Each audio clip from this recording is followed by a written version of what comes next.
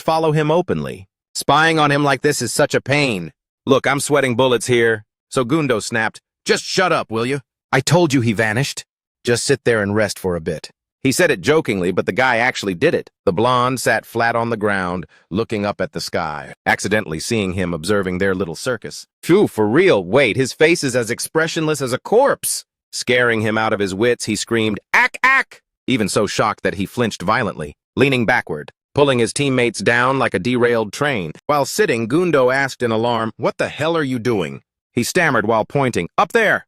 He's right up there!" The whole gang fell flat on their backs, staring in shock at his calm, expressionless face. Each person's expression was vivid in its own unique way. Finally, he was the one to speak first, asking hesitantly, "How did you guys know?" The blonde guy answered for them, "Kang, sorry about that. I already told these guys that Chang Jun just wouldn't stop prying into everything. If he had known they'd be this stubborn, he would have played by the rules that day and kept his mouth shut while eating. Yeah, but unfortunately, what's done is done. Not only that, he had naively trusted them that day, spilling everything when asked about Yongpo Mountain. Where is that exactly?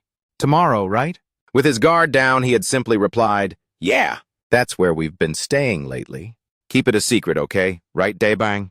Back then, everything seemed normal. The boss pleaded sadly, "Oh man, Kang, stay a little longer." As the brief memory flashed by, he looked at them in silence. Jinzo, sucking on candy, thought to himself, "Shut up, Kang." The superhuman in the white cap felt awkward. This is truly surreal. "Kang! Kang!" Hamuhui called out. "Kang! The school closure order was lifted 4 days ago.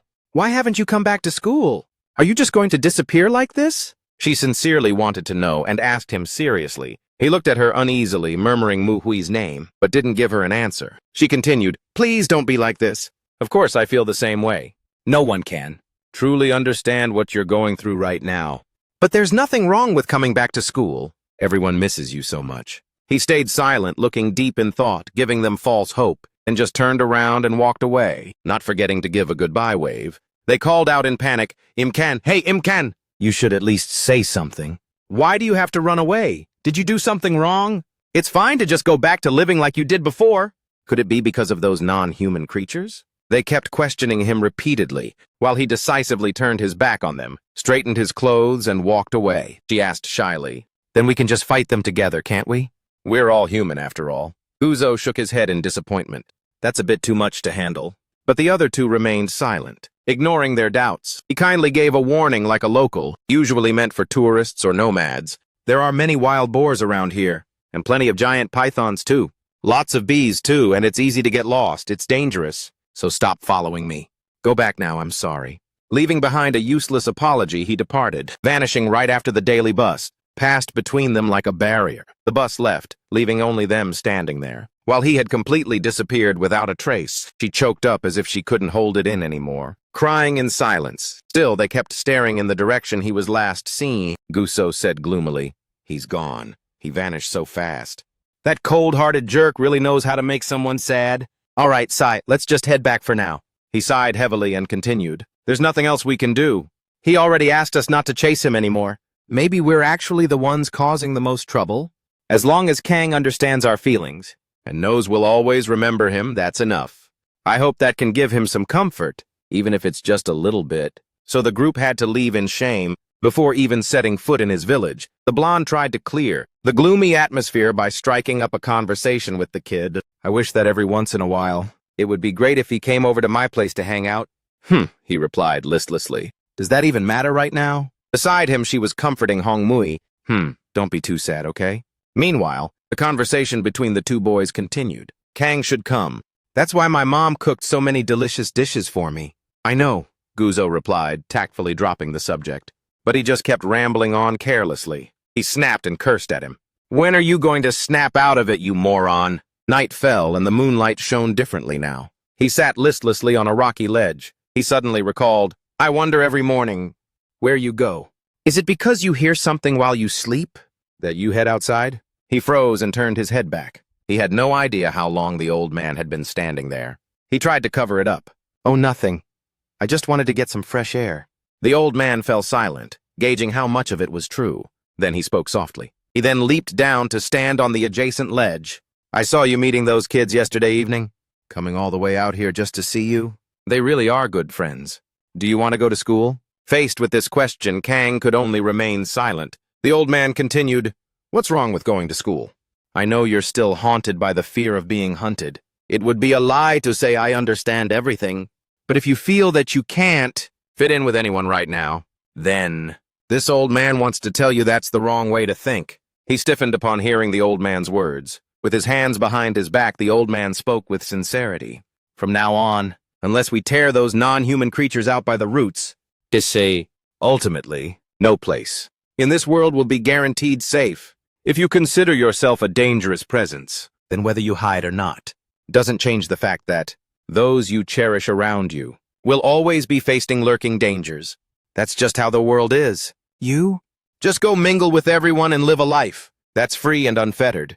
If you carry the faith, as well as the hopes of everyone, and live with a will that is always ready to fight. On the contrary, you can absolutely let everyone see you, looking comfortable and at peace, without any problem. Kang, you haven't done anything wrong. You have the right to live freely.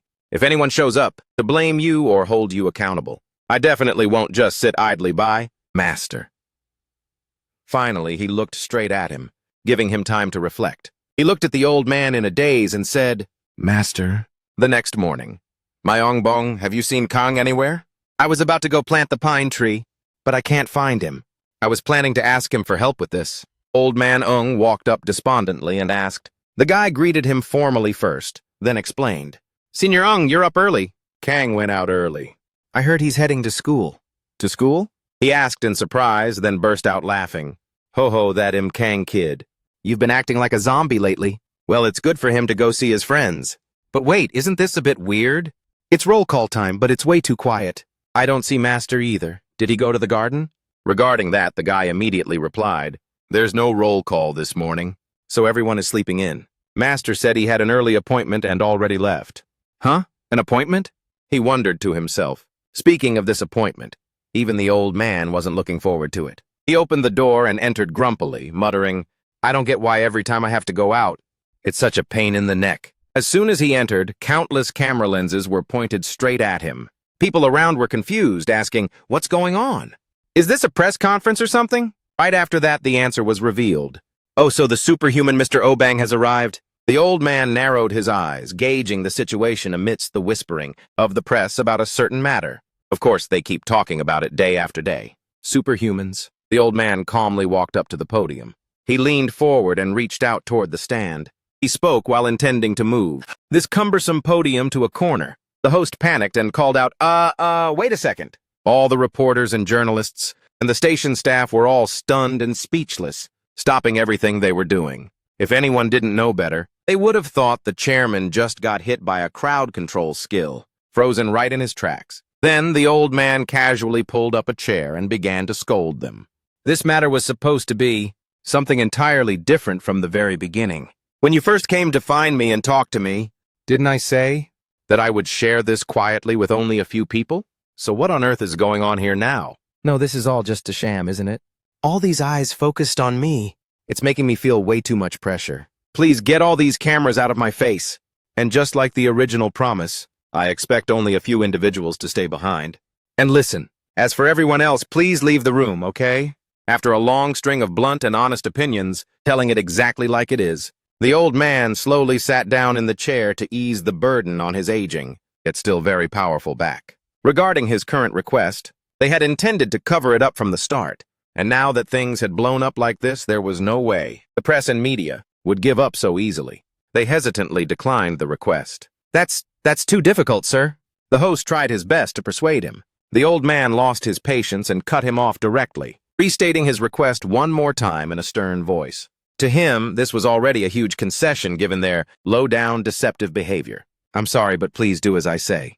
I am formally asking this of you. He spoke every single word clearly to ensure no one would act, hard of hearing and ignore an elder's plea. His eyes turned sharp as a blade as he looked directly into the camera lens, scaring everyone half to death. At the same time, at Solyeong High School, students were bustling in and out. They chatted incessantly as they walked along, chatting with friends nearby. I'm telling you, just act like you know him anyway.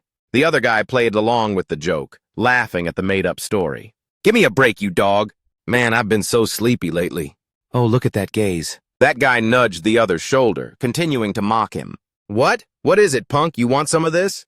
Acting all tough every day, pretending you've got connections. He tried to make an excuse. Oh, seriously, it's just... Suddenly his face went pale and he went dead silent. No one knew what had spooked him so badly. But his friend wasn't observant enough. He hastily pressed, "What? What seriously?" He blurted out, "He's here." The others curiously turned their heads to look. Every single one of them, all 10 of them, had looks of disbelief and were a bit out of it. The guy asked blankly, Is that really him? Im Kang from Class 3, the superhuman with the white cap. Now all the students entering the school stopped, staring at him. They whispered to each other. It was hard not to wonder. After all, it had been a very long time since he last came to school. But why is he here like this? Some of the girls were filled with admiration, excited by this cool guy, showing their affection. Im Kang! Basically, everyone had to take at least a second look, startled by his sudden appearance. Mixed in were some random questions. What's up with his tie? It wasn't straight or tidy at all. Instead, it was tangled in his messy hair, making him look quite sloppy and totally disheveled. It was all because of his sudden, frantic dash to school. The black-haired boy took a deep breath, determined to speak up. This time, he definitely had to. Yes, thinking that, he tried to organize the words in his head, everything he wanted to say at once. But when he called out, he was still hesitant and insecure. Hey, Im Kang, it's me, Unguk. I'm not sure if you remember me, but... He spoke while trembling. Yet that horrific image still lingered, burned deep into his memory. Unguk finally said the words he couldn't say back then because of the panic. Thanks for saving me back then. I mean it from the bottom of my heart. Thanks a lot, Kang. He sobbed. The friend behind him also wanted to express his gratitude, silently adding, Me too, thanks so much. Ah, he mused. Suddenly, a heavy force from behind leaned on him, shocking everyone around. To think someone would brazenly get so cozy with a superhuman wearing a baseball cap. Like that. He grinned and asked, Where were you hiding? You're just getting here now? I was bored out of my mind. Jaeon? He muttered. From a distance, his impulsive friends from yesterday finally arrived at school. And of course, on the way, they heard that the superhuman was him back again. I heard Kang is at school, is that right? The blonde guy blurted out, Wait, what? If you're capping, don't blame me when you fail the class. Guno pointed right there. He's right over there. Then he shouted, In Kang! Hearing his name, he happily turned around and waved at them. Jangjin! The blonde guy cheered. Kang! Whoa, ha ha. Back to the old man's meeting, which was supposed to be a secret. But in the end, the show had to compromise. The host awkwardly began. I am Kim Hanun, your host for today. Well then, now as requested.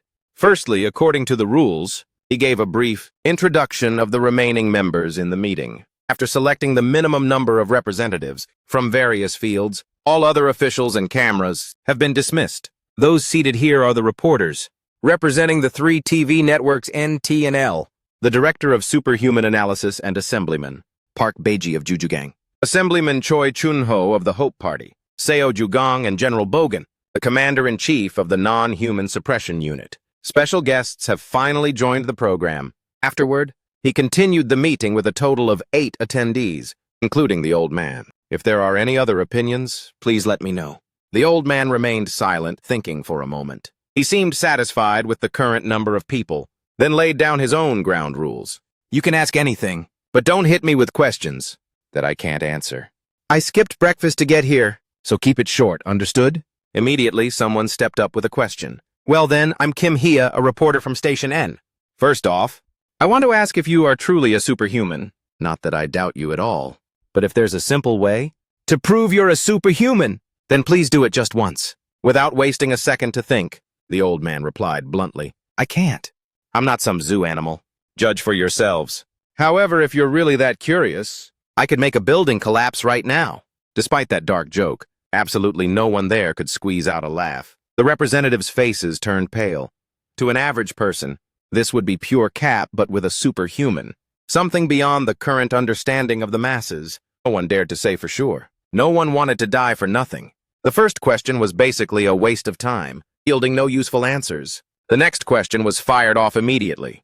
I'm reporter Gus Suk from Station T. Lately, many superhumans have appeared, and it's now been confirmed that there are conflicts and opposing ideologies among them.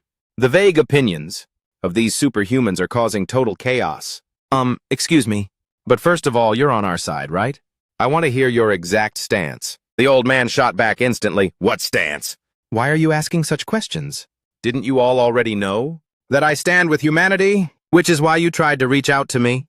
Or if I were someone with an opposing view from the start, if I were against humanity and full of hostile intent toward you all, then I would have slit your throats and been out of here in 2 seconds. Another moment of silence passed. Everyone was stunned by the old man's interrogation. Just like that, a pointless question was over. 2 questions had already gone by, and his answers still contained 0 information, but they still refused to give up. Immediately, the 3rd question pivoted to personal opinions, forcing him to give a straight answer. I am Sim-Hyung Pule, a reporter from L News. You are well aware that you are a superhuman, with a massive influence on society. I believe this is a matter that requires caution. But currently, have you received any invitation to collaborate with the government yet? Or have any members of Congress or other agencies tried to approach you personally? Not yet, he pondered deeply. But while they were gathering info from him, he likewise wanted to grasp the current situation. Through each question they asked. As for who was behind this question, he already had his suspicions. Without making them suspicious,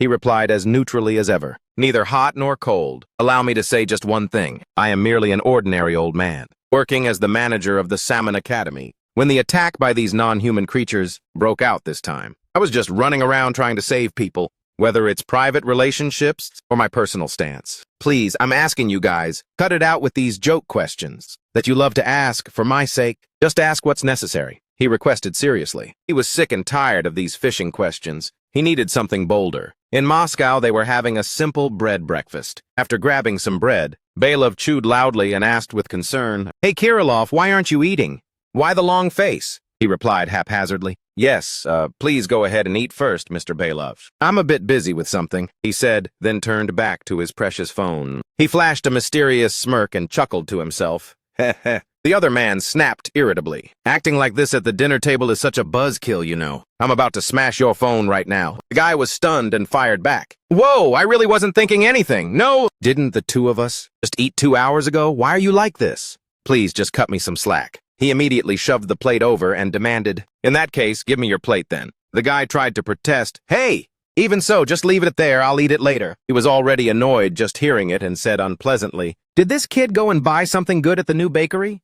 Talk about bad luck. Leaving the towel hanging over the bucket, Danyang stared blankly at her phone. She was startled and deeply moved. The reason she blurted this out was because of the chat on the screen with Kirillov after she sent a message. Kirillov immediately sent back a drawing he made. Take a look at this, is it okay? I tried to draw a caricature, then just to be safe. Here, Kirillov added politely. I'm not sure if you'll like it. She pondered shyly. If I want to play it cool, I should just do it like this, right? I must try not to hit things like love or support. That's right. So she replied instantly, it's pretty good. Immediately, a notification popped up from him saying, Your reply is so half-hearted. Do you not like it? She quickly denied it. No, it's great, thank you. Sensing her perfunctory comment, he overthought it and messaged back, This won't do. This reaction is a bit, wait for me a sec. I'll redraw it in a bit. Suddenly, Kirillov messaged, But where are you two? She was startled and just watched without responding. After a while, he stared blankly at the reply on his phone. Danyang replied hesitantly, About that. Actually, Nancy told me not to tell anyone, so... Obviously, he knew he was being too nosy. So he quickly lowered his head and messaged back. Because he was so flustered, he accidentally spoke out loud, without even realizing it. If he said so, then you shouldn't have said anything. It's fine if I know about it too. Leaving him extremely puzzled. Say what? He scratched his head and replied awkwardly, I totally blanked and forgot I was texting. So it just slipped out like that. This made him absolutely livid. Warning, are you out of your mind? I'm gonna wreck both you and your phone. Wait until I'm done in the bathroom, then we'll settle this. He quickly apologized. Sir, I am so sorry. Belov, it's my fault. Please, just calm down. Meanwhile, Danyang messaged, It's okay. I guess it's fine to tell you. She peeked out and saw Nancy still, bathing unbothered, even laughing comfortably. Not yet, she thought hopefully. Kirillov, please keep this a secret for me. He was still completely oblivious, carefree in the hot water while she was low-key betraying him. It's so vibes here, she messaged stealthily. We are in Japan right now. Sunlight streamed into the open-air bath. At the press conference, a journalist asked, Could you tell us about your superpowers, sir? Is it pyrokinesis or something else? He declined, I cannot disclose that. Another question was posed. Do you intend to participate in anatomical research? We want to understand the origin of superhuman power. The answer remained the same, I decline. The host listened in silence. Reporters pressed him further. Are you acquainted with any other superhumans in South Korea, sir? Besides yourself and the superhuman in the white cap? Naturally, he still didn't reveal much. No, I do not. The questions continued relentlessly. Regarding this matter, there are rumors that all inherited students, that the melon-headed martial artist at Salmon Academy is currently a superhuman. Is that correct? The old man chose his words carefully. The kids and I alike. We are just ordinary people. They aren't some kind of superhumans at all. Suddenly, a bold reporter asked about the incident in Gangneung. Do you still remember it, sir?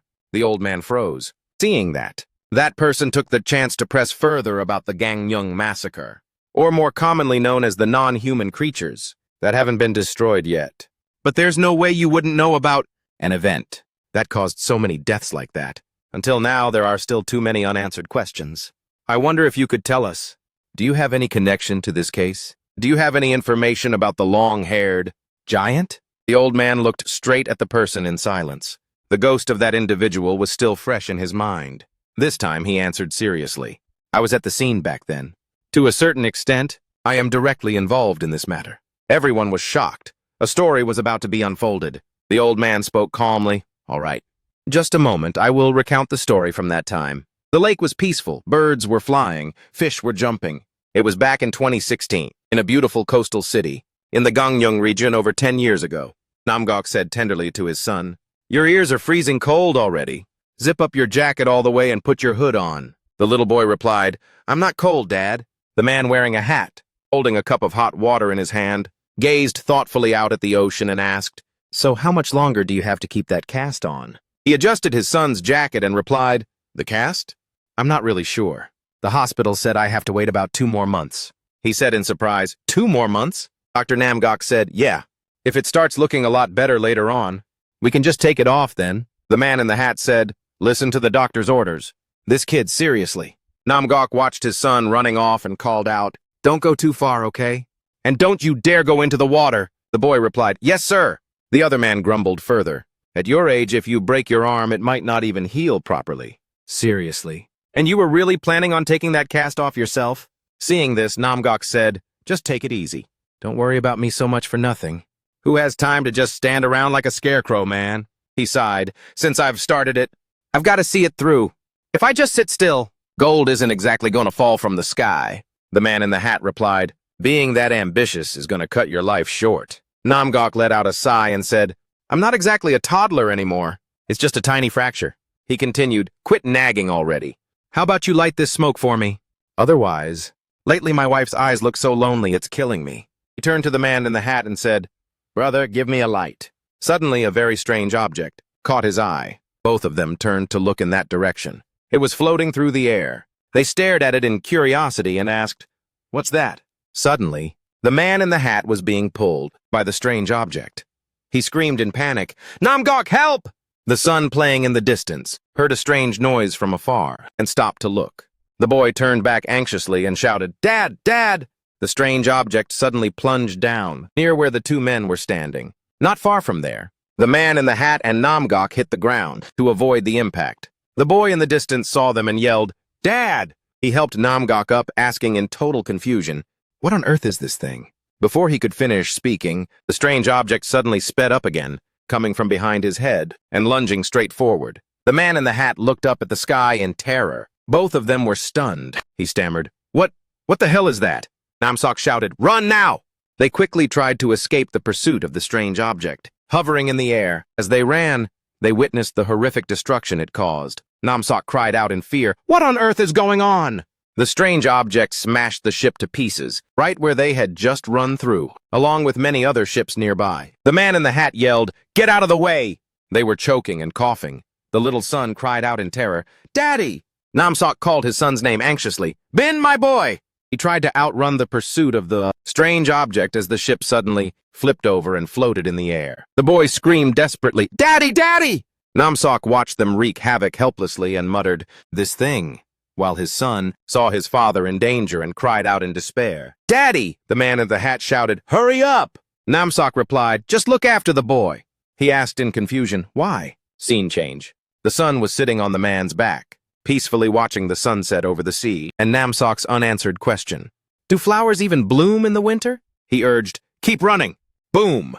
A ship exploded, sending debris flying all across the sky. Back to the press conference. The man with curly hair noted thoughtfully, so that's how it was. He continued, that attack is remembered as a major catastrophe. The curly-haired man stated the attack began at the harbor in just a split second. It claimed the lives of countless people. He began listing breakwaters, boats. Everything was falling from the sky, and it gradually became serious, to an unimaginable degree. Sion Harbor, where the destruction took place. In a heartbeat, it was rocked by violent earthquakes, believed to be the aftermath of the non-stop strikes. The victims of this attack were all thrown into a state of panic due to zero visibility, the curly-haired man said with regret. Even so, until now, we haven't been able to identify the cause, or the culprit. Behind this surprise attack, nobody knows the full story of what went down. Something flew in from the coast and began to scatter and open fire. In that disaster zone, there were only the painful screams of the victims. He continued hosting the show with a serious tone. The situation got even worse, descending into chaos as giant beams of light attacked relentlessly. In the midst of that chaos, rumor has it there was a strange sound, as if it wanted to rip through your eardrums, the curly-haired man noted. The truth is, that's all we know. He asked, so you admit you were at the scene at that time? Or did you hear the news from somewhere else? The superhuman elder hesitated for a moment and then said, I was at the dojo back then, when I heard about what was happening on the breaking news, so I immediately rushed to the scene. Flashback to the time of the disaster. Yuben, poor boy, was crying out as he saw him lying there helpless from his injuries. Mister, please! The man in the hat spoke in a weak voice to comfort him. Keep running that way, okay? Yuben, can you go on by yourself? He tried his best to give Yuben instructions. Be careful, cover your mouth and keep going.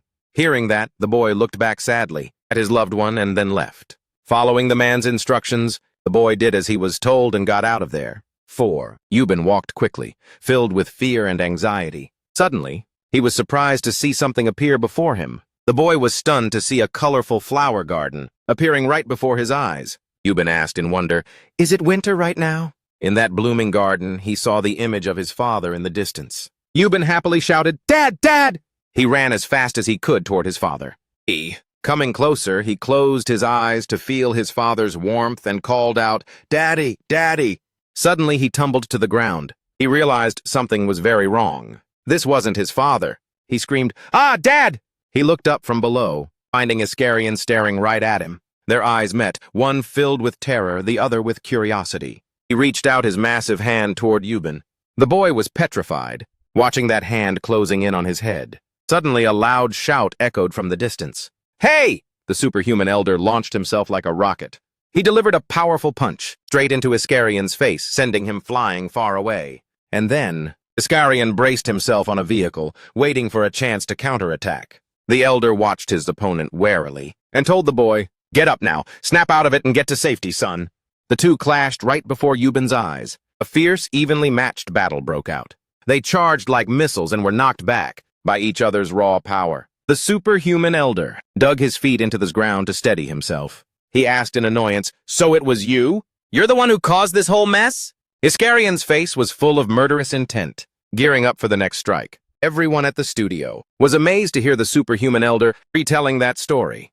Fighting a heptahorn? The curly-haired man wondered. Man, if that's true, you really are a legend, Longhair. The elder was surprised to hear him use that nickname. Back to the fight. The superhuman elder stared at Iskarian and noted that there wasn't even a tiny flinch. He was being extremely cautious. The elder thought, is he in a defensive stance? The superhuman elder took an offensive position and said, This isn't even my final form. Using his sharp, discerning eyes to watch him, he said, The way this guy's gaze feels like it's choking me, it actually makes me curious. He gritted his teeth and warned, Don't you dare smirk. Boom. Another massive explosion went off. Debris from the ground flew up into the air. He lunged forward and threw a steel punch at him, sending him flying. The superhuman elder grabbed Iskarian's hand and quickly delivered it an uppercut. Iskarian was knocked unconscious and tumbled backward. He landed gracefully. After landing a powerful kick, the handprint from the punch was deeply embedded in Iskarian's face. The superhuman elder rushed forward and stomped on his calf, then jumped high into the air and delivered another kick to Iskarian's upper body. He gathered more power for his next move. But suddenly the enemy grabbed his hand, tightening his grip to stop any chance of a kick. He looked at him in surprise. The punch slowly lowered. Boom! Another massive blast of destructive power. Yuban hid in the distance, terrified, and quickly covered his ears. He slowly opened his eyes, curiously looking at the scene, seeing the moment. The superhuman elder was overpowered by his strong grip. He groaned in pain but held his ground. "Ah," Iskarion said, "you." The elder was confused as he listened to him continue. "If it's come to this, then get lost." Hearing that, the superhuman elder used his foot to give him a kick from below, leaping high to break free from his control and gain distance. Observing Iskarion once again, clutching his injured hand, he said, "Wait, what? What did you just say, you monster?" The superhuman elder remained calm and gathered all his strength to charge forward again. The sound of the explosion from their collision terrified the boy who was watching from the sidelines. He covered his ears with his hands, but curiously and tremblingly looked toward them, monitoring the situation. The two threw themselves at each other without hesitation, trading blows back and forth. It was a balanced fight as both sides fought for the upper hand. After hearing the curly-haired man's remark, he reached up and took off his hat, revealing the long hair just as described. "You great long-haired one." Everyone watching was stunned. He said, "Take a good look at me." The superhuman elder responded nonchalantly, "Of course my hair is long, but I'm no legend or anything like that." He asked about this, looking puzzled. The elder said that the expedition had already come to an end, although I don't know what that guy's scheme was.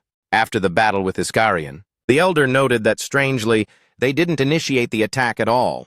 They only counterattacked. My right hand, my right knee, my ribs, and my jawbone. Even my eyes, everything was leaking, all in a state where I couldn't fight anymore.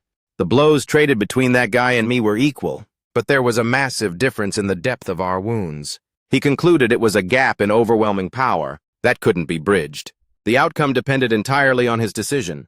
It wouldn't have been surprising even if I had died, the superhuman elder stated. All of my remaining strength was poured into one special strike, aiming to turn the tables. He fixed him with a murderous glare and said, "Don't underestimate humanity." He spoke about the heptahorn and issues regarding the incident at Sunport. There is a truth that has been distorted.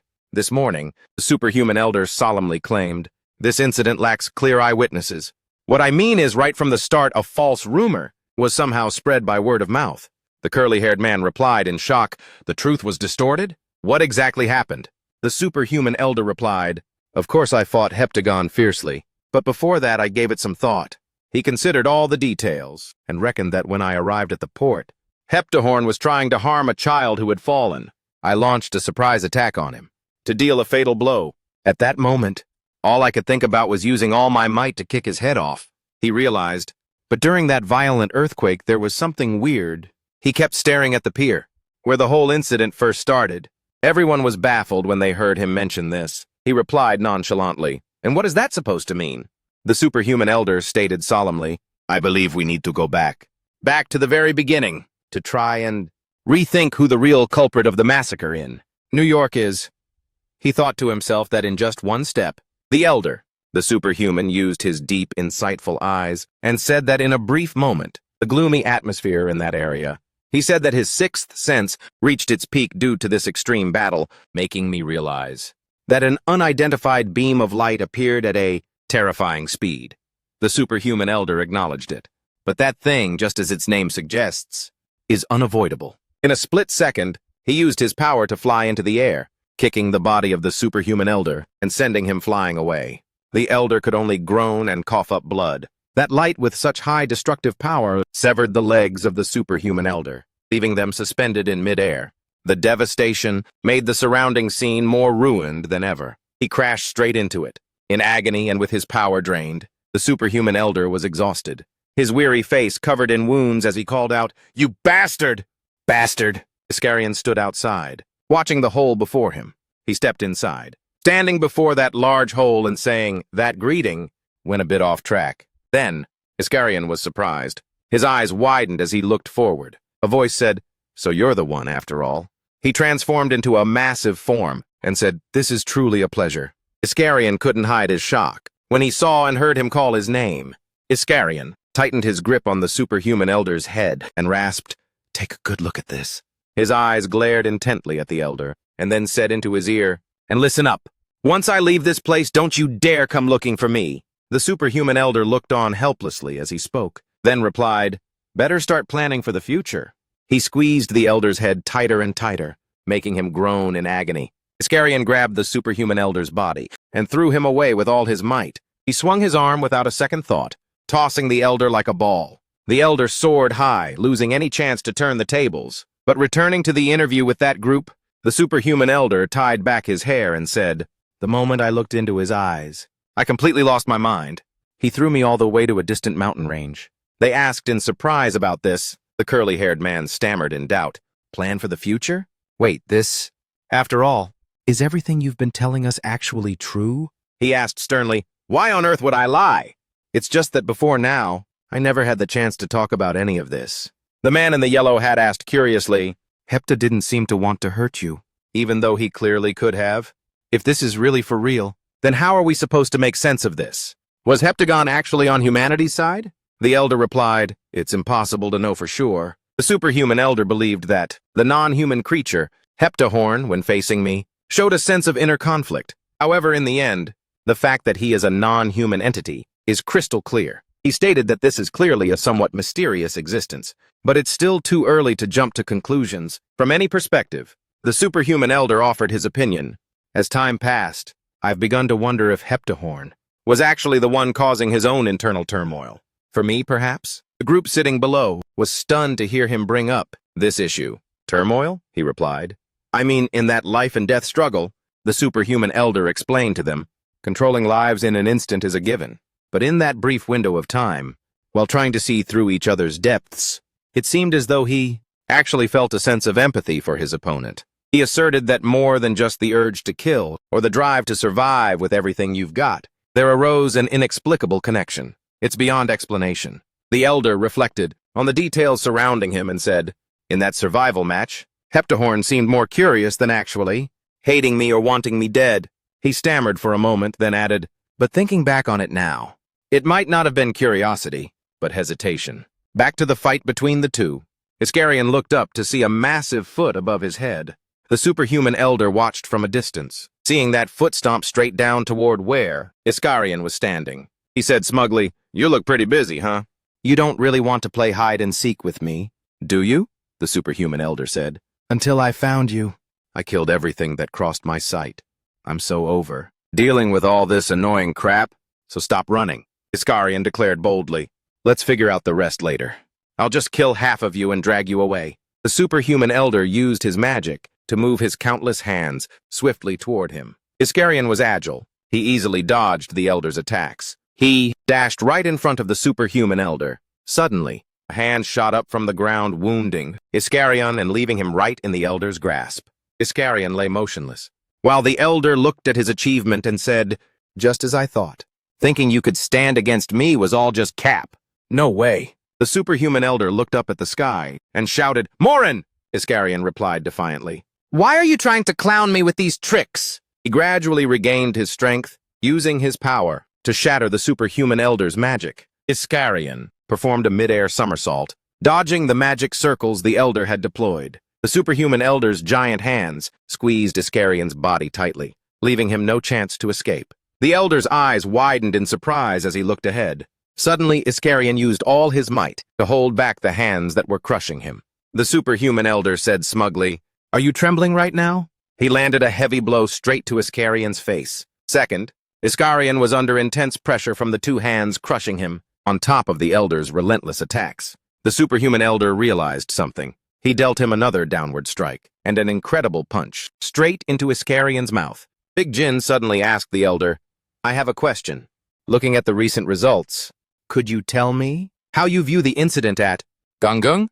Honestly, there are no clues to track down the perpetrator. Is that for real?" The superhuman elder became more anxious upon hearing Big Jin's inquiry. He replied, "Although I couldn't identify the actual culprit with my own eyes, that thing called a flash of light that severed my leg could be a clue." The superhuman elder recalled the details and said, "It attacked way too fast to be seen with the naked eye, so I couldn't make out its true form. That thing pierced through the edge of my hand at extreme speed." He asserted that it was the catchman at Incheon Airport. This person was chasing the non-human creature with white hair at that time. At that time, I judged that it was quite similar to a form of exchanging offense and defense. Everyone became even more surprised when they heard him mention this hot topic. The superhuman elder explained, the monster with the tall physique and long hair. When putting everything together, like the similarities in their attack patterns, I've reached a conclusion. I think the real culprit of the Gangung massacre and the non-human creature that appeared at the airport are the same person. Saying this, he seriously asserted and said, the one who stopped him was the non-human creature. Heptahorn, I realized this. Back to the intense battle. The two rushed at each other, attacking without a clear winner. Punches from both sides collided. Boom! Both the elder and Iskarion were blown away. The superhuman elder, his face covered in blood, looked at him and thought to himself, this bastard is still... Iskarion glared at the elder with murderous eyes. Suddenly, a part of his body fell to the ground. The elder was surprised to see it, and then countless parts fell all at once. Even more. The superhuman elder questioned, looks like I might have misheard you. What did you just say? He yelled, say that again, let me hear it. The horned man quickly replied, I mean, it's still way too early. I hope everyone will help me out with the plan. He said sarcastically, now what? I heard that doing it alone is impossible. Early in the morning, the superhuman elder said, although we don't know how the fight will end, we have to consider emergency situations. He replied, I'll say it one more time. There's something called that moment. You must avoid any sudden contact with that guy, Iskarion. He explained that it's an eternal flame that never goes out. The superhuman elder asserted that it's not just you, but for anyone at all. It would be extremely difficult to face him. Both sides openly launched magnetic field attacks. Powerful collisions occurred continuously between the two parties, but the momentum was heavily leaning toward Iskarion. The Red Devil was being pushed back. He froze up, finding it hard to even move under such overwhelming power suppression. Meanwhile, Iskarion calmly stared down his opponent. That look seemed like no big deal, but the thing was, the magnetic field emitting from Iskarion was so strong he exclaimed the pressure was insane. He struggled against the pressure, groaning slightly, then immediately launched an attack. His arm suddenly extended, striking straight at a single target. Instantly, Iskarion nonchalantly handled the situation, neatly readying his own gear to prepare for the next defensive wave and set up a counterattack. Everything started spinning in the air, creating a magical white smoke that blurred and hid his form. Both sides collided as they charged at each other. The tip of Iskarion's sword plunged deep into his giant palm. After breaking through the defense, the blade continued to fly forward with incredible speed, piercing through his body. He quickly ducked to avoid it, but he couldn't help but get grazed, losing a clump of hair in the clash. The sword went on to slice through a hard rock. He stood there speechless. Glancing back, the sword finally stopped, ending its trajectory, not failing to score an unexpected point at the very last second. While his defenses were wide open in shock, fresh blood splattered across his body. It was a bloody mess. Hard to tell man from gore. All that mattered was that one of his arms was now toast. Iskarion looked coldly at the bloody scene before him. Clearly, not long ago, he had recognized the inextinguishable flame. Indeed, after getting the confirmation from that non-human creature, he arrogantly asked, "What's so hard about that?" And just like that, he got schooled big time. This is no simple matter. It's not just about the harsh conditions. Ants versus elephants, crocodiles versus frogs. Among all things that exist in this universe, there clearly exists a power gap, a strict yet cold divide between both sides. In the end, one can never escape the framework of their own limited strength. That is exactly what so-called eternity is, or a power that comes close to it. You could call it a terrifying territory, one that transcends the framework of power and defies every concept of limits. The wariness towards Iskarion stems from a similar context. Unless the flame is extinguished, otherwise Iskarion will not stop. However, the issue is that the flame flows backward through time, so it will burn forever. Unless we use the 7 horns to block the flame, or he must be the one, to erase his own existence. Iskarion will be an embodiment of that eternal flame. Now, having experienced Iskarion's power firsthand, he finally has a deep understanding of the existence of this non-human. That warning suddenly flashed vividly in his mind. Had he underestimated the enemy too much, only to now suffer disastrous consequences? He was simultaneously losing ground, backed into a corner by Iskarion. After picking up another weapon, Iskarion leisurely returned to his original spot to face him. He grabbed his severed arm and decisively reattached it. A strange emotion flickered by. It was bizarre. While he was still fumbling with his arm, another wave of attacks was launched. Now he had to face a harsh reality, that despite not knowing why, I just can't seem to get any stronger. Of course, even so, he couldn't back down. He psyched himself up once more and charged forward aggressively. His mind went blank. He rushed in, lost in vague guesswork. It felt like something was stuck in an illusion. Then, he suddenly changed direction, leaving Iskarian confused. Below, he should know himself that I need time to let it go. And if he already understood that, then there's no way his opponent would hesitate. At a decisive moment like this, Iskarian immediately gave chase. A nagging thought burned in his mind. This bastard isn't giving me any time. Then both of them lunged into an aerial battle. Despite his desperate attempts to defend, Iskarian kept charging in like a total psycho. He was completely stunned.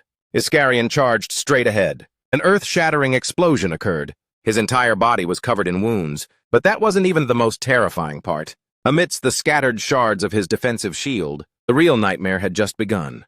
Iskarian reached through the debris, crushing his third eye, causing blood to pour out everywhere. From there, Iskarian gripped his head tightly and said bluntly, "I threw that name away already, just so I could rip you apart like this." From above, Iskarian threatened him, unaware that he had once heard someone say that in a fight, you're absolutely not allowed to talk too much. He calmly reminded him, "Don't look down."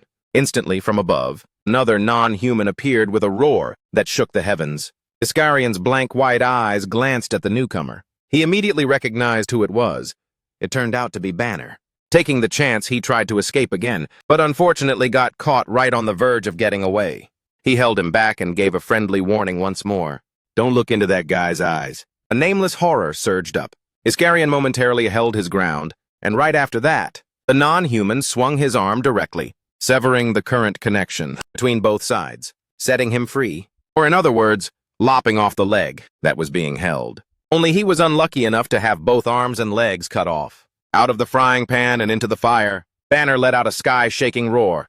Banner fell silent, shooting him a stone-cold glare. At this moment, the mastermind behind it all finally showed his face.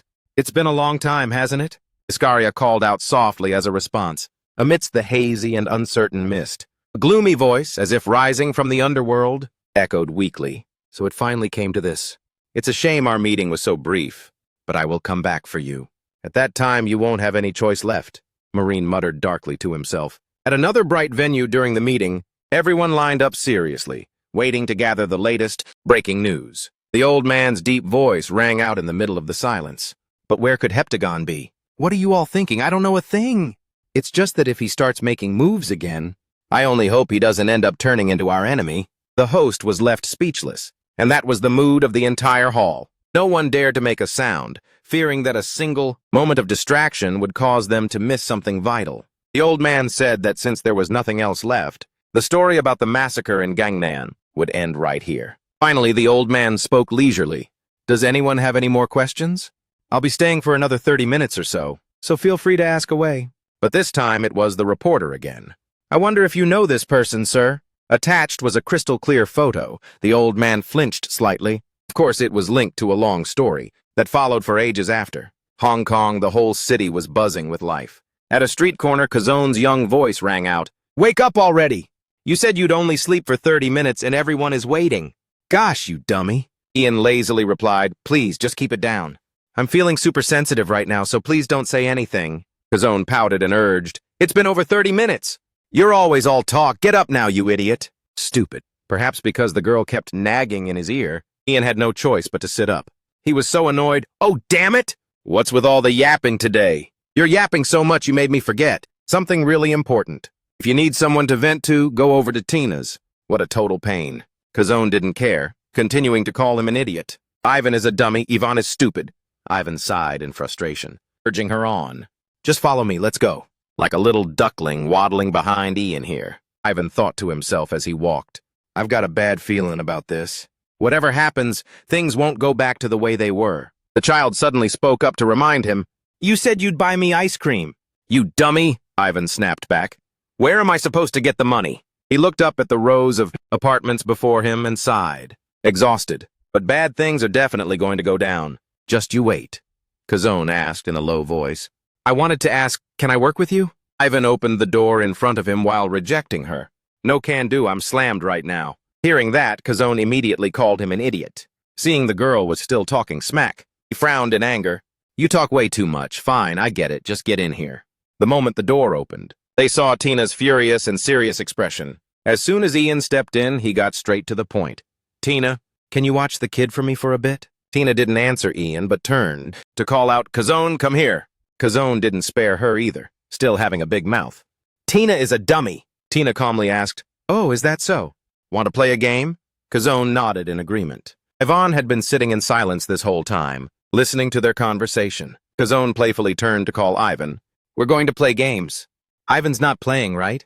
What a dummy, Tina whispered a reminder. Now pick one first. Ivan took a sip of water and let out a long sigh. He remained silent, lost in thought within his own world. Suddenly his eyes lit up. He used telepathy to ask his two subordinates, Well, any signs? The blindfolded person standing on a building replied, No suspicious movements at all. There's no unusual vibe. Or any strange traces. The subordinate, with blonde hair sitting on the rooftop of that high-rise, answered, Same here. We can't feel anything around us at all. And so the two of them silently transmitted the info to Ian. Then he gave the command. First, just keep on monitoring. The two of them obediently followed. Understood. Inside Tina's house, Kazan snapped in annoyance. Hey, you meanie, Tina is a dummy. Tina patiently said, Good grief. Why are you blaming me for this? Ivan stayed silent, ignoring those two.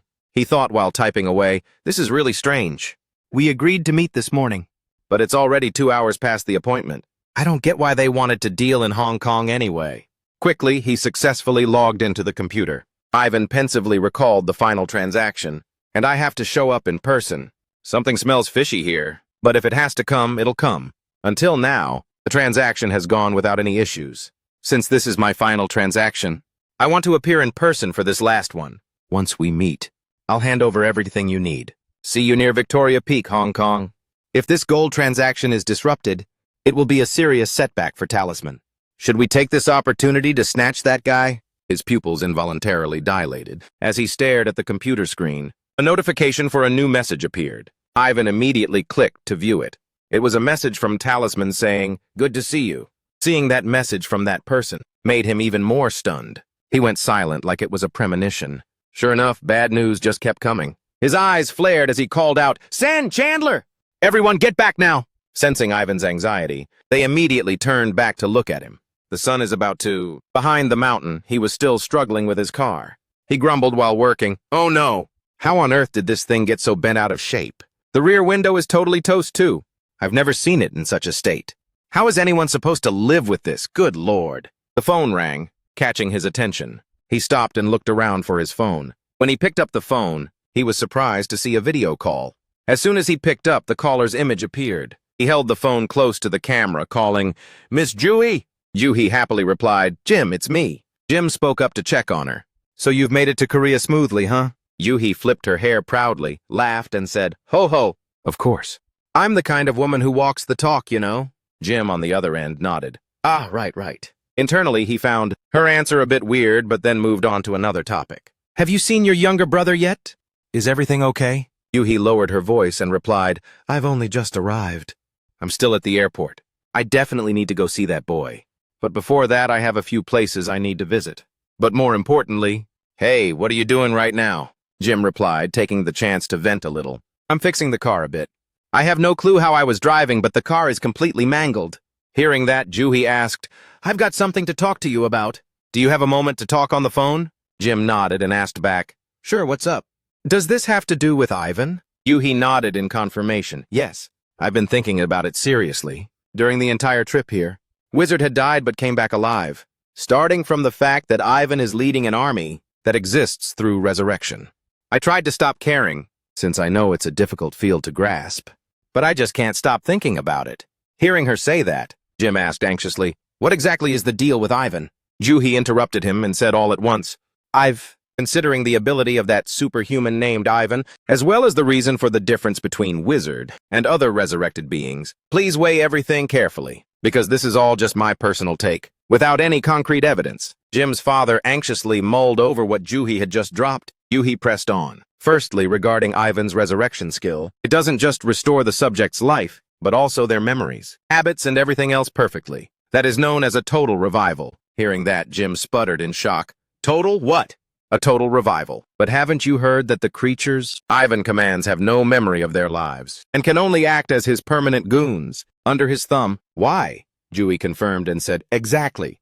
I don't think they lack memories, but are just faking it, or acting like they're being controlled by Ian. So I tried comparing it to the case of Wizard and came to these conclusions. Jim had been listening to her in silence, getting more anxious with every word she said. Yesterday, Juhi continued explaining that to build his own army, that Ivan guy needs at least 2 stages. First is total revival, after bringing them back to their original state perfectly. The second step is memory erasure, and during this erasure phase, Jim's eyes widened. Jim anxiously prodded, "If that's the case, then what about—" Juhi didn't answer his question, but kept on explaining. After the first stage of total revival, next comes the memory purge. It can be assumed that a freak accident occurred during the binding stage that even Ivan didn't know about, though it's unclear whose screw-up it was. But hearing Sanpilu mention that look of not knowing how to escape, it's clear that a third party interfered and caused a glitch during that specific phase. It's unbelievable that my prediction was actually this spot on.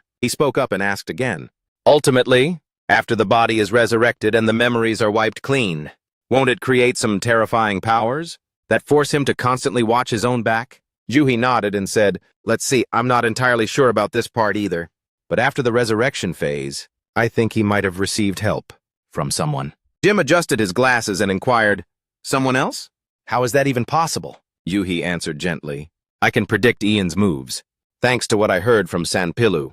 She continued, "Word is, Ivan has already made his move and messed with the future, along with a kid who has precognition, relying on that kid's ability, plus his own power.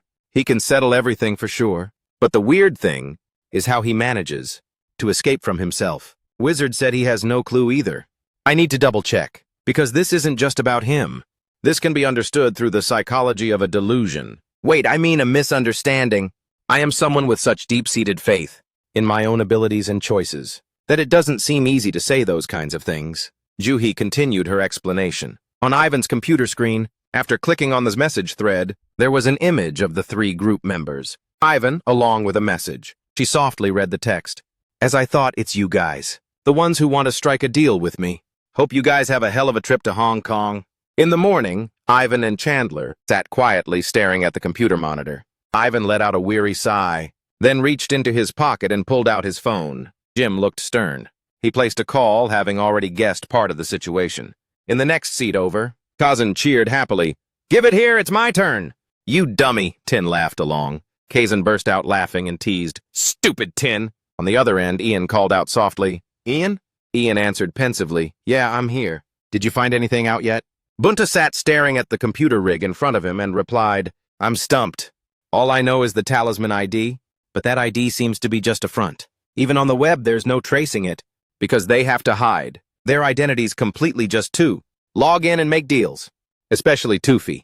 The field has been rated as the safest and most rigorous in terms of security among dark websites. If a crypto transaction is made, then tracking that transaction is the only way. We might catch a lucky break and find a lead." Bunta paused, then continued, "As expected, you dealt with him directly. But check this out, Bunta. After searching for a long time, I found a lead through a talisman.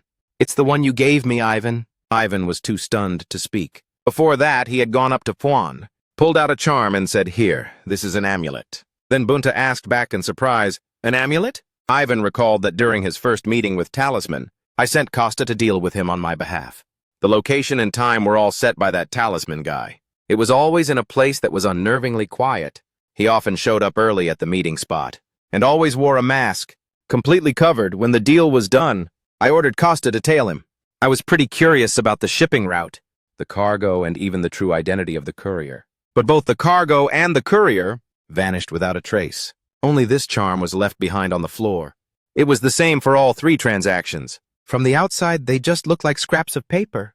But we probably need to investigate further. Ivan suddenly changed his tone to give instructions. "Right, the amulet."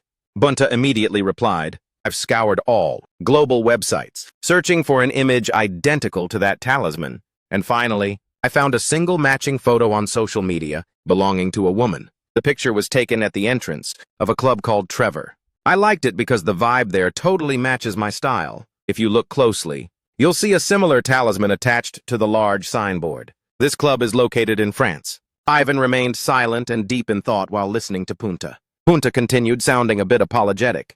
"Anyway, that's as far as I've managed to dig for now." "Sorry about that, Ian. After hearing this, Ivan replied, "This amount of information is enough. I think it's good as it is. Thank you, Bunta. You've worked hard. I'll be in touch later. Don't blow up my phone." As soon as the call ended, Ivan stood up and said, "Chandler, mark that spot in Hong Kong." Inside, Ivan reaffirmed his resolve. "Even if this intel isn't enough to wreck the plan, it has already made me waste effort on a completely pointless trip." Ivan adjusted his clothes and gave the order, "Let's head out. I'm going to France. I have to check it out for myself." In a room, a white-haired old man sat in the middle, being interviewed by a group of people. One of them repeated the question. "He leads a separate army of superhumans?" The old man replied with a firm voice, "That's right." He then reminisced. He didn't interfere in this situation at all, didn't even spare it a glance. Ever since the conflict with the non-human creatures was settled properly, his attitude shifted towards going on the offensive. The subordinates following him, including both superhumans and non-humans, there was no distinction. And the last time he fled, I saw him retrieve the remains of the giant monster, the biggest enemy in this war, and then take them away. Through some kind of psychic method of his, I realized he's a total psycho, ready to protect his army at all costs. Although this is just what I know. But clearly, his existence is a major threat to all of humanity. A tall, thin man wearing glasses, the one reminiscing about Hobie, predicting whether he is a dangerous superhuman or not. A fat man with curly hair arguing otherwise, asked again if all of this were true. Then perhaps we need to be more cautious on a global scale, not just regarding non-human creatures, but also the new superhuman in the wide-brimmed cloth hat. Haven't we already identified him? Yet. What is his name and nationality? The old man replied. His name is Ivan. That's right, I've heard as much. The old man continued. Applying these methods seems inappropriate. But to stop even, the superhumans in Russia will have to step in. Someone once said, "I'll kill that son of a bitch myself." You guys don't need to worry. A reporter who couldn't believe his ears asked again, "The superhumans in Russia?" The silver-haired old man replied, "There are people like that. You don't need to worry about Ian. Once they act, Ivan's army will be wiped out, and he won't be able to cause trouble so easily anymore, because they are truly powerful." As the old man finished, the whole room went silent, leaving only the sound of typing and pens scratching. Suddenly, he recalled what the blonde guy had said. "Hey, old man, I hope you'll keep our secret. See ya." Remembering those words, the old man scratched his head and backtracked. "Oh, hey, everyone. That thing about the people in Russia, I was actually just capping. Just act like you didn't hear anything, okay?" Everyone heard him but remained clueless, but quickly realized that he was trying to smooth something over. The analytical director swallowed hard and continued to ask, "Well, that's a real shame. According to you, Superhuman, I've grasped quite a few facts and learned more new information that I never expected before because of the long wait to meet you. I actually still have so many things to ask." The old man went silent for a moment and then spoke. "Time is so short it's almost cruel, isn't it? Mr. Analytical Director, I also lost my family because of this incident." The analytical director fell silent, unable to say another word. The old man recalled visiting the graves of his 3 children. He sat before their graves, confiding that an old man had found happiness late in life, soon to face a new life. Despite facing a new kind of happiness, in the end, that simple happiness also came to an end. This tragedy felt like a total sucker punch. "Mua suna wanika mua." Are you kids doing okay there? Father without his children by his side feels very lonely, even though he is fine. His life is just fine, but not everything goes according to plan, right? However, humans always know how to overcome hardships, don't we? In the auditorium, everyone fell silent, holding their breath as they listened to the old man's confession. The old man, who was a superhuman, continued his story. "If you all have any further questions, just come find me. And to protect humanity, I will do my absolute best. I promise you all." After hearing this, everyone was lost in thought. Some couldn't hold back their tears. The only thing left in the room was the old man's voice. He affirmed, "We will surely find their root cause. It's out there somewhere, but for now, we need to find them first. Cut them off at the root. But honestly, this is a very tough task." Well, the analytical director, after listening, then asked, "So we still lack information about them?" The old man replied, "That's right. I have enough power to defeat them. But alone, I cannot destroy them all. All superhumans must join forces. However, we lack communication. Each person has their own agenda, and haven't been able to clearly confirm their own identities. It takes time to unite with one another." A man wearing glasses asked back in confusion, "You mean all superhumans must join forces to fight the non-human creatures?" The old man nodded, confirming that was right. "This is the only plan that can minimize the damage to Earth and solve all the problems." A younger man worriedly grimaced and said, "An alliance? Superhuman alliance will really be formed like that? If so, just thinking about it brings peace of mind. But if the worst-case scenario happens, those non-human creatures could destroy everything. Won't we be helpless then? The whole room fell silent again. The old superhuman calmly replied, "We still have the white-capped superhuman, don't we?" Everyone in the room was surprised and anxious. Upon hearing the name of the white-capped superhuman, the old man continued in a raspy voice, "Superhumans need to unite. This isn't just my personal thought, but someone might have already started taking action. Perhaps we need to search for and gather them together in another place." Dan Jiang was tying the hair of a white-haired guy. He grumbled while tying his hair. "Man, how many strands of hair are there anyway?" The white-haired guy laughed with a completely indifferent face. "Aha, I told you doing this was a pain in the ass." Dan Jiang frowned in anger. "Then why did you make me do this annoying task?" The white-haired guy enjoyed the feeling of Dan Jiang tying his hair, while laughing and saying, "Dan Jiang, your phone has been vibrating non-stop lately." Dan Jiang, knowing what was up, replied, "I have to answer the phone," when a chest nearby suddenly made a strange sound. Both he and I stared at it, dropping into a defensive stance. Dan Jiang asked in surprise, "What's that?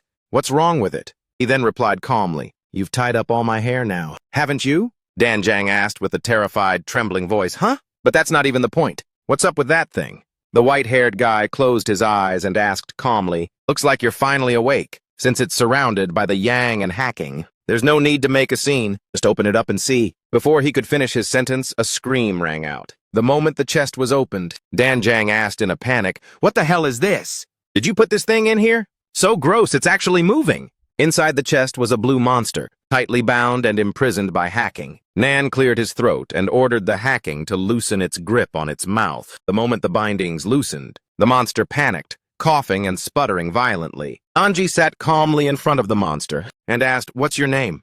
The blue monster stammered for a long time before finally answering, "Bong Bong Oi."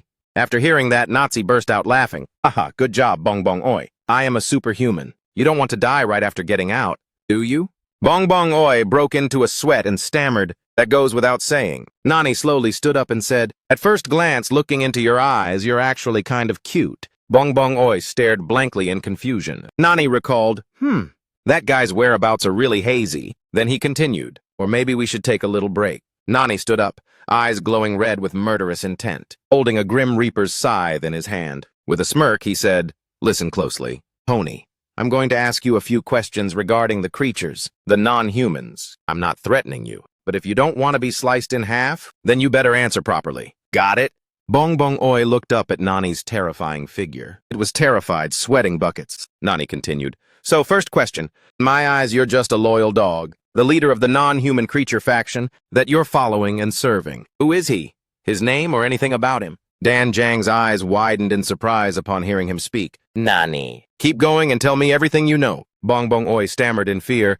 "The one I follow."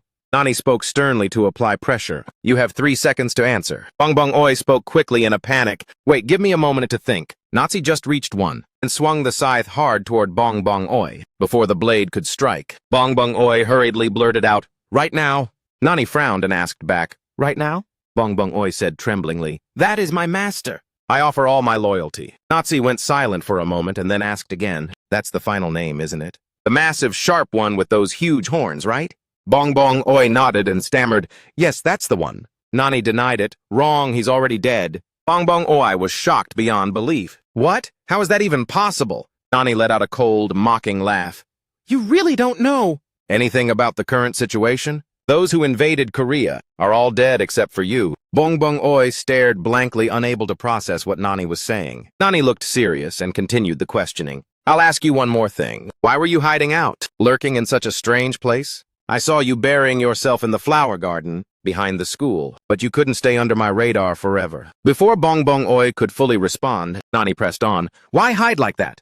Bong Bong Oi stammered in reply, I've lost most of my power. If I stay in a damp, shaded place for a long time, I can recover my strength. That's why I hid away. The truth is, I don't want to die. At this near-death state, I'm completely useless. I didn't want Ganta to find me." Nazi asked suspiciously, "Ganta?" Dan Jiang remained silent, her thoughts unreadable. Boy tremblingly revealed Ganta-san. The place where he devours corpses to become stronger could become an incredibly terrifying warrior and freely join every battle. I already knew that Ganta Jiang would show up, and once I fall into his hands, I'll be killed and then eaten. Since I'm so useless, I just ran away and hid. Dan. Jang recalled the image of Ganta at that time and shuddered. No way, that cannibalistic bastard. But then she realized that guy was already killed by the white-capped Superhuman. Boy, in a pathetic state, tremblingly admitted, "That's right. You guys have won this battle." Nani laughed with satisfaction. Well, very good. This story isn't exactly brand new, is it? Nani's mood calmed down. He sat down and said, "Now keep answering the previous question." Bong Bong Oi, looks like you're still able to talk. I won't threaten you, just speak freely. The leader of the non-human creatures is Behemoth. Your master, right? The director of analysis left the room, stood in front of a vending machine and opened a can of soda. He took a sip and let out a long sigh. Feeling drained, thinking about the meeting they just had, he sat down wearily on a nearby staircase, pondering the investigations and analyses regarding the identities of the superhumans that he had been chasing for a long time. Now the superhumans are starting to make their move too, toward humanity, without any hesitation. After the 2016 incident, he had interviewed a young witness. He carefully listened and noted down everything the boy said. "Sir, I'm telling the truth," the boy said. "Yes." The director of analysis asked further. "So that monster with the thick horns fought with some old man who was just passing by. Is that right?" "Yes." The boy innocently confirmed. "Yes, the blue monster uncle wasn't a bad guy, sir." The director of analysis frowned, focusing intently on the boy's story. The young witness continued. "He looked at me and said, 'Hurry up and hide far away.' Yes." The director of analysis asked suspiciously, "But clearly the blue monster with the horns is the main culprit in this case. So why? Did you say he was fighting some old man?" "Yes." The boy replied, "Oh, that's right. But what was even scarier was that monster with long hair like a female." "Ghost, sir, yes." The director of analysis recalled the testimonies of several witnesses. Something faint was spotted inside the massive smoke cloud. It was a giant monster, with long hair, battling another monster. The boy's story was quite a mess, but the part about the old man made him sigh as he patted the boy's head. "All right, I get it. I'll keep this story between us, okay?" His heart was full of compassion. The boy must be in severe shock. How pitiful. He needs to be taken for treatment. Later, he looked over at this man lying on the hospital bed, who struggled to speak every word. "Even though I couldn't see anything, I hope my son's story will be of help to everyone." The director of analysis offered comfort. Furthermore, at the relief center, only Nam Sok and his son were the survivors. That was incredibly lucky. Despite his exhausted body, the man on the hospital bed still tried to speak. "I'm fine, sir. As long as the child is safe and sound, I don't care about anything else." The director of analysis expressed his regret. "I hate to have to tell you this, but hearing your son's somewhat scrambled testimony, it seems the boy is suffering from a massive shock. He probably needs psychological counseling to stabilize." The man named Nam Sok said emotionally, "Thank you for worrying about us." He quickly affirmed, "He's not a kid. Who would make up things that aren't true, sir?" When hearing these words from the man, the director of analysis was stunned. He suddenly looked back and realized it was all the truth. As a journalist or a director of the analysis department, if I can't even listen to a child's story, then what right do I even have to hold this position? After hearing the testimony, Nazi spoke with a vague tone. "This story seems a bit too blurry." Bong Oi insisted with teary eyes. "I am a subordinate of Lord Behemoth. I told you he is our leader, so I serve and obey him like a king. But besides Lord Behemoth, there are others who are on the same level as him." Suspicion arose in Nazi's heart. Could they be the commander-class monsters that I predicted before? He spoke up to ask, "Then how many people are in your top leadership?" Bong Oi shook his head. "I don't know, I'm not sure." "Look, man, I'm really sorry, but I'm much smaller than you think. If you think I know a lot, you're dead wrong." Hearing that, Nazi couldn't help but burst out laughing. "You just need to tell me what you know, Bong Oi, or do you want to die right now?" Bong Oi stammered in denial. No, I get it, the things I know. I really don't know exactly how many leaders there are. From what I saw with my own eyes, there's Lord Behemoth, Lord Muji, and Lord Sid too." Nazi smirked and pried further. "So that's how it is. I've memorized the names. Now tell me about each person's abilities and traits." Bong Oi answered tremblingly, "I don't know anything about abilities or power. I've never joined a battle with them before." Nazi was not happy to hear such an answer. He threatened angrily. "You see me smiling all the time and think I'm kidding?" Bong Oi said in fear, "No, it's not like that." The whole house seemed surrounded by Nazi's wrath. He growled menacingly, "Then just tell me what you know. Just a rough outline is fine. If you dare say I don't. No, one more time, I will rip you to shreds instantly." Bong Oi was backed into a corner. Bong Oi had to confess everything. I got it. First off, Lord Behemoth is dead, so the first one is Pan. He has white hair and wears a cloak. His personality is aggressive and short-tempered. More than just a few people have suddenly died at Pan's hands. Actually, I almost died at his hands once, too. Dan Jang and Nazi remained silent, holding their breath as they listened. Boy spoke with a trembling voice. I naturally move very slowly. My slow movement is the reason why he gets so annoyed with me. I've truly almost lost my life several times already. That's why I never call him Lord. Of course, only behind his back. Whenever we were in danger, Lord Behemoth would occasionally step in. Boy continued, Behemoth once warned me not to let Pan catch me, because you could die for no reason at all. He advised me to be careful around Pan. Then Boy continued telling them about Lord Mu. Lord Mu was the one who gave the final orders for the battle, this time in Korea. Even though I serve Lord Behemoth, seeing everyone obey Lord Mu, it seems like Lord Mu is the one who acts most like the leader. Other than that, I don't know anything else about him. Finally, Boy spoke about Lord Sid. Lord Sid is known as the Return of the Catastrophe. He is, in himself, the catastrophe. Dan Jang was surprised, instinctively asking back, the Return of the Catastrophe? Wait, both of you be quiet for a second. Be careful, Dan Jang, it seems like something's outside. Wait. As soon as those words were said, both went silent. Wait, stay alert. Eyes fixed on the door, yet no signs could be detected, but it felt as if someone was monitoring the situation inside. Hey, you there! Dan Jang suddenly stood behind Pony and growled, Did you do something? Bong Oi trembled in fear. No, that's not it. I really don't know anything.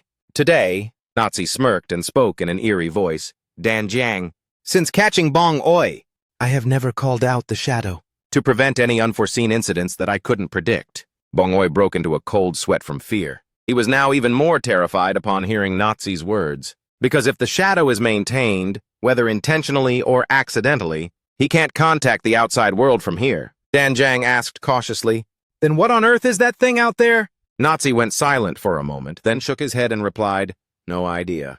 He didn't understand. That's weird, this definitely isn't a shiki. Suddenly he stood up, placed his hand on the door and said, We'll know the second we step outside. Having said that, he swung the door open and stepped out. Standing in the middle of the yard, he burst out laughing. Ha ha ha! It's freaking hot. This weather is a total joke. Maybe I should hit the bathtub one more time. Boy peered outside anxiously. Dan Jang called out to Nazi warily. Nazi sighed and replied, Nothing. Not even a single ant. It's so quiet, it's making me sleepy. Was I just worrying over nothing? Or did they already bail? Well, if it's neither of those, I must have been tripping. I've been way too sensitive lately. But when Nazi turned around to go back, Dan Jang looked disappointed and said, What the heck? I thought something epic was about to go down. Nazi, let's go eat, I'm starving. To the surprise of Dan Jang and Bong Oi, Nazi crouched down and laughed. Ha ha ha ha! He used his power to leap up, smashing through the roof. Turns out Nazi wasn't mistaken. That person had been ambushing them from the rooftop. The moment he saw them, Nazi shouted, Found one, sneaky bastard! His tone suddenly shifted to an angry roar. You think we're playing hide and seek? The other person was caught off guard and didn't react. Dan Jang and Pan looked up in astonishment at the Sozon High School students. In the cafeteria, the vendor called out, 307800. Hearing that, Hong Mu-hee listened to his two friends. Wait, why am I the one paying? The black-haired kid asked back with hands on his hips. This guy Kang doesn't have any money. Hai snapped back. No, not Kang, it's you little brat. I'm asking you, are you broke or what? The black-haired kid acted like a boss and ordered, Hong Mu-hee, just buy it with your money. Kang grabbed a girl's bread and held it up high to tease her, but the schoolgirl wasn't backing down either. Tiptoeing just to get my bread back. Hong Mu-hee sighed exhaustedly to himself. Oh man, now that Kang is back at school, my back is gonna be snapped again. Only now did the vendor realize that Kid was a superhero, the one with the white cap. People around also took notice and began to buzz with excitement. Whispers broke out upon seeing him in the flesh. This is the real Im Kang. Whoa, look, he's the goat for real. Should we try to talk to him? A shy schoolgirl squealed internally. Ah, it's Im Kang. So cute, Im Kang, this is unreal. Someone couldn't help but blurting out. The guy next to him is Hong. Mu-hai, right? They look pretty tight, I'm so jealous. Suddenly, a loud voice rang out, Kang! Recognizing the voice, Im Kang and the short-haired girl who were arguing had to stop and look towards where the voice came from. Im Kang asked in surprise, Juji, what are you doing here? The boy, Juji, stammered in confusion. Wait, what on earth are you doing? Hearing that question, Im Kang looked flustered. He tried to explain, But Juji snapped back irritably. You've been ghosting us completely, haven't you? You traitor, are you actually on a date? But then Juhi appeared from behind him. She greeted Kang with a joyful voice. "Long time no see." Kang, surprised, greeted back, "Sister Juhi?" Juhi couldn't contain her emotions and rushed toward Kang. She reached out to hug the boy while acting a bit sulky. "What's with that face? I'm so sad." "The least you could do is look a little happy to see me. It's been forever. Why aren't you giving me a hug?" She lunged forward, hugging Kang tightly, and said, "You must be so exhausted, right?" Yuhi's sudden appearance left Kang dazed. Holding him close, she continued, "Everything that happened lately, both your mind and body, must have gone through so much hardship."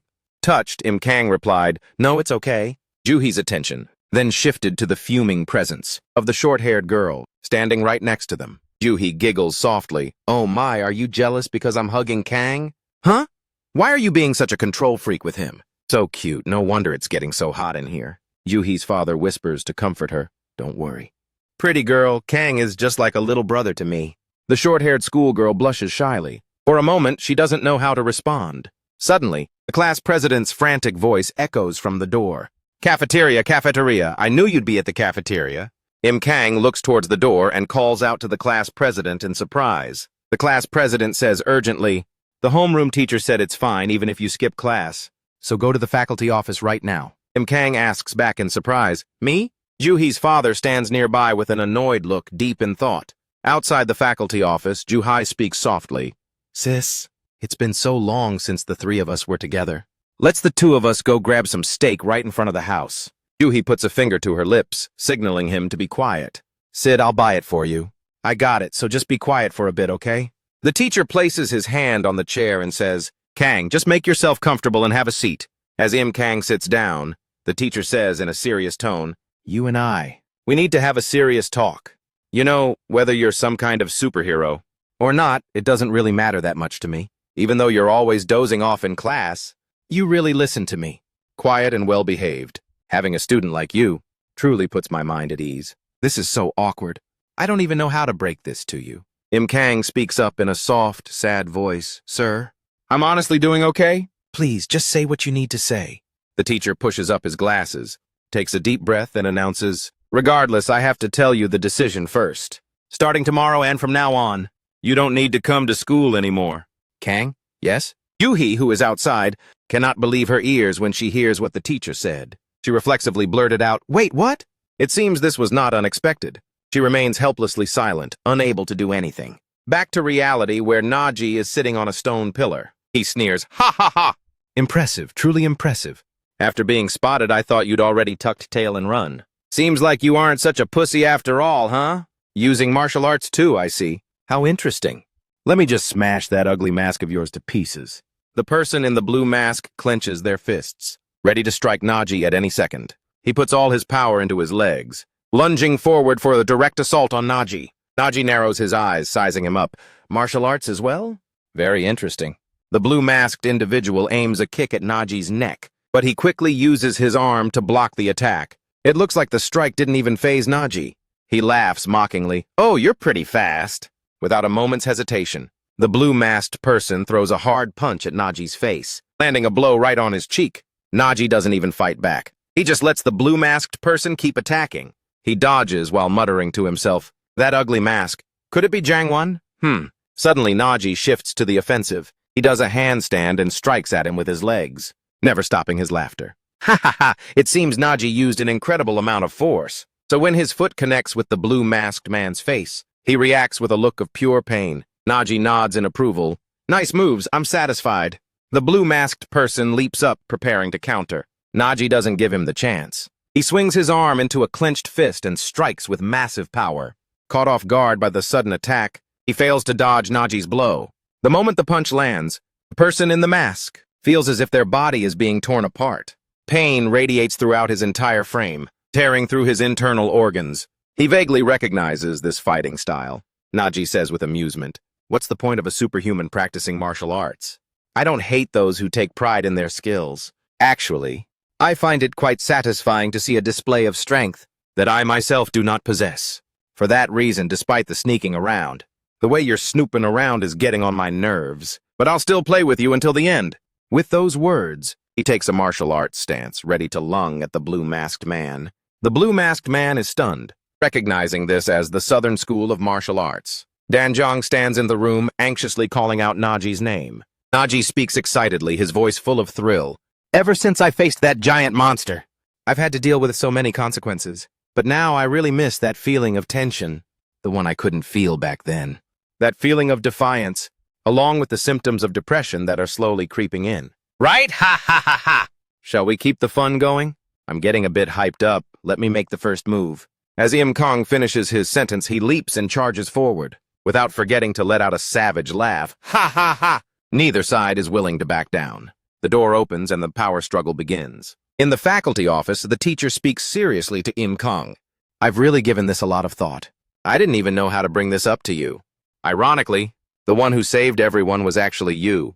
The teacher continues, Kang, what worries me most is that you'll get hurt. That's why I did what I did. After the fight broke out at school, you understand that many eyes have been fixed on the superhuman in the white cap, with opinions suggesting that you were the reason. This whole conflict started, resulting in many people falling into a state of panic and fear. Because of that, the government has begun investigating your return. Not only that, protest campaigns and public petitions have started popping up everywhere. Even while you were away, an anonymous vote was conducted within the school. The results were unexpected. Everyone wants you out. Listening to the teacher from outside, Juhi and Gigi's hearts sink. Juhi sighs, silently complaining, what do they mean, petition? If it weren't for Kang, we'd all be... The teacher's helpless voice continues to ring out. If things continue like this, they will lead to a situation that is no longer acceptable. Therefore, the school has decided to move forward with your expulsion. But Im Kang cannot believe what he just heard. He says in frustration, unbelievable. This is so shameless. I saved everyone, yet they still... Im Kang sits deep in thought, reflecting on everything he has been through. He recalls the memories of being with friends during the most intense situations, the cringe memories, the mindless moments, fun times of school life, and even the immature ways he teased his friends. He remembers the times he fought to protect everyone, the tears of his friends, and how his classmates all ran to the windows, sobbing while cheering him on. A sudden voice echoes through the air. Kang, nothing in this life lasts forever. Goodbyes are also one of the unavoidable things in life. 4 white-haired men stand before the grave of Lim Gu, sharing a heart-to-heart about those who have left and those who stay. When parting ways, we should only hold on to the beautiful memories. That way we can all laugh and feel at ease while looking back at them. The teacher emotionally grabs Im Kang's hand and says with a choked voice, Kang, as things stand, you can't attend classes here. But whenever you have questions or face any difficulties, just come find me. When you're bored and want to hang out, please come over. Before you became a superhuman, you were my good student and a good friend to those kids. I and everyone else promise to always welcome you warmly. At this moment, Im Kang slowly says, Sir, please lift your head up. Hearing him speak, the teacher lifts his head to look at him, eyes brimming with tears. Im Kang continues, I have something I want to say. Yuhi and Juji stand outside, anxiously listening to the conversation between teacher and student. Im Kang calmly expresses, until now I've never said thank you. You have taught me so many things, even though you've chewed me out sometimes. But you've always taken such good care of us. Every time you did, it made me feel like life was actually worth living. I just had to tell you this. I'm truly grateful to you, because all this time, you've always shown us such a warm heart, sir. Finishing his words, he turns to look out the door. He frowns thoughtfully, remembering Juhi's hug earlier, and her cheerful voice. It's been forever, bring it in. He does the same thing, reaching out to the teacher and giving him a tight hug. This could be seen as the final goodbye between teacher and student. The teacher gently pats Im Kang on the back. Juhi and Juji silently watch them, but seeing Im Kang act like this, they both can't help but feel surprised. Back with Nanji. He's done playing cat and mouse with the blue-masked man. He punches him straight in the face. The mask shatters into pieces. With just one blow, Nanji sends the blue-masked man flying, tumbling to the ground. Nanji mocks, you're quite the clown, aren't you?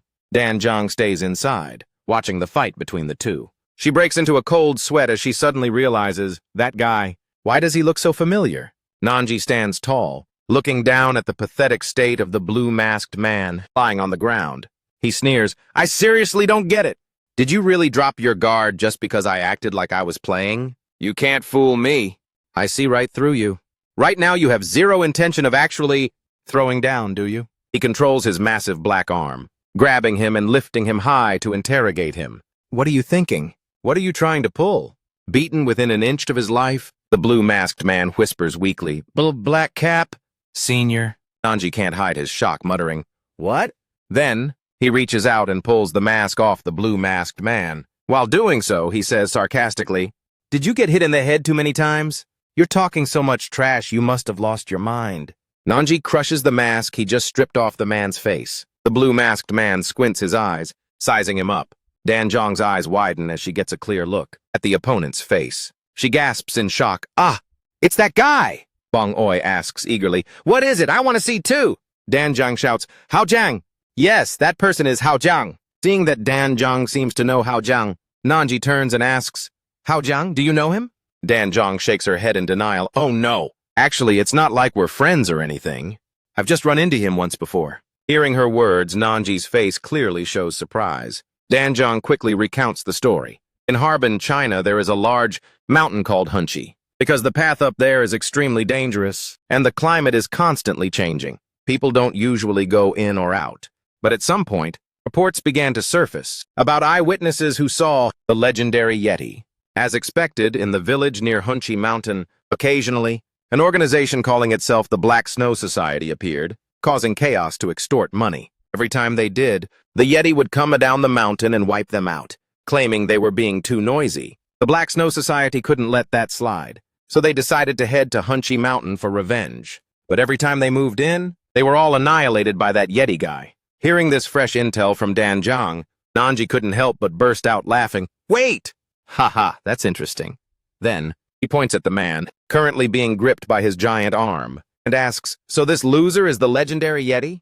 Danjong nods in confirmation and continues, I couldn't curb my curiosity about the stories of Hunchi Mountain, so I went there personally to investigate. And there I met a total caveman, draped in the pelts of dead animals. Even though I was hiding behind a large tree from a distance, I could still hear his smug voice. But that moron was saying, In this chaotic era, my existence is like that of a mutant. It seemed he had detected Danjong. He suddenly went on high alert, looking toward where she was hiding. He narrowed his eyes, scanning the area, instinctively letting out low grunts. Terrified, Danjong tried to hold her breath to stay hidden. Suddenly, Hao Jiang leaped from his spot and lunged toward Danjong. His massive foot was about to crush her. Danjong reacted quickly, springing away from the spot. Hao Jiang's foot, instead of hitting Danjong, slammed hard into the tree trunk where she'd been hiding. Danjong ran to another spot and hurriedly explained, Wait, I was just passing by. Hao Jiang looked fed up, his eyes full of suspicion. Oh? You don't seem like one of those useless bums. He angrily shifted into a defensive stance and asked, However, you aren't exactly a normal person either, are you? Who the hell are you? If you're here to challenge me, then come at me. Danjong quickly covered her eyes in embarrassment. It's not like that. In her mind, she screamed, Ah, look at his chest hair! Hao Jiang sighed nonchalantly while sizing her up.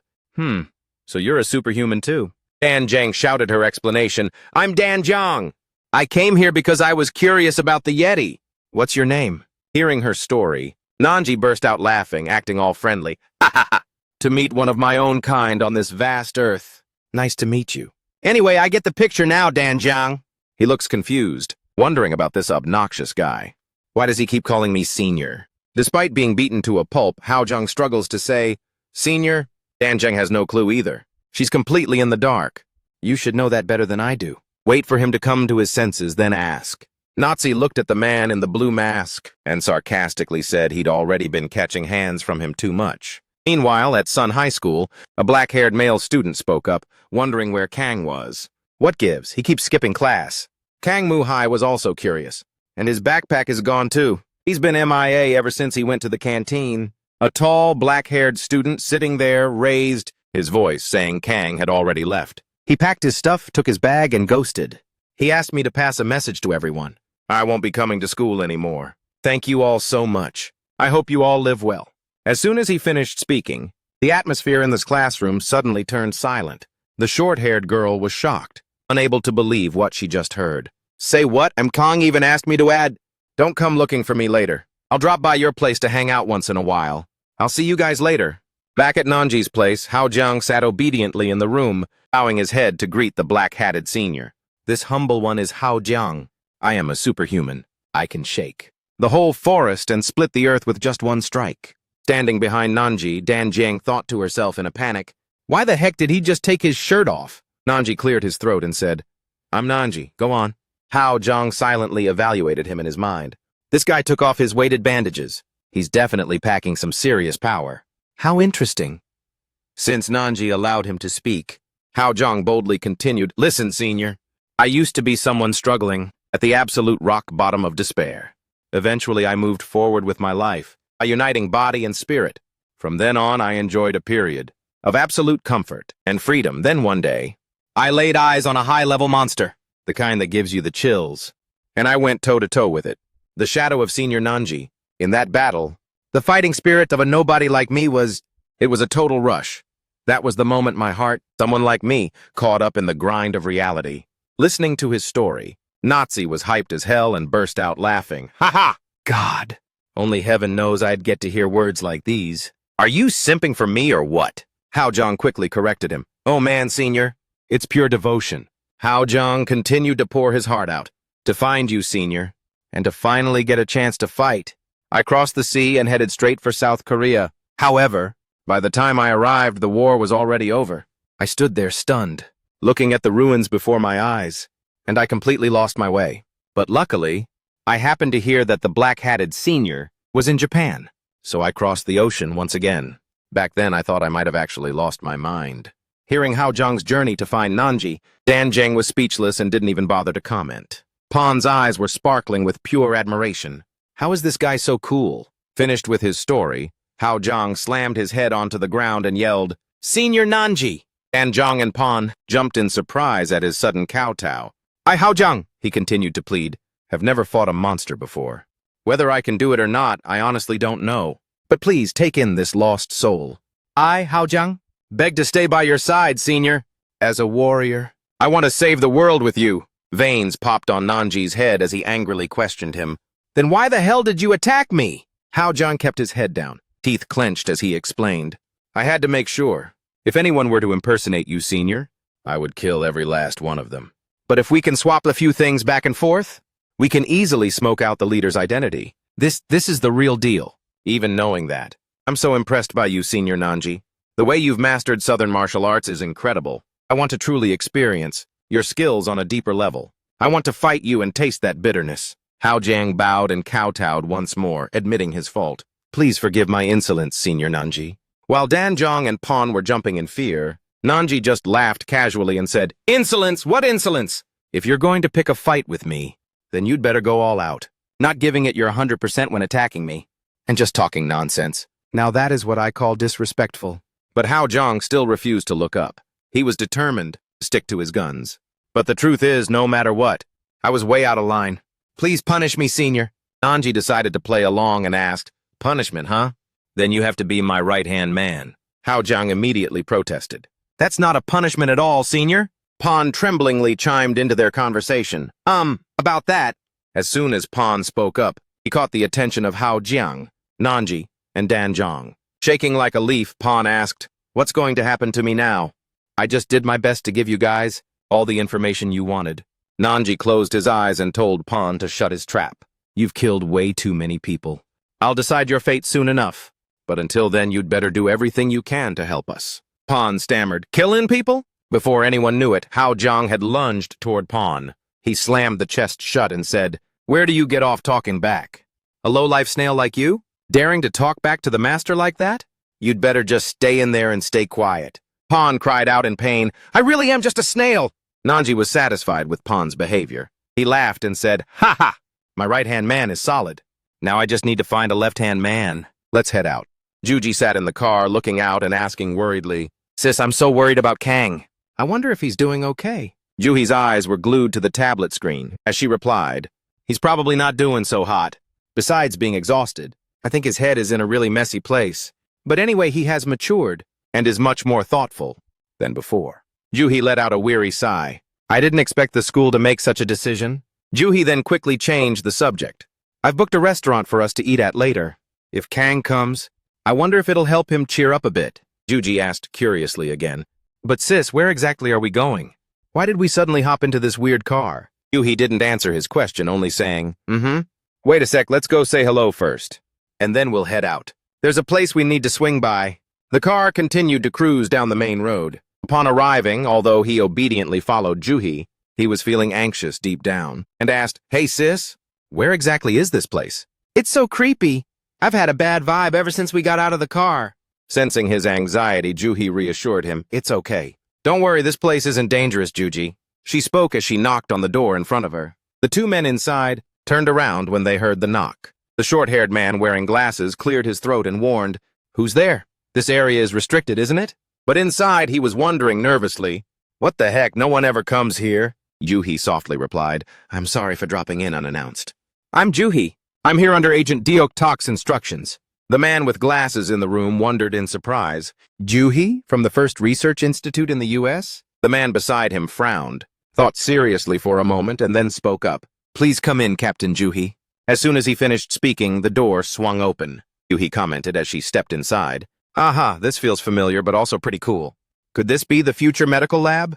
I thought a secret research lab would be located mid-air. I didn't expect it to be right here in North Chungcheong. It's totally the opposite of what I imagined. As Juji stepped inside and looked around, he was secretly shocked. What the?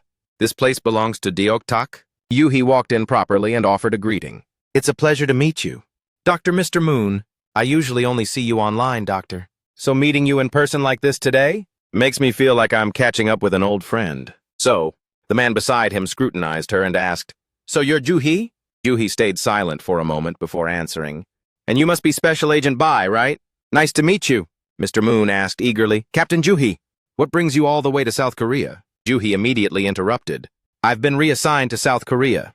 I had to say goodbye to the lab in the U.S. That place is definitely going to take a hit, now that they've lost a top-tier talent like me. Mr. Moon pushed up his glasses, looked at Juji, and asked, Hey, but who is this person with you? Hearing him being mentioned, Juji answered shyly, Juhi spoke up to answer. He's my younger brother. It was convenient. So I just brought him along. My bad. Despite that, Mr. Moon was still uneasy. Captain Juhi, you should understand there's a ton of classified info inside this laboratory. You can't just casually bring random outsiders in here. It's not allowed. I'm sorry. Bai cut him off and agreed to let Juji stay. Doctor, let the kid in. Mr. Moon asked blankly. What? Bai stated firmly. I know that kid. He's the one who saved my life. It seemed like this was the first time Mr. Moon had heard about this. He blurted out in shock, Saved your life? Juhi secretly gasped, Wait, what? But then Juji suddenly remembered and started stammering. After chatting for a while with Mr. Moon, he nodded and said, So that's how it is. Only now did Agent Bai get the chance to say this to Juji. Thanks, kid. If it weren't for you, I'd be toast by now, Juji replied with a humble tone. No, same here. Thank you for saving me, sir. Seeing Juji being so well-behaved, Juhi couldn't help but pat his head and nuzzle his cheek. She laughed and said, Wow, seriously? Don't you guys feel like it's such a small world? It really is a strange twist of fate. People who once helped each other just happened to cross paths again. This kid makes me so proud. Very quickly, she switched to a serious tone and asked, Anyway, let me ask one thing first. Dr. Moon, where is Kundo? Caught off guard by the question, Dr. Moon replied awkwardly, You're asking about Kundo? Right now, Kundo is in cryo-sleep inside an Abito capsule. We've put in our best effort to get him ready for the cap-form surgery. But dangerous situations keep popping up. At times, it's been a real nail-biter. We haven't even been able to start the first stage for that boy yet. Juhi suddenly cut him off and said, Doctor, I'm sorry for interrupting. But if there are any written records, could I take a look? I want to make an accurate judgment of the current situation. Dr. Moon was a bit surprised at first, but he quickly agreed. Yeah, give me a second. Dr. Moon soon found the file Juhi needed. He handed it to her and said, Here it is. This is the entire plan regarding the forms and the boy's physical condition. Juhi took the folder from Mr. Moon and carefully examined every single line. Dr. Moon grumbled, It's not exactly a walk in the park, is it? 1. Juhi set the folder on the table and suggested, Doctor, let's tackle this together. The fact that Juhi put it down so quickly made Mr. Moon was in total disbelief. What the? She only read that for 5 seconds. Of course, Juhi wasn't going to do this for free. She had a condition. In exchange, I have a request. I'll give it to you straight. From now on, please stop calling me Captain. I'm planning to quit my position at Deok-Tok. It would be great if you guys would stand by me. Consider this a personal favor. I don't know what you'll decide. Because for me, this is a huge gamble. All three men were stunned by Juhi's conditions, but each had his own thoughts. Juhi continued, refusing to let the atmosphere affect her. I know this is a lot to take in, since I'm bringing this up out of the blue, but from this moment on, please listen carefully to what I have to say. As one person to another, the scene shifts to the closed room inside. A crowd had gathered, and the room was dead silent. A loud noise rang out, breaking the tense atmosphere. A voice called out, grabbing everyone's attention. Tobion heard someone calling his name. Tobion ran over and replied, Sir, since you summoned me. I came right away, Lee asked in a mocking tone. You look chill, so why the rush? Tobion didn't explain, just bowed and said, My apologies, sir. The pale man cleared his throat and said, All right, then it's time to move out. 2 more to go. 2 other monsters looked on blankly, lost in thought. The pale man continued, I'm not looking down on your abilities, but this time we need to handle this personally. Hearing they were about to move out, the guys couldn't hide their excitement. Their eyes sparkled with anticipation. After he spoke, the room fell silent again. Muro cleared his throat and ordered, Tobion, open the water bag. Let's move to the surface. The scene shifts to the ocean surface. Massive waves and a raging sea. A blinding light erupted from deep within the ocean, followed by thunderous explosions echoing through the sky. Then Tobion surfaced from the water. He then raised his voice to announce, We have arrived at the sea area. The gates are about to open. A giant petal-shaped machine on its back slowly unfolded. Once the petals had fully bloomed, 4 monsters stood upon the flower, looking up to gaze at the stars. Muro sighed and said, Who chooses such a pitch-black time to take action? It's actually perfect. Phew, sputter, sputter. One monster peered around and asked, Where's Shid? The one next to him replied, That guy isn't coming. Okay, Tobion, listen closely. Gia K has planned ahead to move his hideout, so finding him won't be as easy as we thought. Moreover, once you step into his domain, you might hallucinate and stay lost in there forever. Remember, do not open your eyes, the island ahead. And everything you see is very likely just an illusion. Keep your eyes shut tight. Focus your power and move exactly as I guide you. That's all you need to do, understood? Yes, Tobion understands. Before departing, it reminded them, I'll keep that in mind. So, Lord Pan, Lord Mugi, Lord Akabanka, and Lord Ki, it might be a bumpy ride while I'm swimming. Pan cleared his throat and declared firmly, Don't sweat it, let's move out. We must find him today. Then Tun turned and headed forward. Muro pointed forward and gave the order. First, head southwest. Like I said, absolutely do not open your eyes. No need to be anxious, just keep going straight. Tobion, we will all protect you. Tobion bowed obediently. Thank you, Lord Muro.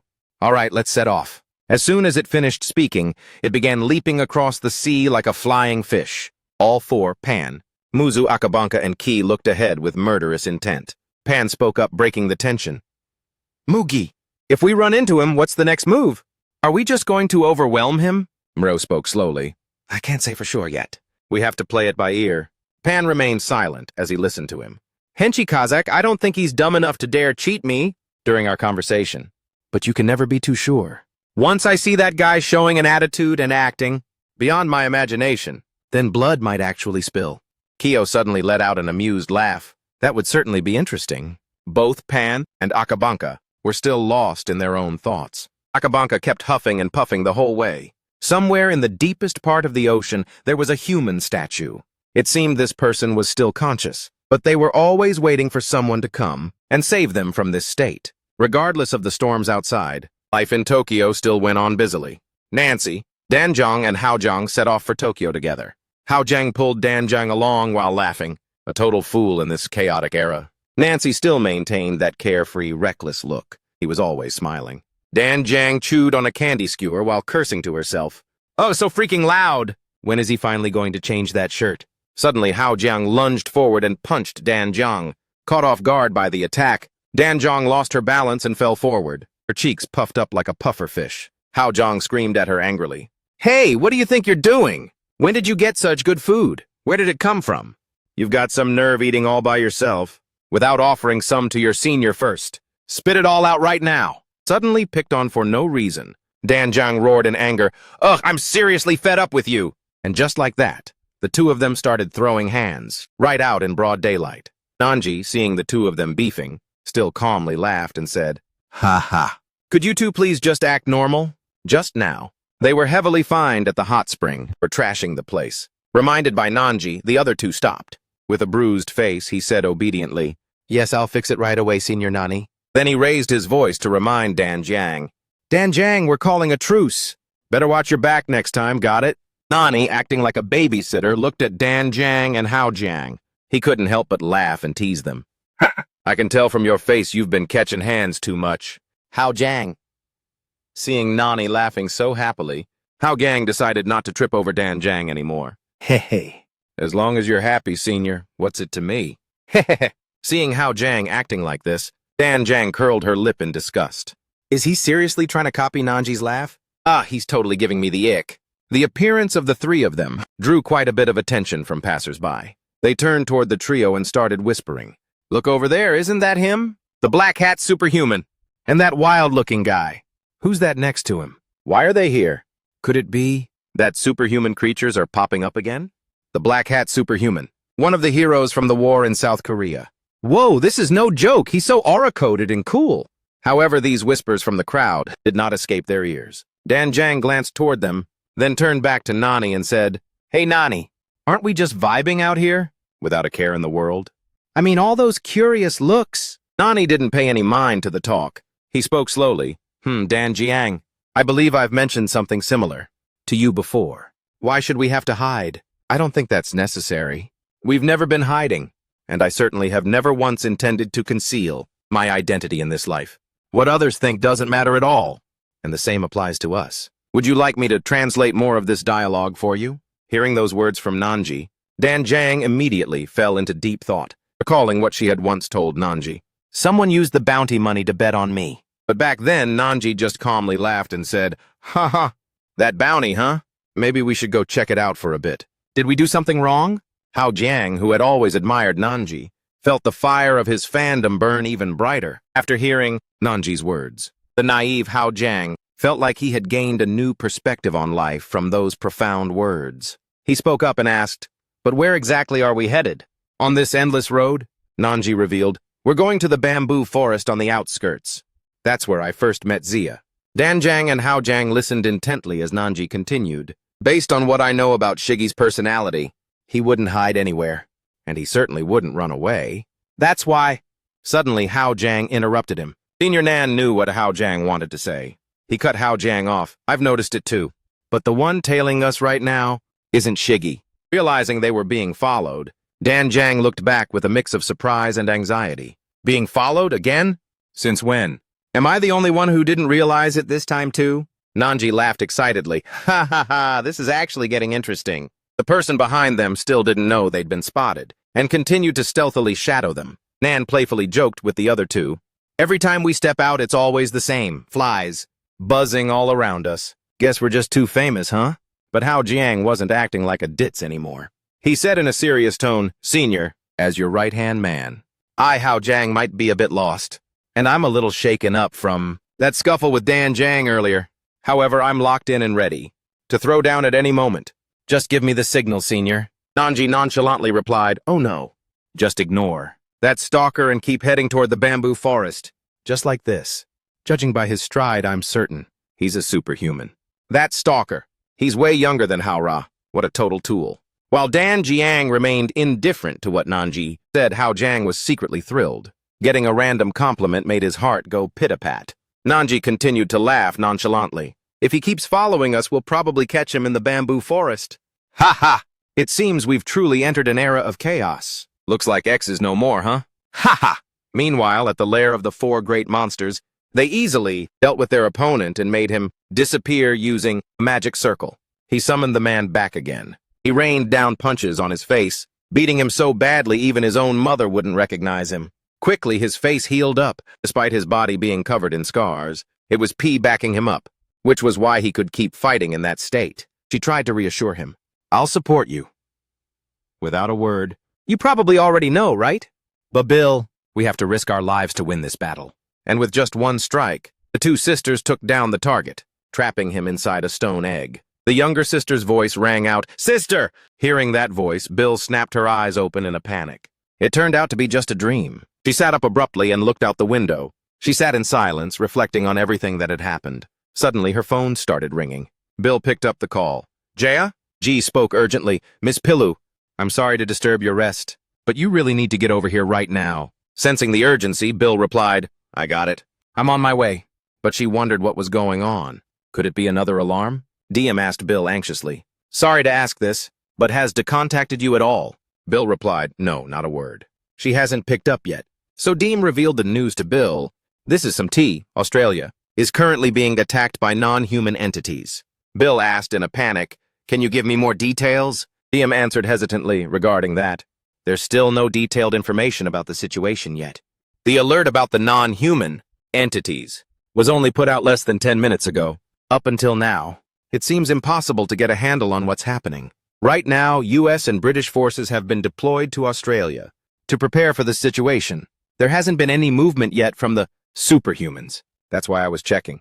To see if Deanne has contacted you. She's been investigating Superhumans everywhere. And she mentioned she was going to meet them and even intended to try direct contact.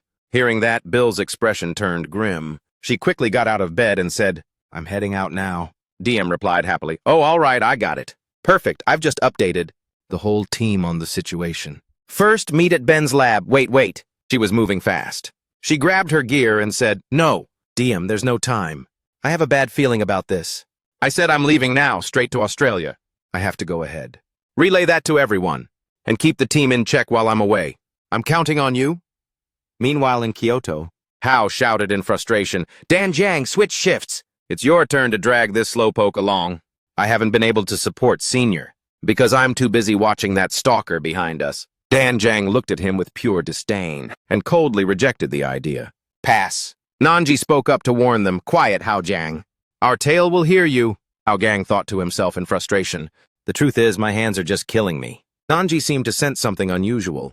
He turned around to scan the area behind him, listening to the chatter of the passers-by. What's going on? Hey, did you hear the news? The latest tea on the non-human entities. Looks like a major situation just blew up. OMG, it's that black hat superhuman, my god! The two men said, pointing at their phones. This caught Nanji's attention. Nanji asked back suspiciously. Wait a sec, where is this? Australia? Yeah, exactly. Dan Jiang pulled out her phone and called out, Nan, here's the breaking news. The scene right now is in total chaos. It's so bad that it's nearly impossible to broadcast live. The Australian government is going all out to evacuate the people. Dan Jiang shared her thoughts. Non-human entities have shown up in Australia. The damage is still mounting. But currently, the real problem here is that the identity of these non-human entities is still unknown. The news reports also state that, on the other hand, special units are being deployed and will arrive shortly. Nanji thought deeply. Australia, huh? Why don't I have any gut feeling about it this time? I don't know anything about that place at all. Then he chuckled. Not yet, huh? In that case, we've still got plenty to keep us busy on the path we're taking. Past that wall is the bamboo forest. Let's move. At Dee's secret base, Suji thumped her chest and declared loudly, I'm coming too, let me go! As soon as she spoke, the air suddenly turned dead silent. Everyone looked at Suji in shock. Diem asked Suji worriedly, Are you really not planning to come back? You want to stay in the US for good? Suji pleaded seriously. Does that even matter right now? Please, Diem, just let me go. This is about Dien, and I can't just stand by and watch this happen. The men in the room stared at her, bewildered. Every one of them showed a look of deep concern. Suji hesitated, then said, I understand. But for now, Wizard suddenly spoke up, cutting James Suji off. Currently, the biggest issue for our US team is the absence of a superhuman with teleportation abilities. If something goes down anywhere on this Earth, it's tough for us to provide immediate backup. Isn't that right? Diem pushed up his glasses and agreed with him. Mr. Guizzo, you're absolutely right. Suji still wasn't satisfied. She grimaced and gritted her teeth, silently cursing Guizzo. He continued, the fact that Bill took the earliest flight proves she understands the gravity of the situation. Even though she's alone, she came up with a response plan very quickly. I get how Suji is feeling right now, but since we can't contact her at the moment, instead of us going back and forth here, every second counts and we need to move fast.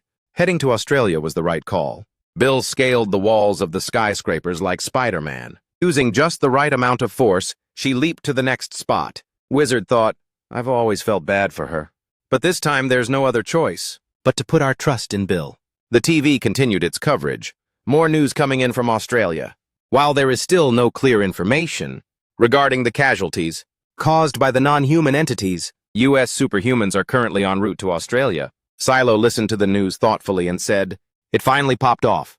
After the war in Korea, I thought things would stay chill for a while. But I didn't expect Australia to be next.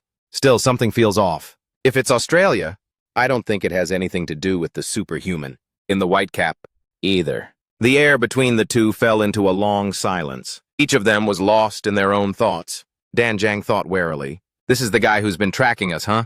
As expected, it wasn't Siga, but why is that? She was even more surprised to see the eagle from before fly back and perch on the boy's shoulder. The boy looked annoyed and interrogated them. "You uncles are all with the black hat superhumans, right? The ones who fought in Korea and got clapped by Nanji." Dan Jang's irritation was clear when the boy said, "You uncles." The boy questioned them sternly. "What business brings you guys all the way out here?" But Nanji just laughed calmly and said, "Haha, this kid's got some real guts. You're acting like you own this forest. Anyway, I'm a friend of that man named Siga, kid." With his high intelligence, Nanji quickly realized that, sure enough, that eagle was on the same side as this brat. The boy didn't care at all about Nanji's words. He replied indifferently, "Stop capping, cut the nonsense. You claim to be his friend, yet you attacked Kenta?" Dan Jang looked surprised when the boy mentioned the name Kenta. Nanji, however, looked intrigued and asked about Kenta. "Are you talking about that eagle?" The boy nodded in confirmation. "Yeah, his name is Kenta. He's Siga's eagle. He treats him like a lifelong friend. You clearly intended to harm Kenta. How can you be so shameless now?" Before he could finish, a foot lunged forward to attack the boy. It was Hausen. It seemed this was also part of Nanji's calculation. Dan Jang's eyes widened in shock at the situation. He called out loudly to Hausen. He didn't show any mercy even to a child. He used great force to kick the boy away. Caught by surprise, the boy couldn't react in time. With no place left to perch, Kenta flew up in a panic. Although he couldn't retaliate immediately, the boy tried to stop himself. Before he could process what was happening, Hausen lunged forward again, swinging his arm to attack. But as his fist came down, the boy had already flown in another direction to dodge. Hausen quickly grabbed the kid's leg, while the boy was still in a daze. Hausen roared, cursing at the brat. "This wet behind the ears little punk! I'll show no mercy to this trash!" Hausen rushed toward the boy with eyes blazing, with a rage that gave the kid no chance to strike back. Without hesitation, Hausen lunged forward to land, a heavy blow on the boy. Dan Jang didn't expect him to go this far. She cried out Hausen's name in panic, but the one who blocked Hausen's fist was Nanji. As they collided, a violent gust of wind swept through the entire bamboo forest. Nanji burst out laughing with delight. "Now this is it! Ha ha ha!" Both Hausen and Dan Jang stared, wide-eyed with shock. They couldn't believe Nanji would step in to take the blow for the boy. Nanji smirked and said, "Hausen, you lost soul. Just because you're a bit triggered, you're ready to become a murderer? Acting recklessly and losing your cool. Throwing away all your martial training like that? This is disappointing." Being lectured by Nanji like that, Hausen said with a hint of fear, "Senior." Nanji spoke sternly. "Hausen, let's stop this right here. We still have plenty of work to do." Hausen quickly knelt and bowed his head in apology. "Damn it! How could I be so bold? As to raise my fist against a senior like you? I'll kowtow until I'm dead." "Senior, please don't stop me." Even in such a tense moment, Nanji could still laugh. "Ha ha!" Seeing Nanji being insulted and driven away, yet still protecting him from Hausen, the boy was completely bewildered. What is up with these guys?" Nanji looked down at the boy with a fond gaze and said, "Hey, kid, it seems you've got us all wrong. I have no intention of killing that eagle. Kid, I should probably tell you that. Actually, just like you said, I am not a friend of Siga. I just wanted to drop by this place for a bit, even though I'm looking for him. I won't ask you where Siga is hiding. Getting tangled up in pointless drama is a drag, so I'll have to find him myself." Hehehehe. With just a few words, he made the little boy slump down to the ground. The boy gnashed his teeth and forced out each word. "Wait a second!" Nanji, Hausen, and Dan Jiang listened intently to the boy's plea. "Help me!" the boy cried out, begging. "I mean, sir, please save Siga." "Please." Nanji narrowed his eyes, lost in deep thought. After hearing the boy's desperate plea, in far-off Australia, Boo was speeding like a comet flying past the earth. The expression on her face wasn't friendly in the slightest. She charged forward aggressively, as if she could tear her opponent apart and swallow them alive at any moment. Boo recalled how she could have predicted her own situation.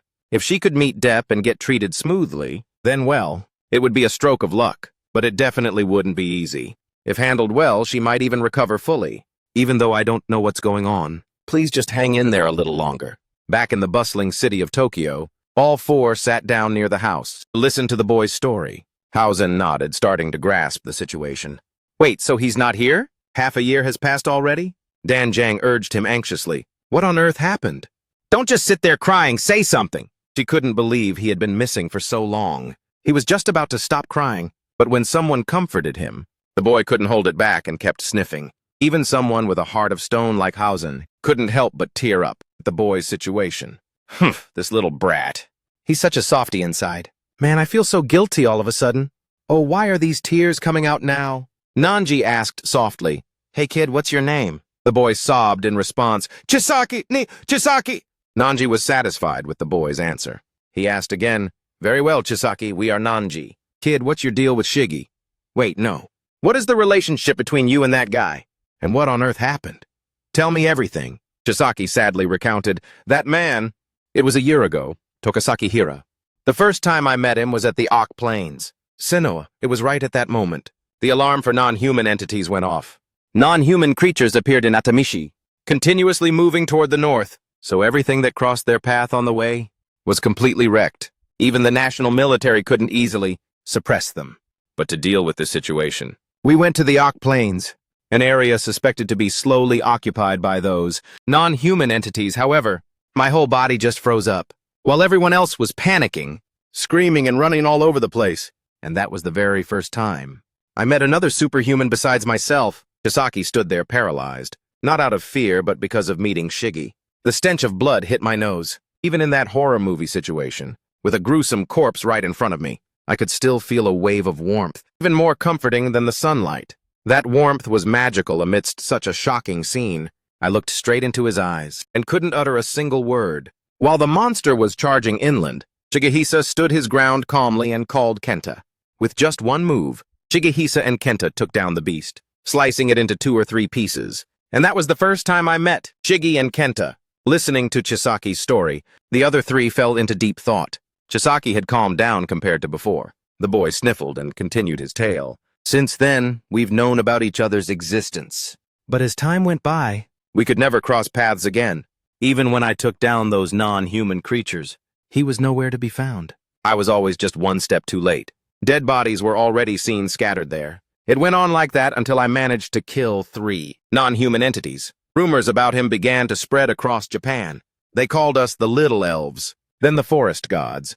The government of Japan also started digging into these new figures. Dan Jiang listened while silently, concluding that this kid seems pretty cracked. Wait a second, she stood up and asked. But still, if you've taken down more than 3 non-human entities, then Siga must have taken down way more than that. Just how many of them are there in total? I find this whole thing very sus.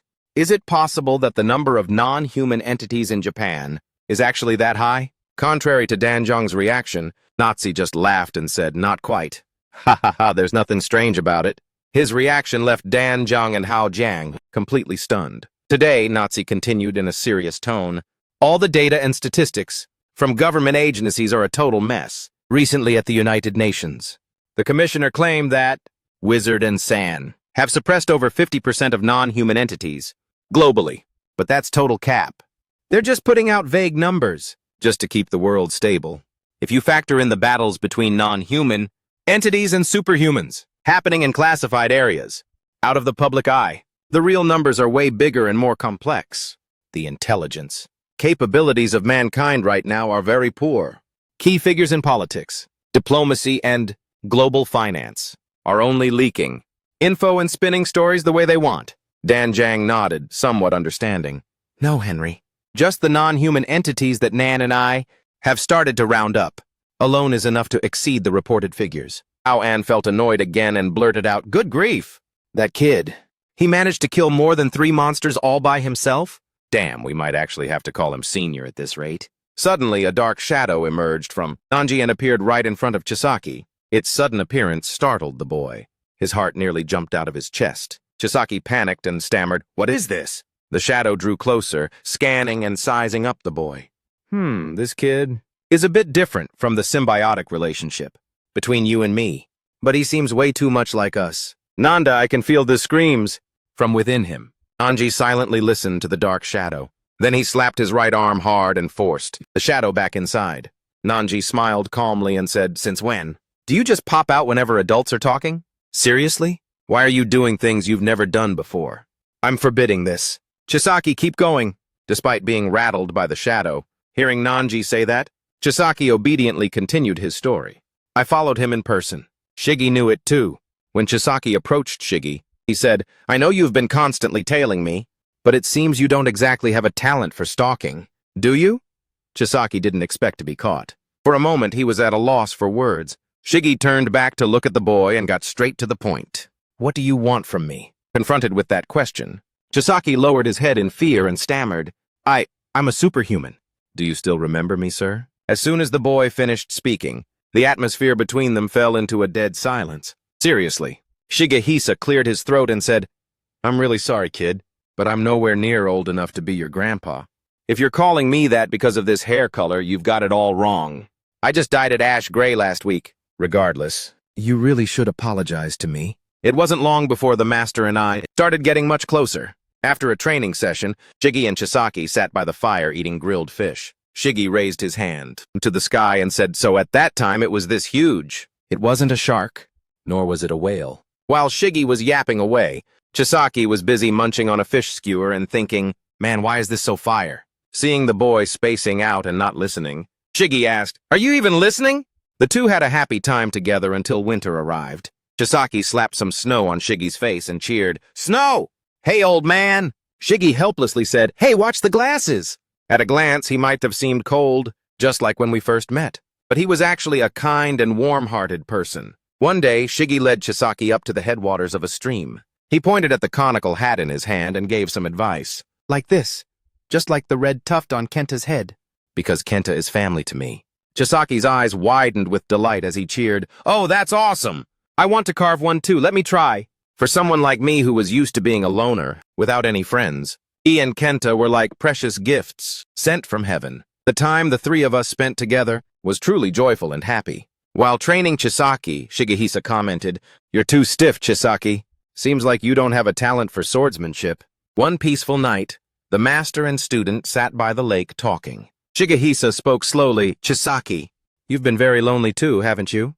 Chisaki acted surprised when Shigehisa asked this. Shigehisa gazed into the distance and said, "The world is still a very beautiful place. Maybe so, can't we just lean on each other?" This morning, Chisaki sadly continued his story. Time went by until one day, an incident occurred where I was defeated by a non-human entity. That incident almost cost me my life. As always, I went out to the shore to collect pretty shells at Ditahama Beach. That incident had nothing to do with any warnings. I directly confronted the one leading that incident. Until now, in all my battles against non-human creatures, I've never encountered one this powerful. Chisaki was beaten to a pulp, writhing on the beach. The non-human creature taunted the boy while binding him. "You actually had the guts to charge at me?" Its strength and speed were so overwhelming that it drove one to despair. The non-human creature stepped closer and said, "I'm gonna have to crack your head open." As the creature grabbed Chisaki's head, the boy thought helplessly as death drew near. I was so terrified that I just gave up on everything. Is this the end for me? But Shigi appeared just in time to save the boy. He cleared his throat and shouted, "Huh! That's strange. Did you just say something? I'm not sure if you're even capable of speech. But could you take your hand off him?" The non-human creature let out an arrogant laugh. The sound echoed. "Ho ho, is this arrogant brat your subordinate?" Hearing that, Shigehisa couldn't help but feel surprised. "So you really can talk." His face turned cold and stern as he spoke. "First, I'm going to have to ask you one more time." The non-human creature's hand suddenly trembled. Hearing that familiar voice, Chisaki felt a glimmer of hope. Shigi's cold voice ordered, "Let the boy go, now." The non-human creature completely ignored his words. It gave a wicked smirk. "Heh ha ha ha ha ha. The precious bond of a subordinate. I suppose I can understand that a little." Suddenly Kenta flew past the creature as fast as the wind, circling majestically high up in the air. The non-human creature watched Kenta in a daze, completely baffled, and instinctively blurted out, "Huh?" Their appearance moved Chisaki to tears, and he began to sob uncontrollably, silently calling out Kenta's name. Shigehisa, with resolve, gripped the sword at his hip and called out to Chisaki, "The world still has many beautiful things left." He delivered a decisive blow against the non-human creature and pulled Chisaki into his arms. A part of its body under the right arm had been sliced open with bright red blood spraying everywhere. The non-human creature instinctively clutched its wound. Shiggy held Chisaki and leaped away, thinking, perhaps we can still lean on each other. He tried to come to a halt, staring intently at the non-human creature, with eyes full of killing intent and calculation. That thing had just been blindsided. The non-human creature let out an angry roar. I'll chew your head off and crush it to pieces. Shiggy's eyes flashed like high-beam headlights. A stream of thoughts raced through his mind. I intended to aim for its neck for a finishing blow, but its reflexes are pretty decent. Who knows how long it's been since I faced such a tough opponent. He took off his hat and said, Chisaki, life can't be happy all the time, so there are also times when we find it hard to shake off loneliness and fear like this. He put his hat back on and handed his glasses to the boy. Hold my hat and glasses for a bit, okay? Shiggy's actions left Chisaki frozen, unsure of how to react. As if reading Chisaki's mind, Shiggy stepped forward and said, don't you still have me by your side now? For now you can just lean on me. But Chisaki couldn't hold it in any longer, sobbing emotionally as tears and snot streamed down his face. The non-human creature burst into loud laughter and lunged at Shiggy. And just like that, the battle between the man and that monster officially began. In Chisaki's eyes, he was truly powerful. He looked so badass fighting that monster. But in the middle of their clash, another one decided to butt in. Nanji, Hao Jiang, and Dan. Jiang were all absorbed in Chisaki's story. Suddenly, something stirred right beneath Shiggy's feet. From underground, a giant arm abruptly surged upward. Caught off guard, Shiggy fell backward. That giant arm launched a surprise attack on Shiggy. The moment it struck the ground, it triggered a tremor, reverberated through heaven and earth. Chisaki frantically called out to his uncle, but nothing happened to Shigehisa. He was still perfectly fine, without a single scratch. His gaze was fiercer than ever before. A new non-human creature appeared. The one named Mu spoke up, Lord Buhama, let me handle the fight. While he was brawling with Shiggy, Buhama, clutching his painful shoulder, warned, watch out! You could be dead in a heartbeat. Make sure you stick to the plan. Shiggy narrowed his eyes, calculating his next move. Furthermore, these two were on a completely different level from the ones he had encountered before. This is the first time I've run into a situation like this. What on earth is going on? Before Shigehisa could process it, Mu charged in under Buhama's command. Go get him, Mu!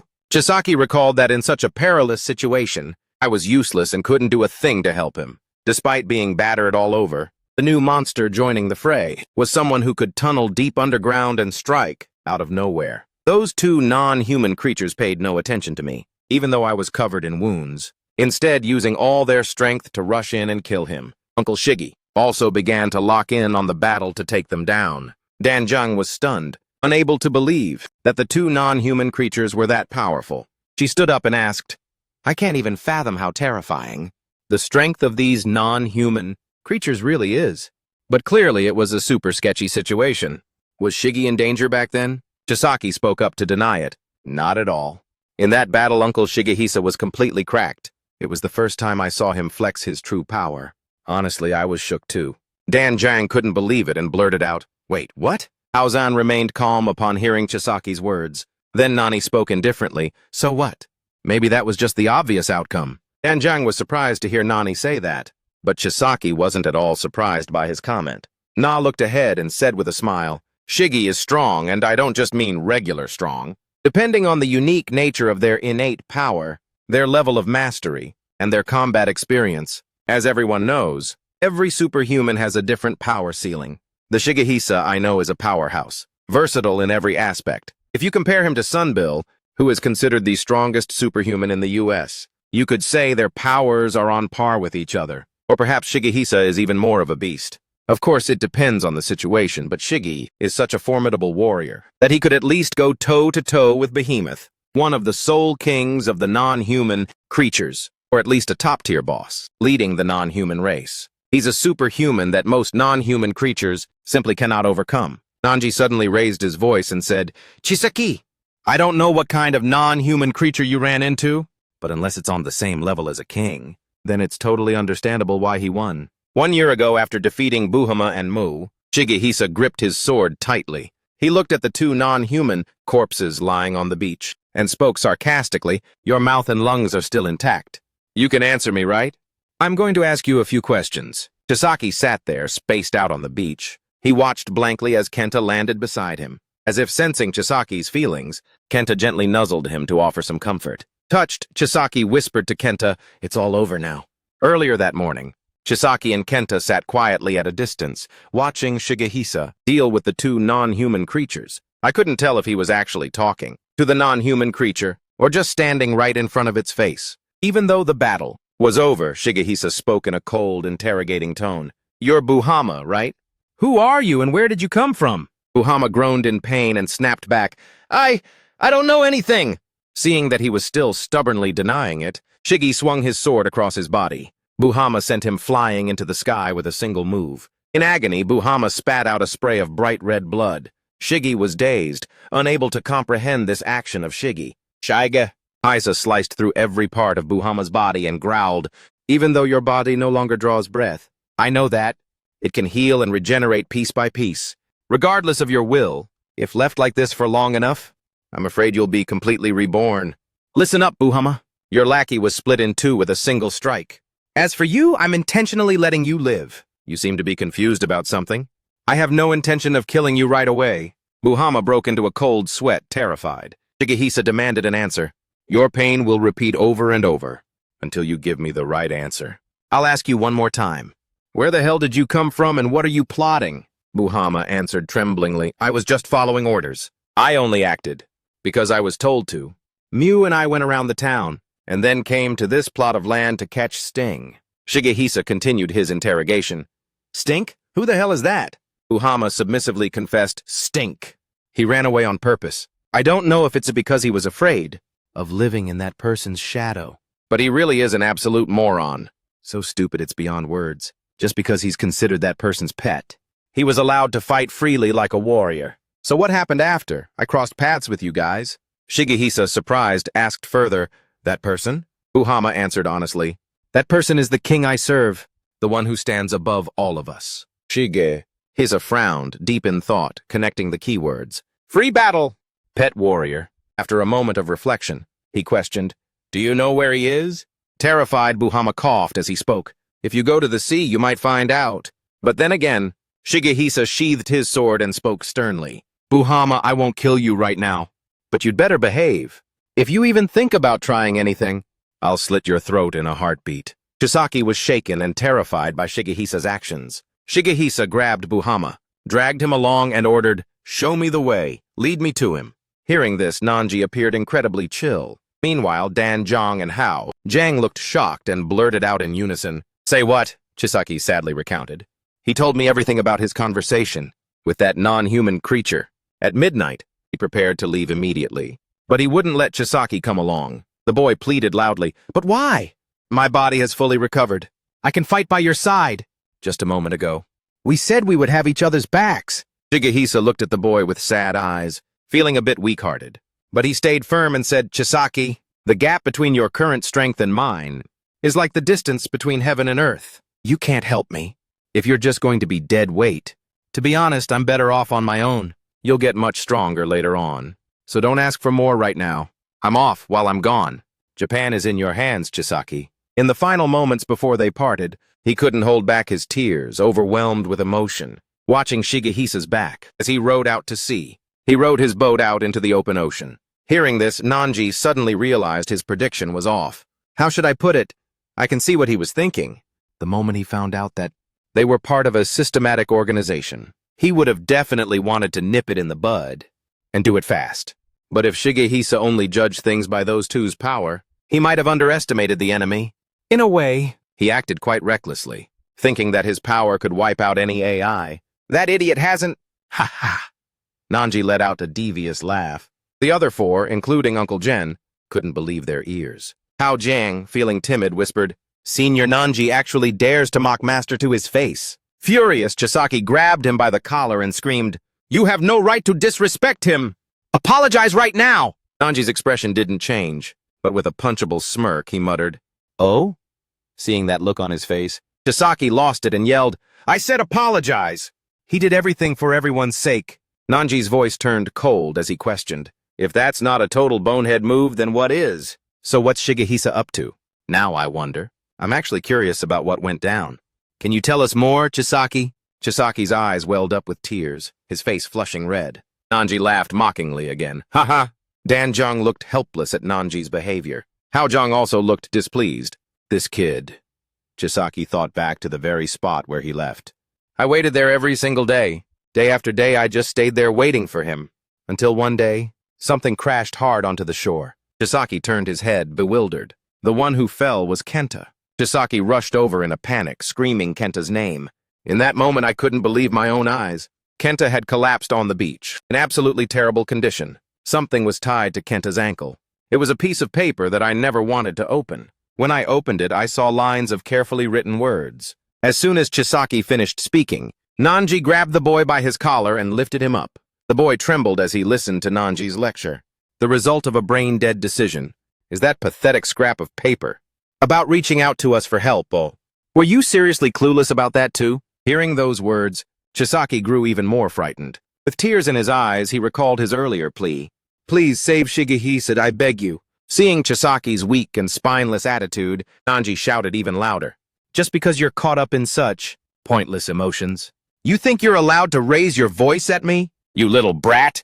Terrified, Chisaki burst into louder sobs. Gasp, standing outside. Danjiang watched the scene in shock and called out, Nanji! Meanwhile, Haojong, always one to act before thinking, couldn't help but sadly whisper, Senior. Right before their eyes, Nanji slammed Chisaki onto the ground and scoffed.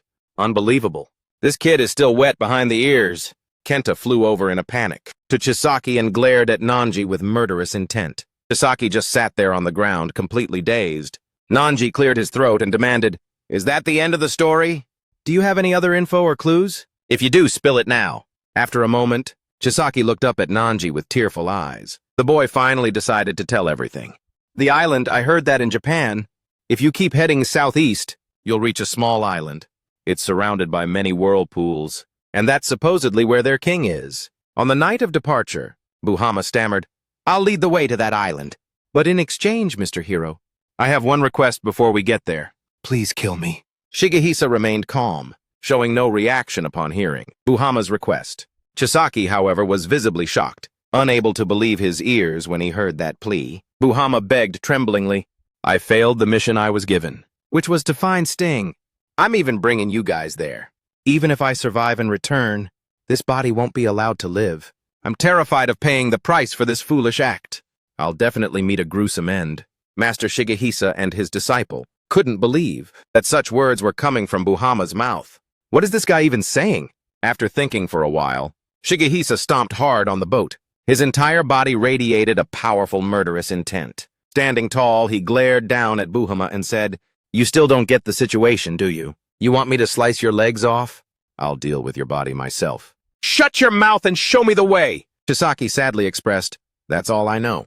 I have nothing left to tell about Uncle Shigehisa, and until now he still hasn't returned. Nanji fell into a pensive silence. Processing the information Chisaki had just revealed, he turned his back, crushing Chisaki's hopes, to the bewilderment of all four of them. Exactly, I told you before. You'd better give up on that delusional hope. All he left behind was a scrap of paper. Communication has been completely dead for a long time. There's a high chance that Shigehisa was attacked by those non-human creatures. Knowing his personality, I bet Shigehisa acted with way too much confidence. And sure enough, I arrived one step too late. Then he turned around, looked down at Chisaki's small frame and said, Chisaki, forget everything related to Shigehisa. If you are truly Shigehisa's friend, and if you are a superhuman, then you must know what to do next. First of all, get up. If you don't want to be blind and stupid, then follow me. Chisaki stood there dazed, still not knowing how to react. Even though he had softened a bit toward Chisaki's situation, Nanji maintained his cold aura and said, Let's go. There's nothing left to hope for in Japan anymore. We will continue the work that Shigehisa couldn't finish. This is the bare minimum of respect for him. The other three were all surprised, each in their own way. As soon as Nanji finished speaking, he strode out of the bamboo grove. The two Haojongs asked, while pulling the palanquin, Senior, Are we really going to the island? I'm going to pluck their feathers and drop them in boiling water. But seeing Chisaki still standing there motionless, Danjong turned back and called out, Let's go, Chisaki! Nanji shook his head in denial. No, not yet. We can't just head there recklessly. We need to consider the situation in Australia first. Hausen immediately got the point and replied, Got it.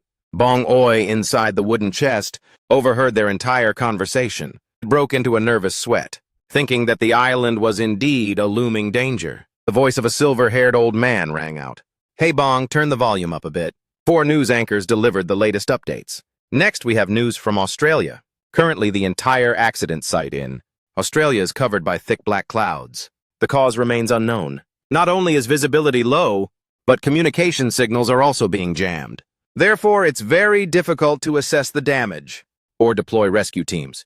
I've also received reports that the rescue unit that was just dispatched is completely powerless to act. Upon hearing this, a blonde man couldn't help but blurt out, "Wait, what? Black clouds? What the hell is going on?" The others remained silent, listening to the broadcast while deep in thought. While the situation was still unstable, the superhuman and the elderly superhuman pondered silently. All 5 of my senses are telling me that this feeling is just like back then. This whole incident is anything but normal. What on earth is happening? Not long ago, 2 days after the war in Korea ended, in Australia at Wukurot, specifically at Griffith University, the sound of a lecture by Tapuni echoed slowly through the hall. Next is a rare organism we've studied. The flute mushroom. It said that, when the wind blows, through these mushrooms they create a beautiful flute-like sound. This mushroom was discovered in Asia long ago, and it is extremely rare. Nowadays, it's very hard to even find pictures of them. They mostly exist only in legends. For that reason, if one is ever found, it would be sold for a very high price. Tapuni's lecture, like a mother's sweet lullaby, sent many students in the lecture hall into a deep sleep. Tapuni then continued teaching. This flute mushroom works as a cure-all since its flavor is so delicious. It can even restore the taste buds of those who've lost them. On top of that, it brings good luck to anyone who finds it. Is a rare mushroom like this actually real? Or just a myth? Moving on, 2 students still awake stopped listening to the lecture. "Machi, why are you gossiping about the flute mushroom?" Lecturer, "Isn't Professor Odu over there nicknamed the Witch?" The Witch, she was originally a psychology major. For real, she's no joke. Not just your typical psych stuff, but it's like she can see right through you. Rumor has it, she can even read people's minds. The chubby male student blurted out in shock, "What? How is that even possible?" Suddenly, a violent earthquake struck. Everyone panicked, asking each other, "What's that? What's going on? Is it an earthquake?" Tapuni looked outside in a panic. On the Gold Coast, at Superhuman Beach, a blond man screamed in a terrified, trembling voice, "Look! Ah, what is that?" What are all these things? After the earthquake, countless giant rock fragments appeared on the beach. As soon as the quake ended, people on the beach looked at the pile of rocks in shock, asking one another, "What is it? What is this? We gotta get out of here!" A man emerged from the water, asking timidly, "This is insane. What's this? What just fell? Could it be a meteor? What on earth is this?" Some people couldn't take it, and just kept screaming nonstop. Let's get out of here, fast!" Silo couldn't help but shudder as he looked back. That was a close call. I almost croaked. Because of those things, none of them fell into the sea. They all landed on the sand. A man in a red shirt stood on the beach, shouting loudly, "Everyone get off the beach now! Something else might fall at any moment. Listen up, everyone." The blond man suddenly realized something was off. "What's the deal? Look! A terrifying earthquake just happened, and a bunch of boulders just fell. But thank God, it looks like everyone narrowly dodged a disaster. The buildings, the people, at first glance it seems no one was hurt. While everyone was panicking, not knowing how to react, a crackling announcement blared through the speakers. Mic check, mic check. We request everyone to exit the beach. I repeat once again, everyone on Superhuman Beach, please evacuate immediately." The man in the red shirt looked in terror at the massive boulder in front of him. Stuttering, he said, "By the way, do you see that? Right in the middle, a rock the size of a whole house. What's going on?" At Griffith University after the earthquake, everyone was checking on each other anxiously. "Is everyone okay?" What was that just now? The chubby male student looked outside and said fearfully, "I think something happened out there. This wasn't just a normal earthquake. Damn, could it be those non-human creatures again?" The war in Korea just ended recently, though. The tall, skinny student next to him immediately denied it. "No way. The alarm hasn't even gone off yet. That noise earlier, it feels like something dangerous just happened." A student wearing glasses nearby asked worriedly, "Shouldn't I go outside too?" "Wait, Professor!" Another student was bewildered, looking at the lectern in shock and yelling, "The professor is gone!"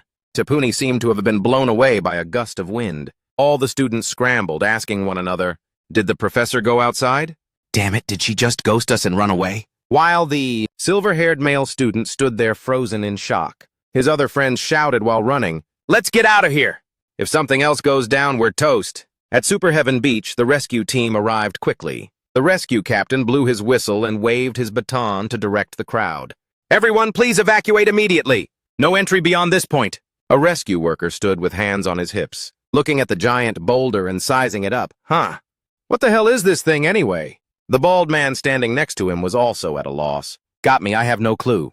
According to my boss, this is the British superhuman Gen Sonata."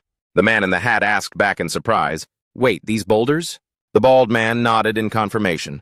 "Exactly. Once we've evacuated the locals and secured the scene, if that unit arrives, we'll all be ordered to stand down." The man in the hat turned and asked, "Do those kinds of people exist here in Australia too?" The bald man smirked and replied, "Hey, what are you talking about?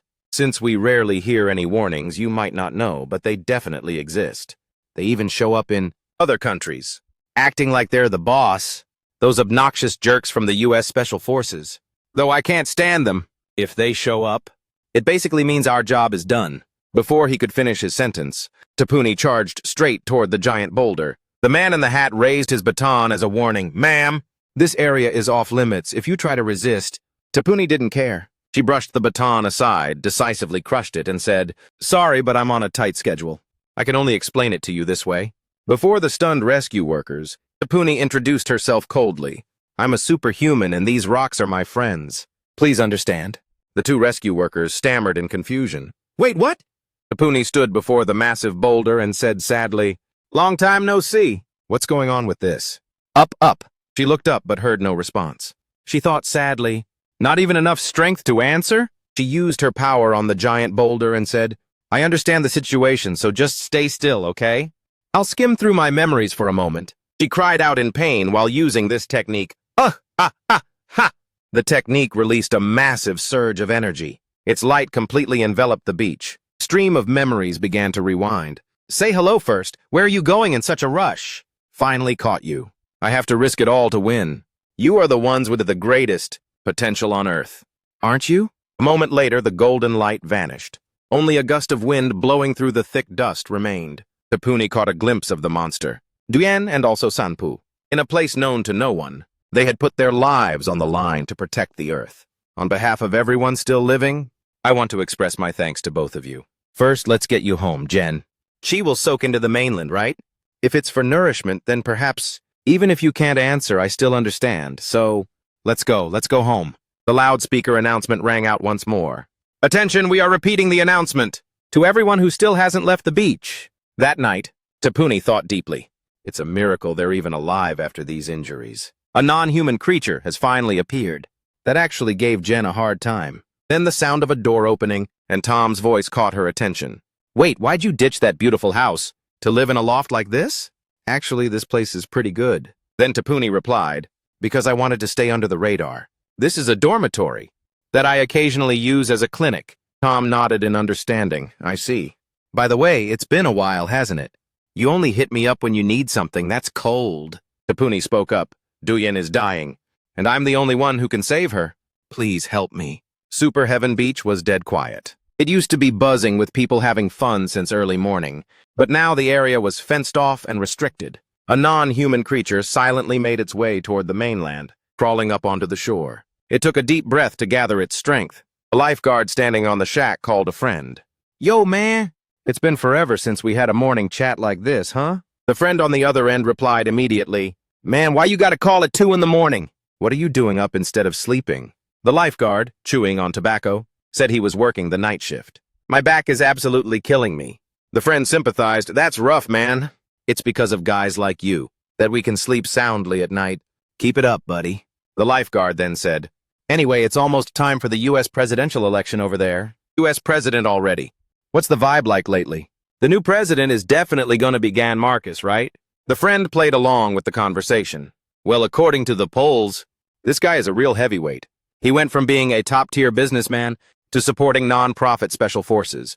He's got a stacked resume. The man is perfect, zero scandals. But why are you so obsessed? With another country's president anyway?"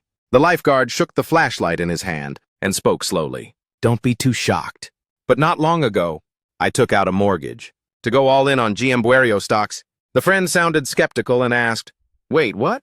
If something goes sideways, what are you gonna do?" The lifeguard pointed toward the dark sea and said excitedly, "He's a pioneer for peace and innovation. This man is the future, no flaws. If Chairman Marcus of GM Buerio wins the presidency, if he wins the presidency, stock prices are gonna skyrocket. If that happens, I won't have to stand here, pulling guard duty every night like this anymore. I'll be at the bar every single night." Suddenly a noise came from below, catching the attention of the lifeguard on duty. He turned on his light to check, while listening to his friend say, "Hey, look, man, about this gentleman Marcus. No matter what happens, he'll still have a smooth ride." Just like that, it's an undeniable win. As the flashlight swept down, the shadow of a non-human creature darted past. The lifeguard could just barely make out the strange figure. In a panic, he shouted, "Who's there?" There was no response. He quickly peered down, searching. "What on earth is that?" Not hearing a word from Matt, the friend asked in alarm, "What's wrong? Did you see a ghost or something?" Matt shook his head and replied, It's nothing. I should probably go down and check it out." The non-human creature suddenly appeared right in front of him. It huffed as it stared him down. Terrified, Matt broke into a cold sweat and stammered, "Oh, what?" His whole body trembled, making him drop his phone and tobacco. Hearing the strange noise, the friend on the line asked worriedly, "What are you saying?" The non-human creature shattered the glass door nearby. It climbed up and approached Matt. While he stood there frozen in a daze, the non-human creature asked in a raspy voice, "Where are the stones?" Scared out of his wits, Matt stammered, "What?" The friend on the line asked in a panic, "Oh, hey Matt, what's going on?" Matt ran screaming in terror, "Help! Somebody help me!" The non-human creature was much faster than he was. The non-human creature caught up to him and wiped him out. Matt groaned in pain as the call ended. The friend frantically called Matt's name repeatedly. The flashlight slipped from his grasp and fell onto the sand below. The non-human creature jumped down and crushed it. The flashlight panted while scanning the surrounding area. Setting its sights straight on the city, it used brute force to smash through the fence and sprinted toward the mainland. But Matt's phone was still connected. The friend on the other end asked frantically, "Hey Matt, what the hell is going on? Quit messing with me and answer me now." Matt's in Tapuni's attic. The room fell silent. A voice spoke up, breaking the atmosphere. Many people were reportedly terrified. It wasn't just one or two either. Suddenly, all 10 boulders fell and just vanished into the ground without leaving a single trace. What exactly is the deal with these rocks? This definitely isn't some natural phenomenon. Rumors about the British superhuman, Dian Sonata, are starting to spread among the public.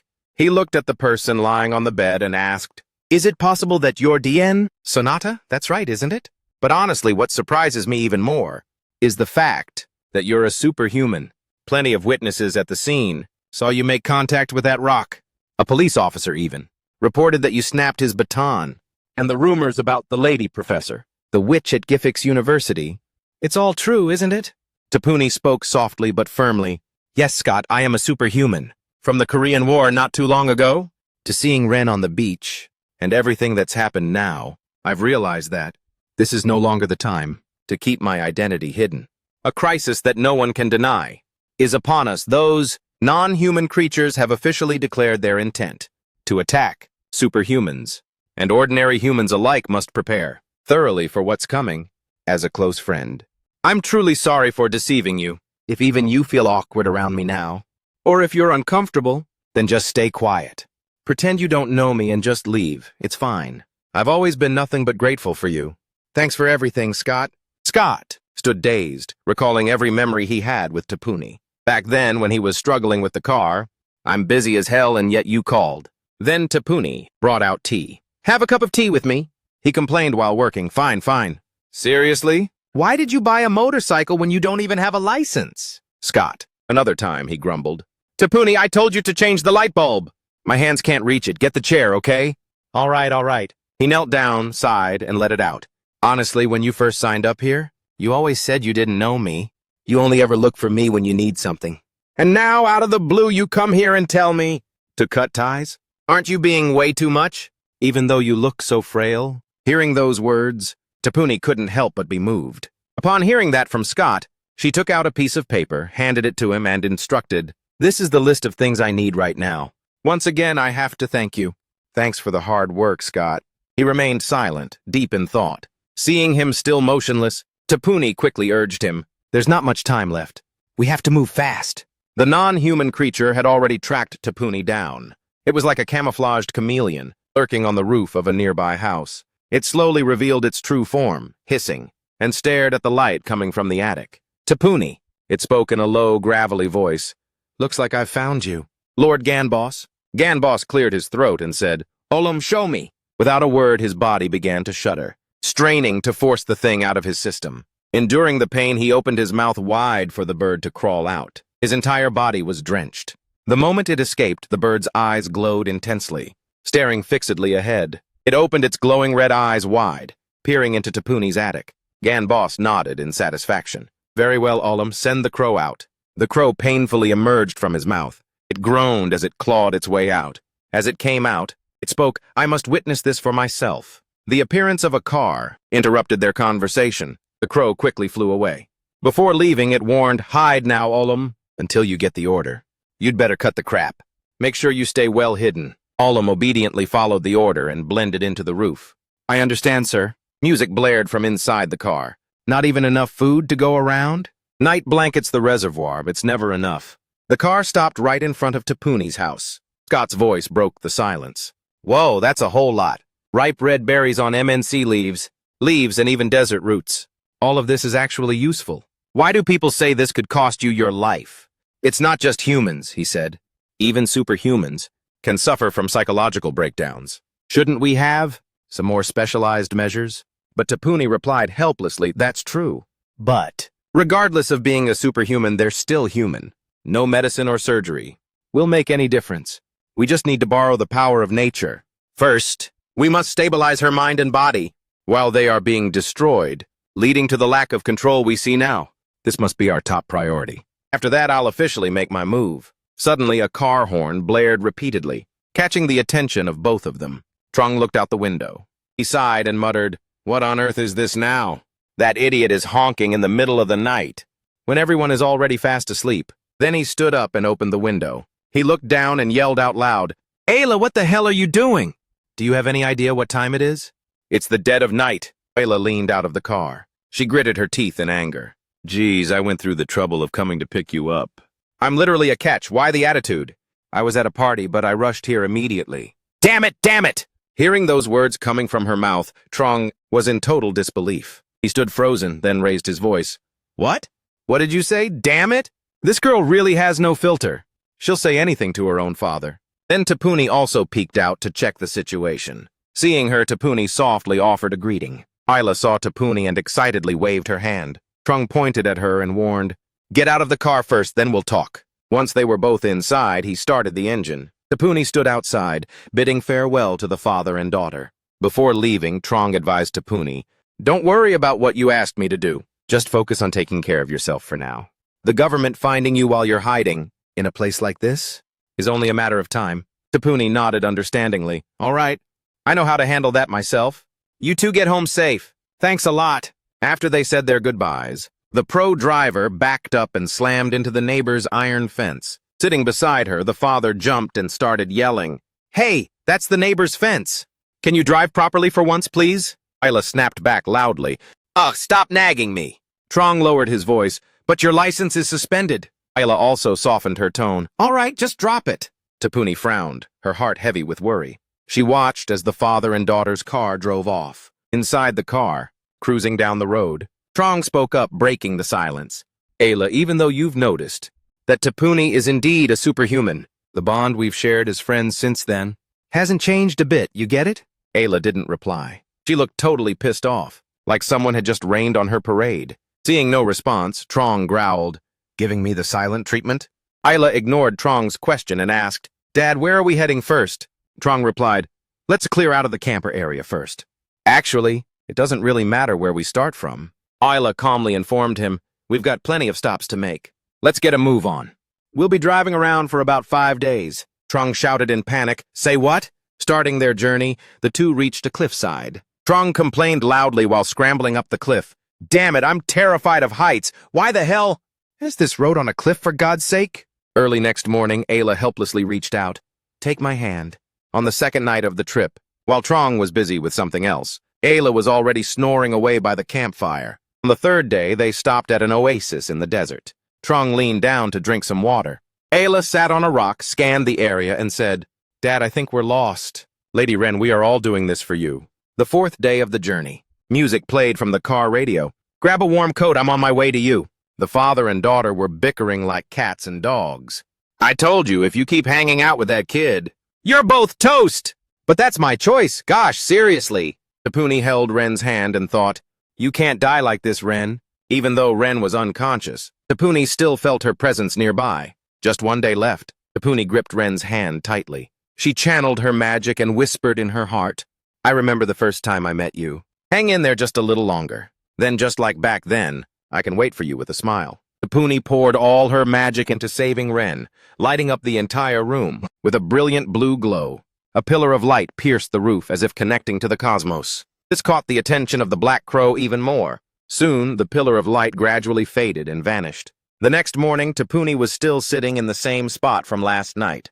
Trung returned to the attic and called out, but there was no answer. He walked over, tapped her shoulder, and said, "Stop faking it, Tapuni." Before he could finish his sentence, his eyes widened in shock. The sight of her covered in blood, sitting motionless like a statue, that was Tapuni. He called out, trembling, "Hey, hey, hey!" "Tapuni, what the hell happened?" Tapuni sat on the roof, watching the crow perched on the opposite rooftop. The crow stared at Ayla, looking resentful. She scrutinized the crow. She gazed into the distance and sighed, "Dad, you're so slow." She recalled the argument with her father. He once said Tapuni cared about him a lot. Might even be unrequited love since you're so slow on the uptake. Then she muttered, "The same goes for the relationship between Dad and me. Actually, I guess I've been slow too. It took me several days to realize it. Not a drop of blood shared, yet I'm becoming just like Dad."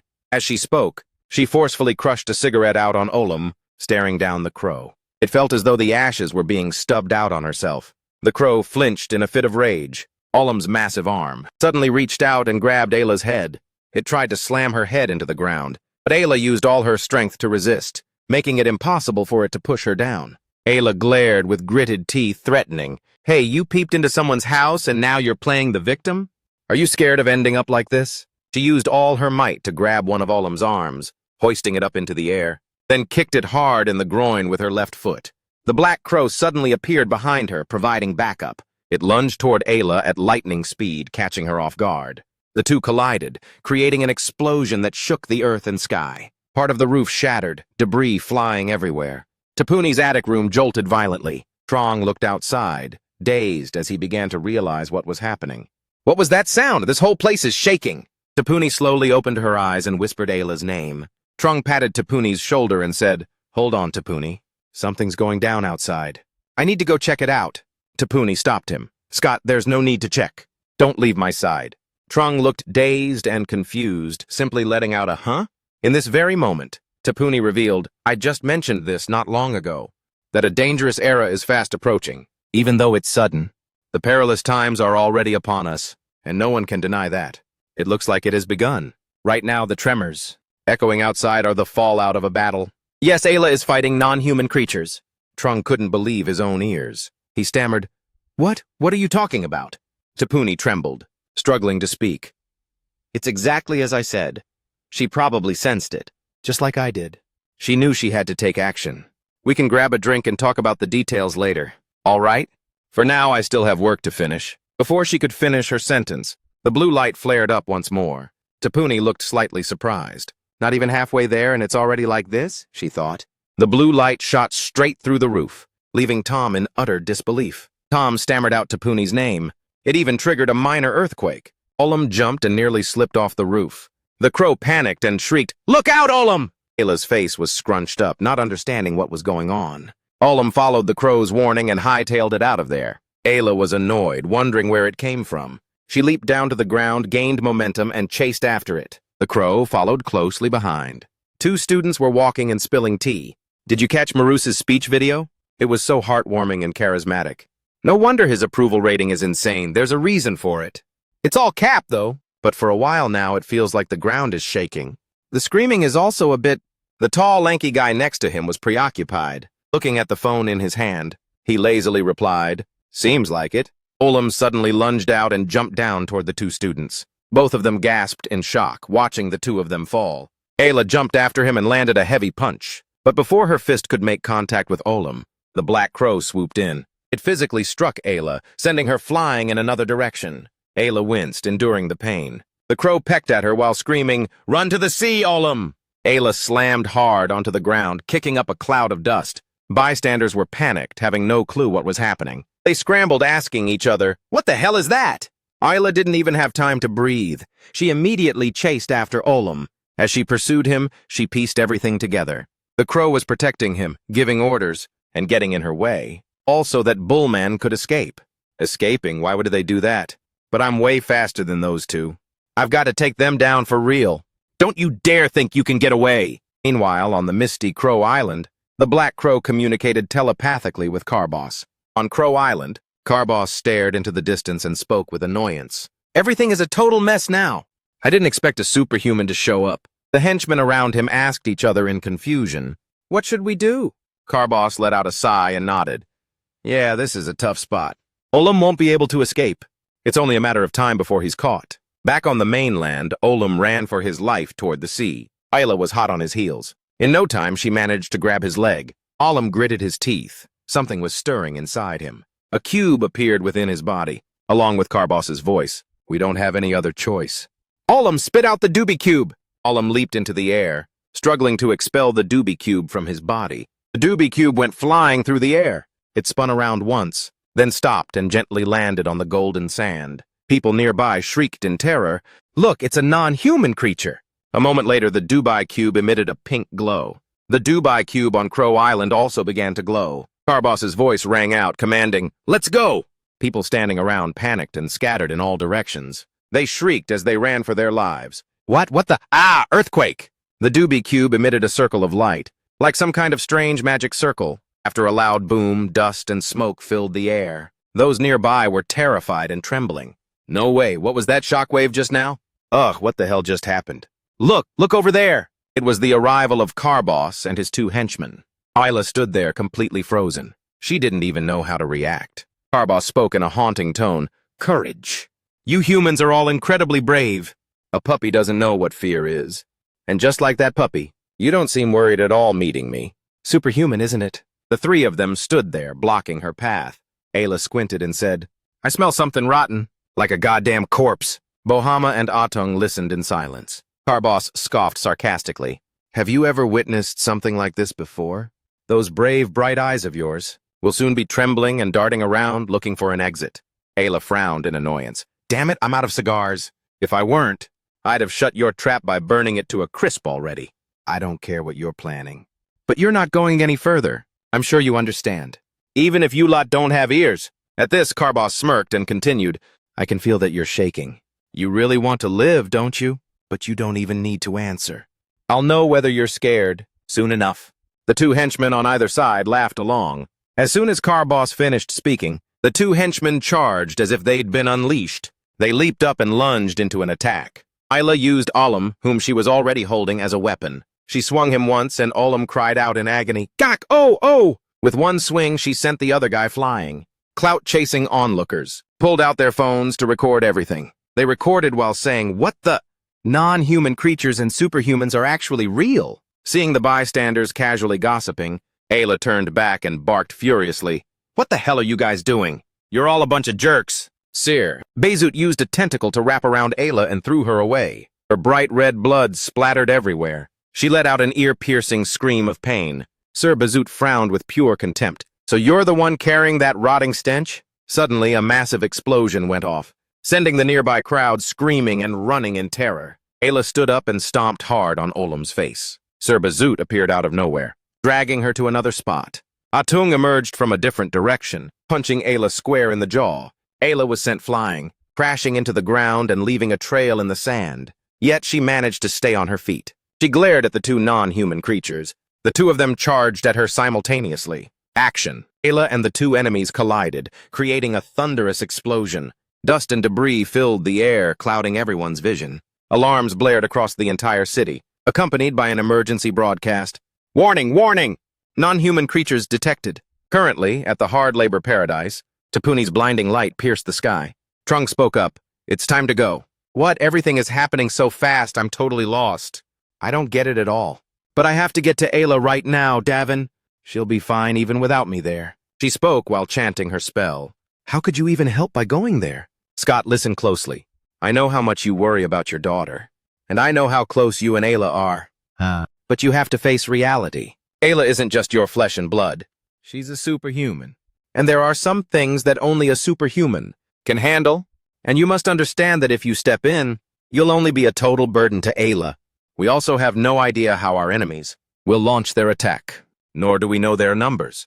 So for now, we can only trust each other. Scott's eyes welled up as he heard her words. Tapuni asked Scott in a serious tone, have you ever heard that story? A tale about a witch who crossed over various rooftops, just like a ghost. That is a famous legend in Australia. My students gave me the nickname The Witch, and after my true identity was exposed, I was arrested because they called me that witch. But it wasn't actually me. Hearing her say that, Scott recalled the rumors his colleagues were gossiping about. He stuttered, then Super Harbor is already a ghost town. Carboss stared straight ahead, thinking to himself, the atmosphere has shifted. Since when did that weapon... Ayla cleared her throat and said, I hear a voice filled with pure rage. The identity of the Australian witch is Ayla. Ayla gripped the ship's anchor and said, only death can atone for your sins. You worthless vermin. I'll crush you all and toss you out like trash. As soon as she spoke, she swung the chain of the anchor into the sky. All 5 non-human creatures looked up blankly at the anchor. Ayla used massive force to whip the anchor toward them. The anchor slammed violently into them one by one. The first one was hit directly. The 2 non-human creatures standing behind quickly leaped out of the way. Ollum was struck hard. Part of his body was sliced open. He screamed in ear-piercing pain, blood splattering everywhere. The anchor's point flew straight toward Carboss. He dodged the move just in the nick of time. A portion of his clothes was torn. He looked and realized, that's no ordinary weapon. A giant hand suddenly burst out from the ground. It grabbed the anchor chain. Both of them focused their gaze on this massive hand. He was stunned by the appearance of the giant hand. The giant hand acted like a massive pair of compasses. The anchor spun around and suddenly changed direction. Carboss looked suspicious. It changed direction? He shouted a warning, dodge it! Atung tried to dodge the anchor chain but was too late. Part of its fin was sliced off. Sabarut jumped into the air, scanning the entire area, but he was suddenly impaled by the anchor. After the 2 separated, the anchor fell onto the beach. Sabarut collapsed on the ground, and the next target was Bohama. Bohama was sharp too. He trembled, realizing he was next on the chopping block. Before he could react, 3 giant hands emerged from the ground, gripped him tightly, and hoisted him up. The crashing waves take us back to the past. She and Tapuni used to look out at the sea together, sharing their thoughts. Tapuni held a glass of water, gazing into the distance, confiding, if we live understanding everything like this, though it's not easy to empathize with, it feels truly heartbreaking and lonely. Ayla spoke from the heart. Every day, whether in the past or now, I have to live, listening to those deathly voices, their regrets, grudges, forgiveness, love, happiness, or sadness. When night falls, those emotional voices only get louder, and then I have to answer and talk to them. Tapuni looked at the anchor tied to the car and asked, so what's the deal with this anchor? Ayla revealed everything without hesitation. That anchor is the embodiment of their hatred. When I channel power from the anchor, the marks of their suffering cover my body. And I did it. I obtained an ability to channel and utilize that power. The next morning, Tapuni stood frozen as she heard Ayla reveal everything. The touch of death serves 2 purposes. One is to become obsessed with that anchor, and the other is to become a guardian, becoming obsessed with me. Deep down, Tapuni felt so proud of Ayla. You are truly so strong. Ayla carefully asked for a favor. Please keep this a secret from my father. Please be very careful with these 2 things, ma'am. On that day, Tapuni hesitated and gave a small hum. He's pretty slow on the uptake, so don't you worry, Ayla. Ayla joined in, roasting her own father. That's why whenever my dad talks about romance, he's completely clueless. Hearing that, Tapuni felt a bit awkward and blurted out, wait, what? Back to reality. Ayla gripped Bohama and hoisted him up. Bohama panicked, thinking, there's something on my leg. Ayla said coldly, I told you that I would punch right through you. She swung a punch straight at Bohama while speaking. The moment the punch landed, his whole body deformed. A horrific explosion tore through the air. Carboss silently observed the surroundings and thought, something's up. Meanwhile, in Japan, Nan and his 3 disciples arrived at Dotonbori. No one was in sight, but Haojong's angry voice could be heard. Don't you dare stop me, Son Banani! Nan burst out laughing in amusement. Ha ha, you must have been having a rough time, huh? A non-human creature overreacting just because he's stuck in such a cramped space. Hao looked ready for a fight. He leaned down and barked at Pony. Bringing people along is driving me insane! And now you're telling me to stop? What for? You little punk, you want me to kill you right now? Danjong stood by and advised him softly. Calm down. Haojiang? Pony replied calmly. It's just a side story. I still have something important to tell you. Haojiang roared furiously. Shut up, you slowpoke! But then he noticed what was inside the chest.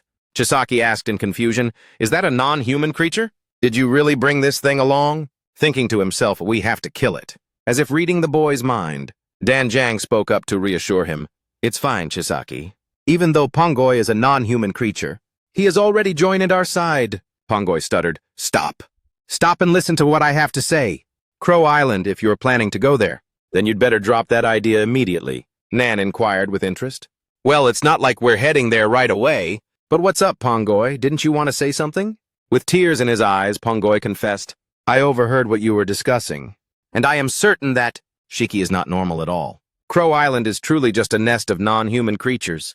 The moment you set foot on that island, you'll never escape from Carboss. One of those high-tier, 2-star non-human creatures. Nan's face showed a flicker of surprise. He repeated, 2-star? Pongoy nodded in confirmation. That's right, 2-star. They are actually very close to the top-tier leaders.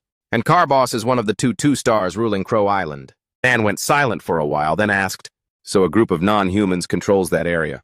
And the one managing the island is Carboss. And he's the one who took Shakira's life. Is that what you're getting at? Pongoy fearfully corrected him. I told you he's just a guard of Crow Island. The actual island lord is Sid. And if you go there, there's no way you're coming back alive. All 3 of Carboss's subordinates were beaten to a pulp, but they hadn't been completely finished off yet. They cried out in frustration, damn, so stubborn. My hand hurts like hell. Both Carboss and Atung lay on their backs, glaring intensely. As Ayla was about to take another step, Bohama grabbed her leg. Carboss looked momentarily surprised. Bohama grimaced in rage and cursed, that bastard. His head is cracked, yet he's still this strong? Bohama coughed up blood in agony. He let out a scream, using all his might to fling her away. Ayla leaped backward. Serbazut sprang up, lying in wait to ambush her from behind. Before it could even touch her, magical hands sprouted from the ground. These hands shielded her from the creature. They used all their might to grip Serbazut tightly. Its eyes widened in panic. What the hell? It's so sticky! Ayla landed on her hands, grabbed Serbazut, and slammed it into the dirt.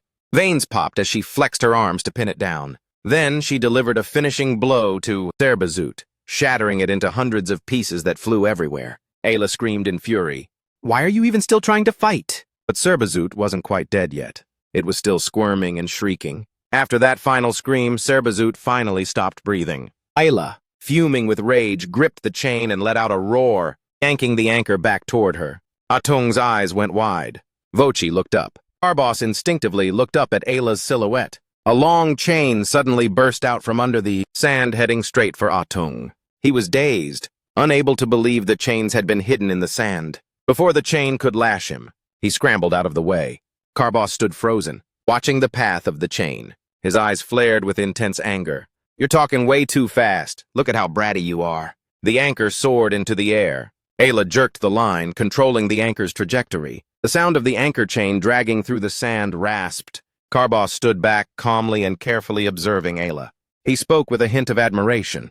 I'm actually quite impressed by your combat skills. Magical hands emerged from underground, clutching the anchor. Carboss cleared his throat and said, using such a bizarre weapon, launching it with terrifying speed. 4 things.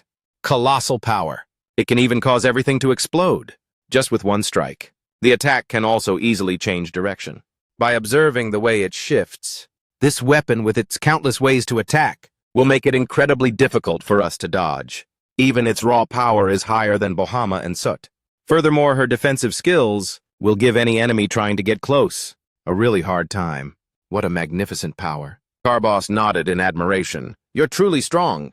But even so, you're no match for him.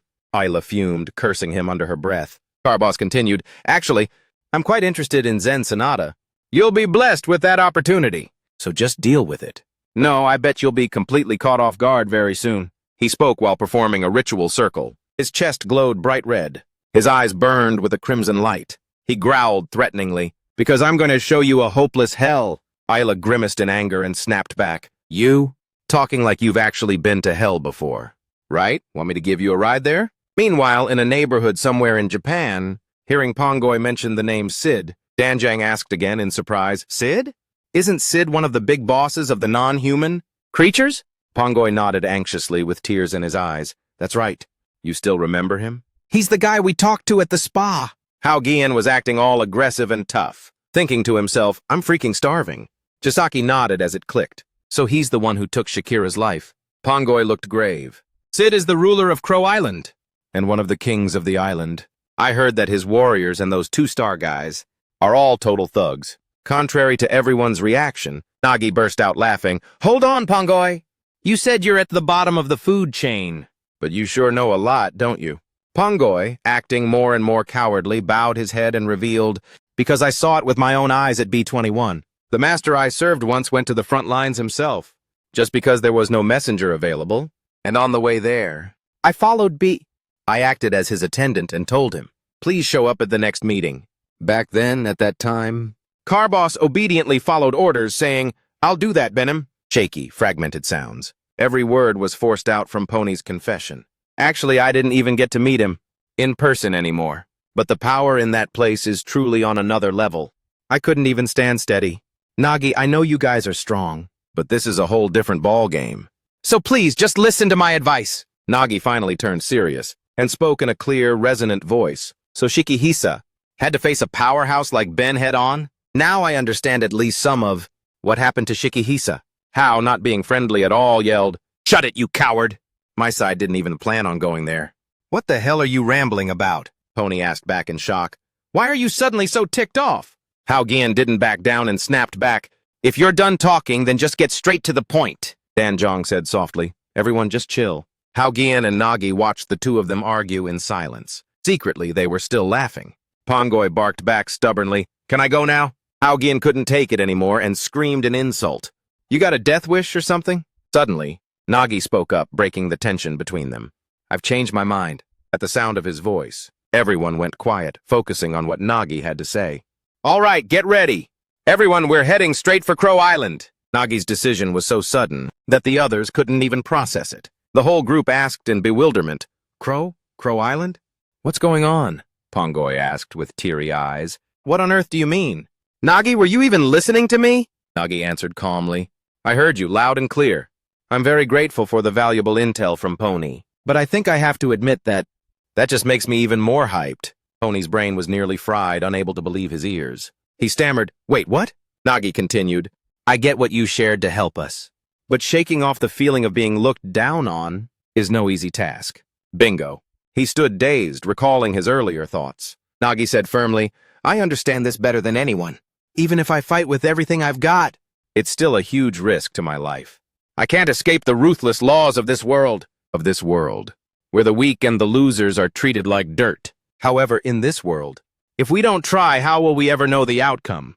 Don't underestimate our power." Pongoy stayed silent, reflecting on Nagi's words. Hao Gian didn't hesitate to speak up loudly. "Senior, I think our team still lacks people with power like theirs." Nagi nodded in agreement. "Exactly." Chisaki spoke up with a faint voice. "I'm ready." Those three clear words of his caught the attention of the other three. Chisaki frowned and said through gritted teeth, "I'll help you guys as much as I possibly can, even if I have to die. I'm determined to find him and get my revenge right now." Nagi turned his back and said softly, "Don't get cocky, Chisaki." Chisaki, surprised, stopped his angry outburst and looked at Nagi. Nagi continued laying out the plan. "I don't want us acting blindly. Doing that would just make us repeat Shiki's mistakes. We have Danjong, and she's the key to infiltrating that island. The immediate priority is rescuing Shakira. But right now we don't even know if he's still alive or not. The first step is to size up the situation and the opponent. We only fight if we're strong enough. If things go south, we'll bail via teleportation. Always have an exit strategy. That's the basic rule of any battle. There's no shame in it. And that's how we're different from Shiki, who got cocky because of his own power." Danjong was worried about this plan. Recalling previous times, no matter how determined he was, he would always end up doing something stupid. She had a hard time convincing Nagi, but in the end, Nagi just said softly, Danjiang, I know you're worried, but this might actually be what keeps us alive. Danjiang cautiously probed, but we don't know anything about this island, Nagi. Nagi calmly replied, this is my first time here, too. We need a guide. After speaking, Nagi looked up at the sky and called for Kenta. Hearing the call, Kenta appeared instantly. Chisaki stood dazed, instinctively looking up and calling for Kenta. Danjiang watched Kenta's silhouette, then wondered, a guide? How? Well, it's true.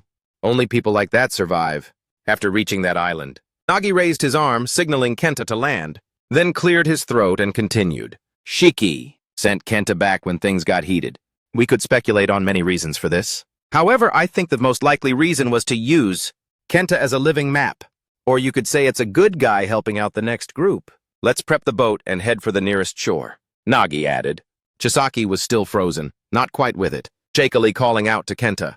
Nagi led the way, with the rest of the group following. Danjiang was displeased. She pointed at Kenta and asked, why Kenta? Nagi didn't answer, just chuckled. Chisaki finally seemed to snap out of it, rushing after them and calling out, over here! Kenta, don't leave me behind! Haogian roughly stuffed Boy into the chest, saying while he did it, time for you to get in. Boy cried out in pain, stop, it's so uncomfortable in here. Nagi changed the subject. Oh, let's stop by the fish market and buy Kenta some of his favorite treats. Chisaki asked in confusion, why? But Kenta is a vegetarian. Nagi chuckled softly. Oh, is that so? No wonder I only ever see him eating grass. Now that I think about it, I just wanted him to try some other dishes.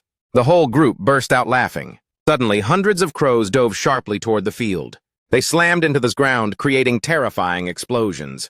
Moving as fast as a cheetah, she darted away to escape the swarm of crows. She reflected on everything that had happened while she ran, analyzing the attack. Even though she didn't fully understand the crows' tactics, their power and speed were clearly ramping up. They were thick as thieves, which made predicting the strike zone incredibly difficult. She thought with frustration, just running isn't going to cut it. Carboss screamed, Atung, attack now while I hold her down. Atung blankly repeated the boss's order. Not a single move they made escaped her sight. The starfish was gearing up for action. Suddenly, the ground she was running over began to act weird. She realized something was off. Carboss summoned hundreds, even thousands of crows, forming a wall that blocked out the light. He said mockingly, nice dodging. Can you hear the sounds of battle getting closer? Meanwhile, at Sihama Beach, the group looked at the tiny boat before them, knowing they had a long haul ahead of them. Haogian snapped, is there really no other boat? Damn it, we don't even know how far we have to go. Danjiang stepped onto the boat first, looking out at the vast ocean and saying, since the ship isn't in great shape, setting sail is going to be a struggle. Nagi laughed calmly. It's fine.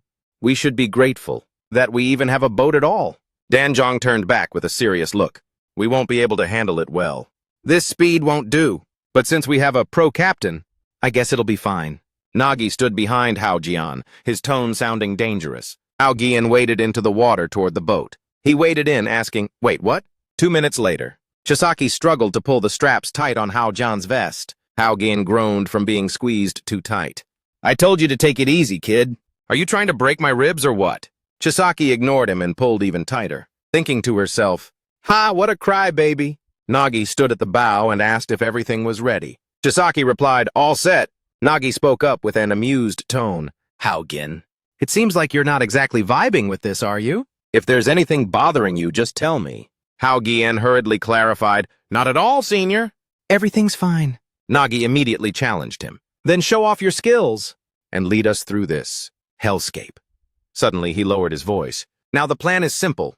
Kenta will lead the way, and our only job is to follow him. Haogian will pull the boat. We'll keep moving forward without any obstacles. We won't have to wait long.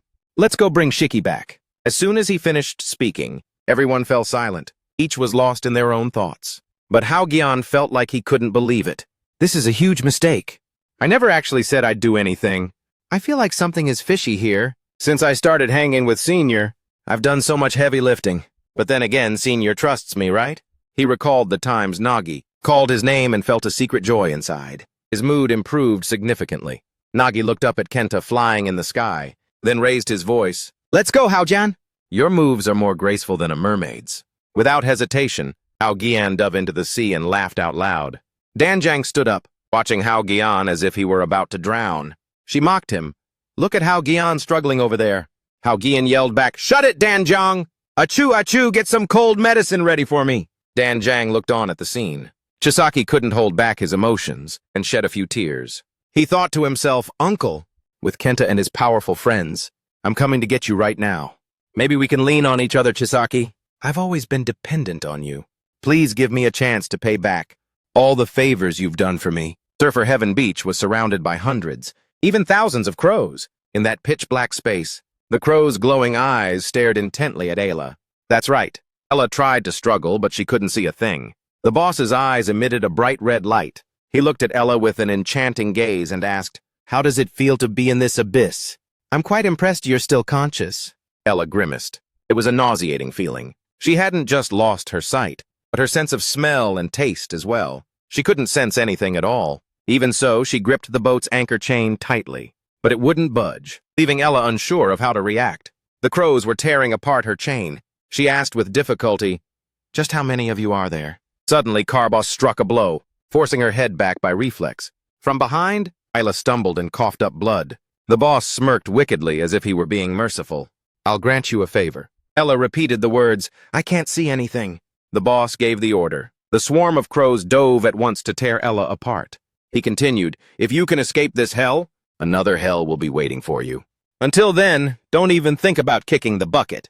Outside, the crows swirled around her like a black cyclone. Cerberus lay on the sand, writhing in pain. He struggled to choke out the words. A tongue. Hurry up! Receiving no answer from a tongue, Cerberus roared, I said hurry the hell up! A tongue finally replied, but his voice was full of threats. You want me to leave you behind? You've already hit rock bottom. Cerberus lowered his voice. All right. Keep an eye on me, a tongue, okay? Immediately, a tongue snapped Cerberus up and swallowed him whole. Loud munching sounds came from its mouth. Only Cerberus's arm was left hanging out. Two male students watched the beach through binoculars. They chatted, What the? A black cyclone just appeared. Then what? Is he eating something? Too much dust, I can't see a thing. The chubby student asked in a panic, Hey, we're the only ones left here. Aren't you going to run? Seeing his friend still staring intently at the situation out at sea, the chubby student asked again, confused, Answer me! Do you have a death wish? The skinny student nodded and replied, Yeah, shut it.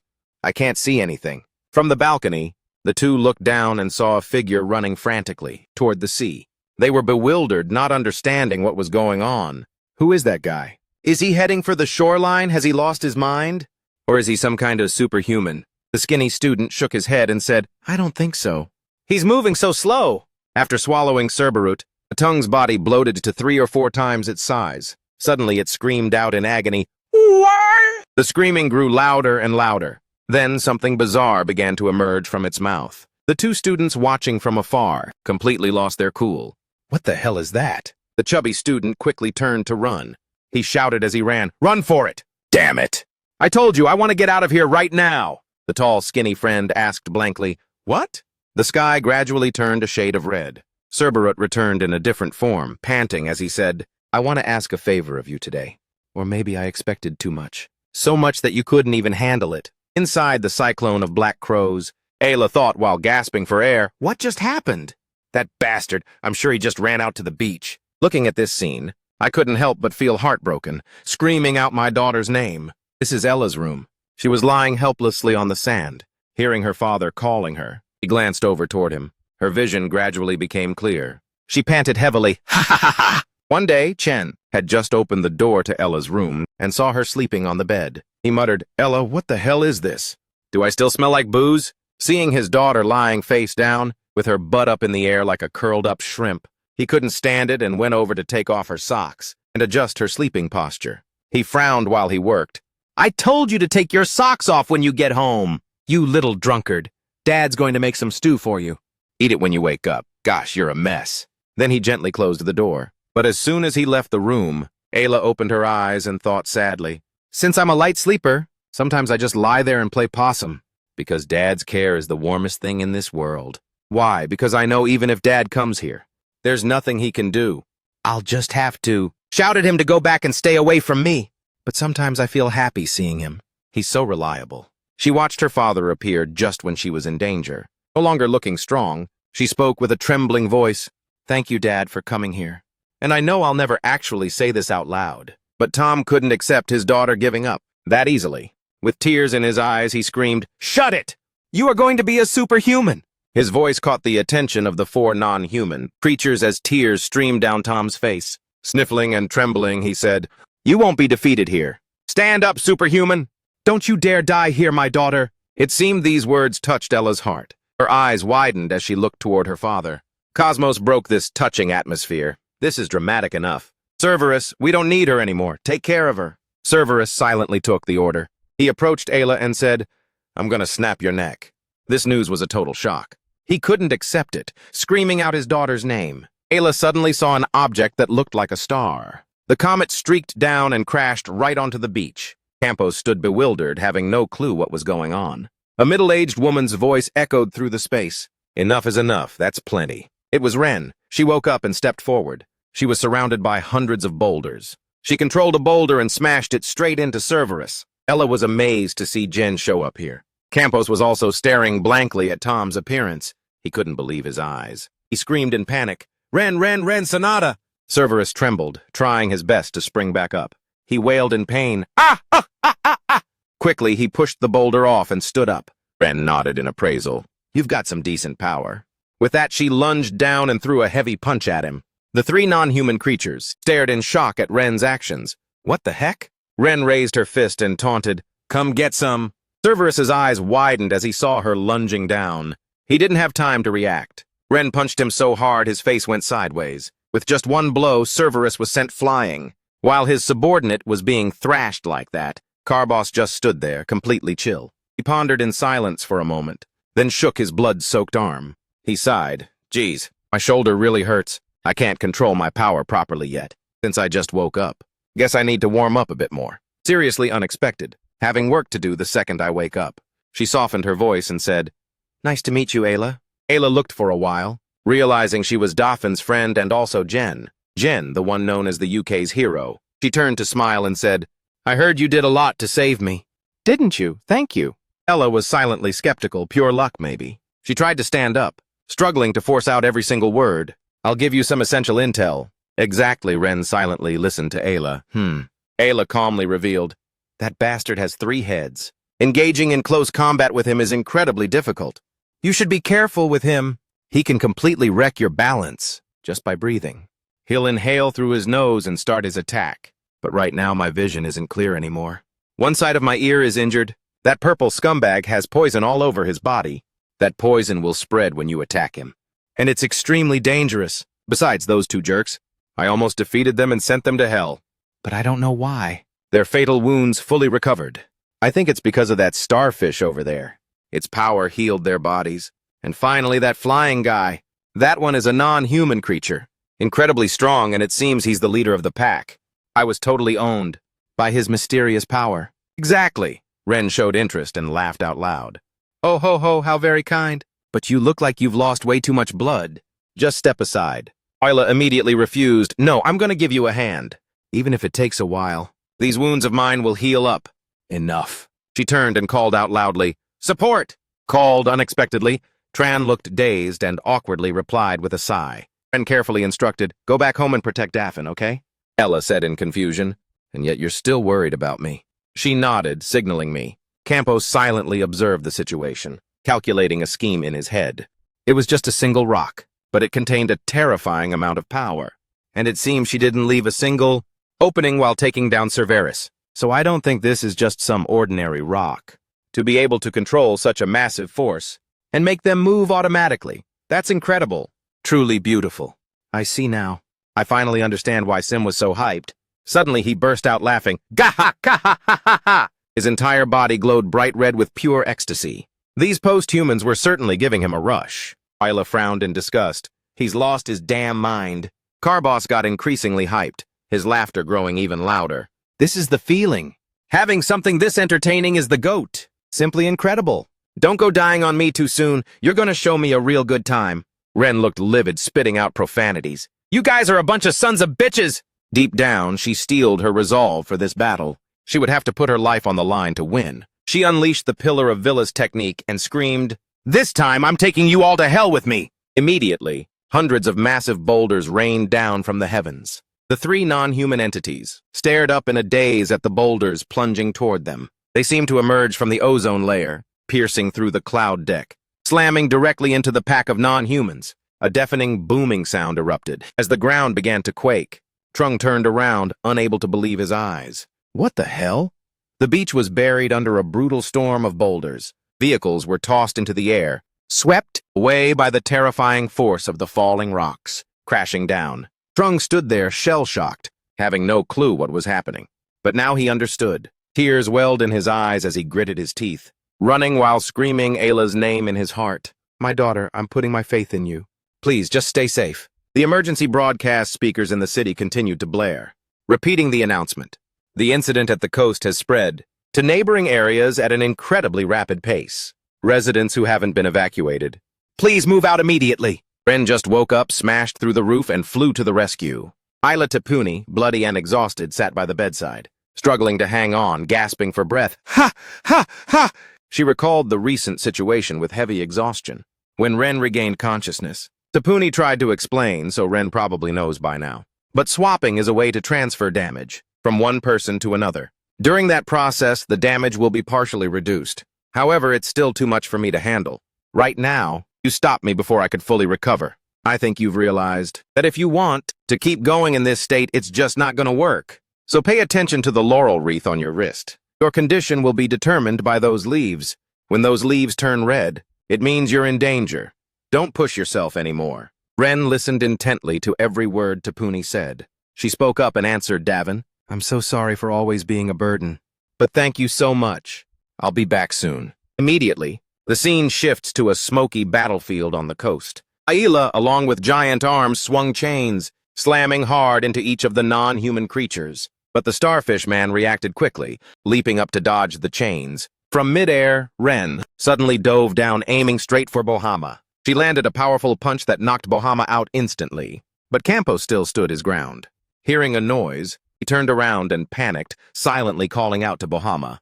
Then he looked up at the sky and saw several giant boulders hurtling straight toward him. The moment those giant boulders hit the ground, they triggered a violent explosion. However, the boss was quick enough to flee the scene. Wherever he moved, rocks kept falling right there. His eyes glowed as he wondered, damn, that's a lot of flying boulders. They're even accurate and dangerous too. Seriously, they aren't just being thrown randomly. He could sense the teleportation magic at work. I really have to admit, there's no way I can keep up with them. Can't even get close to them. He also mentioned that bastard using the chains. He must still be lurking somewhere, waiting for a chance to attack through the gaps in the rocks. What a total pain in the ass. I didn't expect them to be this strong when working together. Even in close combat, their attacks spread out everywhere. The hail of stones not only refuses to stop, but it's falling more violently by the second, absolutely wrecking those non-human creatures. Then Serbe writhed in pain, let out a gasp.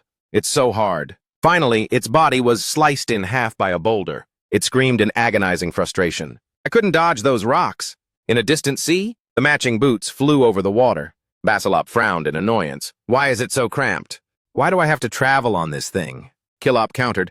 But it looks cute, doesn't it? Basilop said crossly. The least you could do is make it a bit bigger. Sigh, where are we? How much further? Kirilop checked his phone and said, We just left the Kamkaka region a little while ago. We're probably somewhere in the North Pacific right now. But why are you so sensitive today? Is it because of your diet? It's just that this thing is too small. It's annoying me. Basilop sniffed, catching a strange scent. Kirilop quickly noticed Basilop's expression. Basilop grit his teeth. What is this smell? Kirilop shook his head, confused, and asked, We're in the middle of the ocean. Are you okay? Basilop suspected, or are you just hungry? Basilop flatly denied it. No way, I'm serious, you idiot.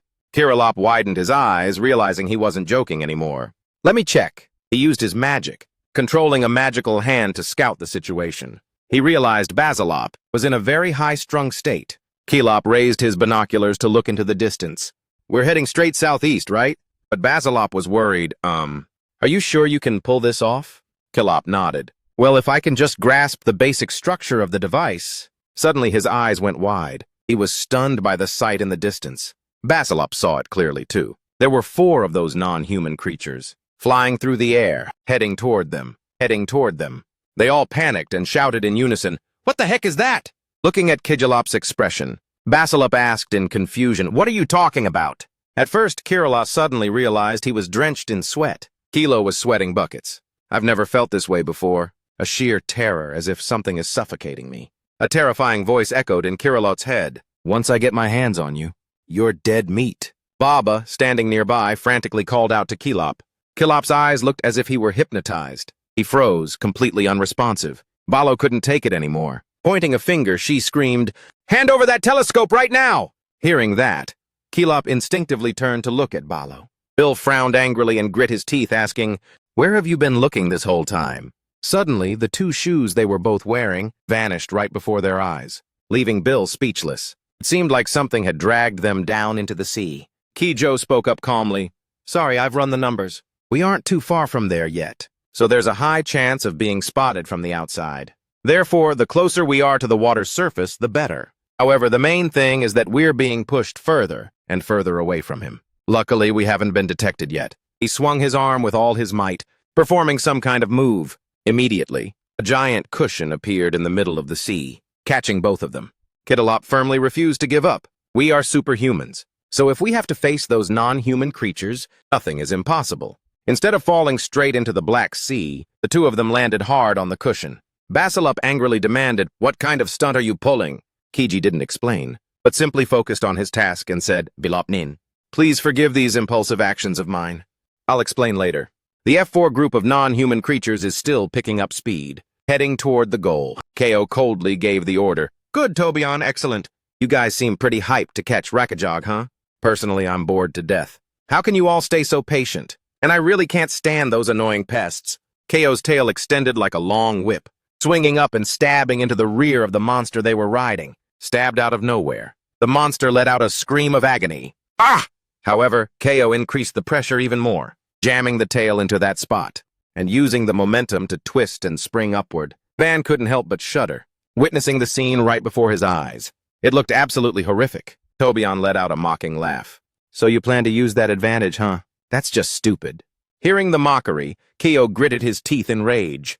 "You're a real pain in the ass." Tobion felt the tension thick in the air between the two. Ban spoke up, urging them, "Just close your eyes. Focus on recovering and keep moving." As expected, Ban succeeded. With just a few words, he made Ko obey quietly. Yes. Lord Ban, Akabaka and another creature." The non-human entity kept making strange noises, and of course, the presence of Jijilop and Basilop nearby did not escape F's gaze. 4 non-human creatures. Ko exploited the wounds on the creature's body and lunged toward those 2 young men. Meanwhile, Basilop angrily snapped, "Shut up! If you don't want to retreat, I'm out of here." Jijilop stammered an explanation. "It's not like that." Right then, both of their attention shifted to Ko. Both yelled out, "What the hell?"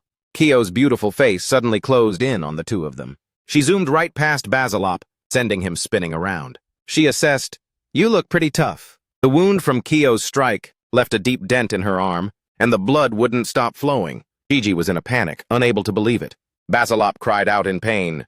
But when things settled, she smirked and asked herself, "I wonder if you'll find it fun meeting me, because meeting you has got me really hyped." Meanwhile, at Samael Academy, everything was dead quiet. The voice of a news anchor reporting the latest updates rang out. "We have just obtained a photo. From what we can tell, she is currently fighting against numerous other non-human entities. Investigations are ongoing to identify who this superhuman actually is, and we are deploying more drones to record the developments in real time." The elderly superhuman listened intently to the news. He didn't expect his disciple to encounter so many non-human creatures. This is really not looking good. Suddenly, a voice calling Master made him turn to look. A student approached and reported, "We have a guest, Master, and he specifically wants to see you." The elderly superhuman frowned and asked, "Who are you?" The student, with a swollen face, replied respectfully, "Greetings, Master. I had to work very hard just to find this place. I'm not sure if you still remember me, but I'm the one who once won the competition. Number 82, Lim Kang. Sorry for dropping by unannounced." The elderly superhuman suddenly recalled, "I remember now. You are that outstanding talent. The invincible arm wrestling genius," he continued. "So why have you come here? If you belong to some organization, just speak up." The MC stammered, I'm here for personal reasons. It has nothing to do with any organization." The elderly superhuman carefully observed the MC, then asked with concern, "You don't look very well, do you?" Hearing his concern, the MC scratched his head and replied, "Oh yeah, actually I had a bit of a rough time getting here. I got stung by a bunch of bees and chased by a wild boar. The elderly superhuman interrupted. That's not it. I mean, you look pale. It seems like you're dealing with something serious, right? MC was stunned. He didn't expect the old man to be able to see right through him like that. He couldn't hold back his emotions. The elderly superhuman turned away and said, "Come on in. Then I'll listen to what you have to say. Follow me." As he walked into the house, he called for Andak. Hearing his master's call, Andak folded his hands and replied, "Yes, master." "Yes," the elderly superhuman instructed. Get us some tea, will you?" "Yes." Andak nodded, taking the order. "Yes, master, right away." Back at the ocean. Ki hovered in midair, looking down at Jijilop and Basilop below. "Your arm is nearly torn off. Why don't you seem bothered at all?" "How gutsy." Jijilop glanced at Basilop's injured arm, instinctively calling out, "Beo!" He gritted his teeth in fury. That wound was way too deep. Ki's whole body trembled as she endured the pain to sprout her wings. She gritted her teeth and said, "Fine by me. I'm just a bit bored and feel like killing something." It's just a wonderful coincidence. When the wings fully unfurled, both Jijilop and Basilop stared wide-eyed in horror. Wings. Jijilop remembered. He felt completely out of his league. Compared to those non-human creatures, we've been left far behind. We've encountered them too many times. It's hard to keep your cool. Basilop's call snapped him back to reality. "Jijilop!" At that moment, Jijilop woke up from his shock. Basilop screamed out a warning. "It's coming! Watch the air and get behind me!" "Watch out!" A swing of Kai's tail created a violent gust of wind. She brought her contemptuous face close to Jijilop's. But with terrifying sharpness, Kyo's tail easily pierced through Jijilop's body, leaving a gruesome wound. Blood sprayed out uncontrollably. Jijilop roared in pain, unable to react in time. In his mind, memories flashed back. "Lord Menbaselop, don't you ever feel afraid of something sometimes?" Basilop had replied then, "What's the point of stuff like that?" "You idiot, Jijilop. Everyone has their own fears. But sometimes we have to overcome those fears. If we don't overcome them and throw away all our resolve, we're basically just corpses." Jijilop tried to tell himself, "Open your eyes!" The moment he opened his eyes, he saw Ki's tail incredibly close, just inches away from stabbing him in the eye. Basilop had tightly gripped Kai's tail with his injured arm. Basilop roared, "Open your eyes, you idiot!" Kyo watched with surprise and amusement, seeing Basilop trying to wake up Jijilop. "We're only allowed to close our eyes when we're dead." Jijilop's consciousness slowly began to return. The consumption process has begun. Basilop gripped Kai's tail even tighter and yanked it hard. He raised a powerful fist and landed a heavy blow on Ki. Hit by the surprise attack, Ki lost her balance. She stumbled, tongue out, crying, "Ugh, ugh!" Basilop glared at Kyo with furious, wide eyes. The wound on his arm was getting worse by the second. Blood gushed out even more. Jijilop slightly opened his eyes to see that moment. Exhausted, he recalled the words Basilop had spoken. "I felt something that made me feel like I was on death's door. There's no way we can win." Those words fueled Jijilop's resolve. Jijilop summoned dozens of giant hands. They simultaneously unleashed bolts of lightning. 3 non-human creatures watched the battle from afar. Though they appeared calm on the outside, their shock was still evident. They were restless seeing Ko take so long to finish the job. "Basilop and Jijilop," Ban exclaimed. "You really are a pain in the neck." Basilop gritted his teeth, raising a fist with bulging veins, landing a thunderous punch on Kyo's face. Ko countered with a similar strike, sending Basilop reeling to the side, face contorted. Despite the searing pain from his injured arm, Basilop swung his blood-covered arm to strike back at Ko. He screamed in agony, "Yeah-ha!" Ki wouldn't back down. She kicked hard against Basilop's face. She kicked even harder, twisting Basilop's features, deforming them, but Basilop refused to give up. He winced and wailed out in pure agony, "Ah, ah, ah!" Ko looked at Basilop with expressionless eyes, judging that piece of trash. The more he's injured, the more unpredictable he becomes. The two of them lunged at each other, clashing with intense force. Contrary to Ki's expectations, even though he looked like total trash, Basilop still flashed a bright smile. This caught Ko off guard, unable to believe her eyes. "He's actually laughing?" She let out a slight smirk. Then she laughed out loud, "Ha ha ha!" Still laughing, she threw a punch at Basilop. At the same time, Basilop also swung a fist at Ko. Both took the other's blow head-on, creating a breathtaking moment. Ko laughed because she was having a blast. Just as the battle reached its peak, a giant iron hammer, emitting blinding sparks of electricity, suddenly appeared above their heads. Jijilop was the one who created the hammer. Even though he was completely drained, he still gave it his all to summon it, shocking both of them. After thinking for a moment, he made up his mind. All right then, let's just go with the plan. Through the powerful strikes, Jijilop noticed that Basilop Nin's absorption speed was actually crazy fast, and he was holding his own against that non-human creature. But suddenly Basilop lost his balance. He stumbled and was about to fall. He was confused, not understanding what was happening, and didn't know how to stay on his feet. Even if Basilop Nin entered his final absorption state, Jijilop wasn't sure if he could defeat that non-human creature. Above all, Jijilop didn't understand why the other non-human creatures were just standing there watching them fight. Because if they all jumped in together, there's no way we'd make it out of here alive. Seeing Jijilop acting outside the plan, Basilop roared in anger. Jijilop, what on earth are you doing? Jijilop didn't answer. He charged forward, screaming as he went, Yee! But in his true thoughts, this move was nothing but a gamble. With all his might, he poured all his superpowers into controlling the giant hammer, swinging it down hard toward Basilop and Ki. Keo looked up with a look of pure shock. She couldn't believe it because the hammer was just too massive. In contrast to her, Basilop's eyes widened with anxiety. He never expected Jijilop to go this far.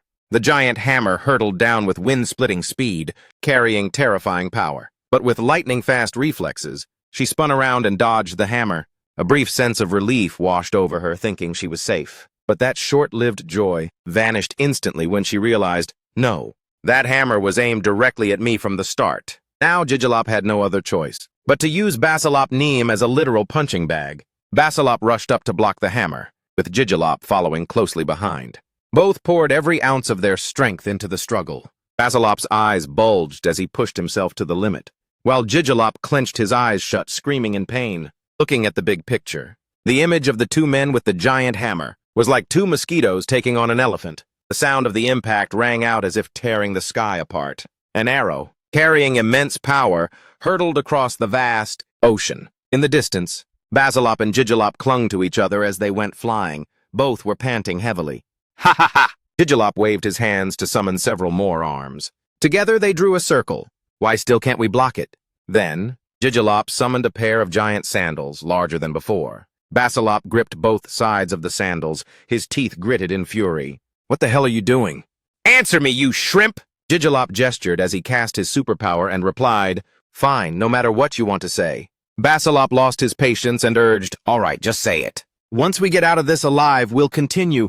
But before he could finish, both of them shot off and vanished. Keo watched the direction they fled. She smirked with amusement, exclaiming, Damn, they're fast. She reconsidered her thoughts. Maybe they planned to bail from the very start, which is why that attack was so half-assed.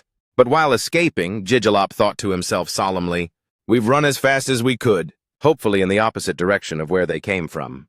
I hope she just bites the dust, so we can stay far away from her gang. With this speed boost skill, I honestly can't see anything clearly.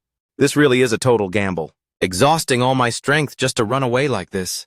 If I run out of steam, then even with Basilop Nim here, if he can't fight in the air, we're basically screwed. Please don't come after us.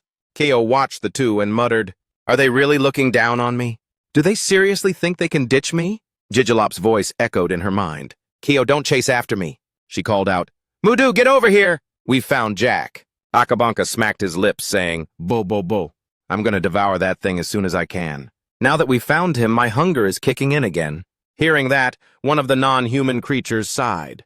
So he was hiding here all along? Mudu maintained a cold, expressionless face. Inside a certain cave, where only a sliver of light could reach. The light shone upon the image of Jack being held captive. He called out softly, Bennett, come on out now.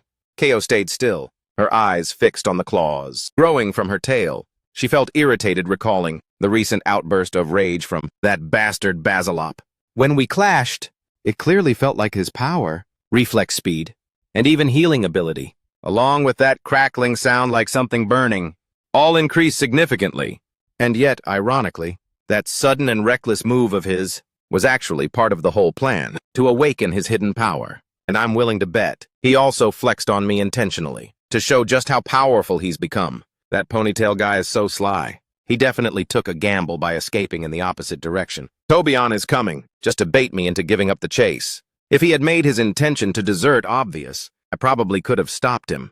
But he used that hammer strike as a distraction to make me lose focus for a few seconds. The more Keo thought about it, the saltier she got. Tsk, what a lowlife. You'll be in total despair soon enough. Clyde's wings vibrated violently. Gritting her teeth, she growled, "I've memorized your face. I can't stand this anymore." She immediately zoomed off in the direction where Basilop and Gigilop were fleeing. Tobion and the non-human creatures, standing nearby, could only watch blankly. Watching Katie panting slightly, Ko had returned. The first thing she blurted out was, "Whoa! Did you really find it?" Bang exclaimed in disbelief. "Those bastards plan to escape our grasp?" Mudyu spoke coldly. "Not for long. We will soon enter the deepest part of the area. Jack Tree." He then adjusted his tone and ordered Tobion, "From now until we hit the mainland, under no circumstances are you to open the door." Tobion stammered in fear. I'm sorry." Mudyu nodded and continued, "Even though we came here to find Jack Tree, judging by the energy source and the island's appearance, it's clear he has prepared thoroughly, both militarily and defensively. And let me be clear, I really want to catch him." Akabanka and Pan listened intently. Mudyu spoke up. "Based on the reaction from Jack Tree, we might have a chance to negotiate. Still, nothing is certain yet. From now until then, refrain from any unnecessary troublemaking." The four non-human creatures stared at the 3D map of the island, then replied in unison, "Understood." In stark contrast to the fierce battle that just went down, the island was once again shrouded in a strange, peaceful atmosphere. Bennett manifested as soon as he heard the call from Rajak. He bowed politely and asked, "Were you looking for me, sir?" Rajak nodded, cleared his throat, and called out to Bennett.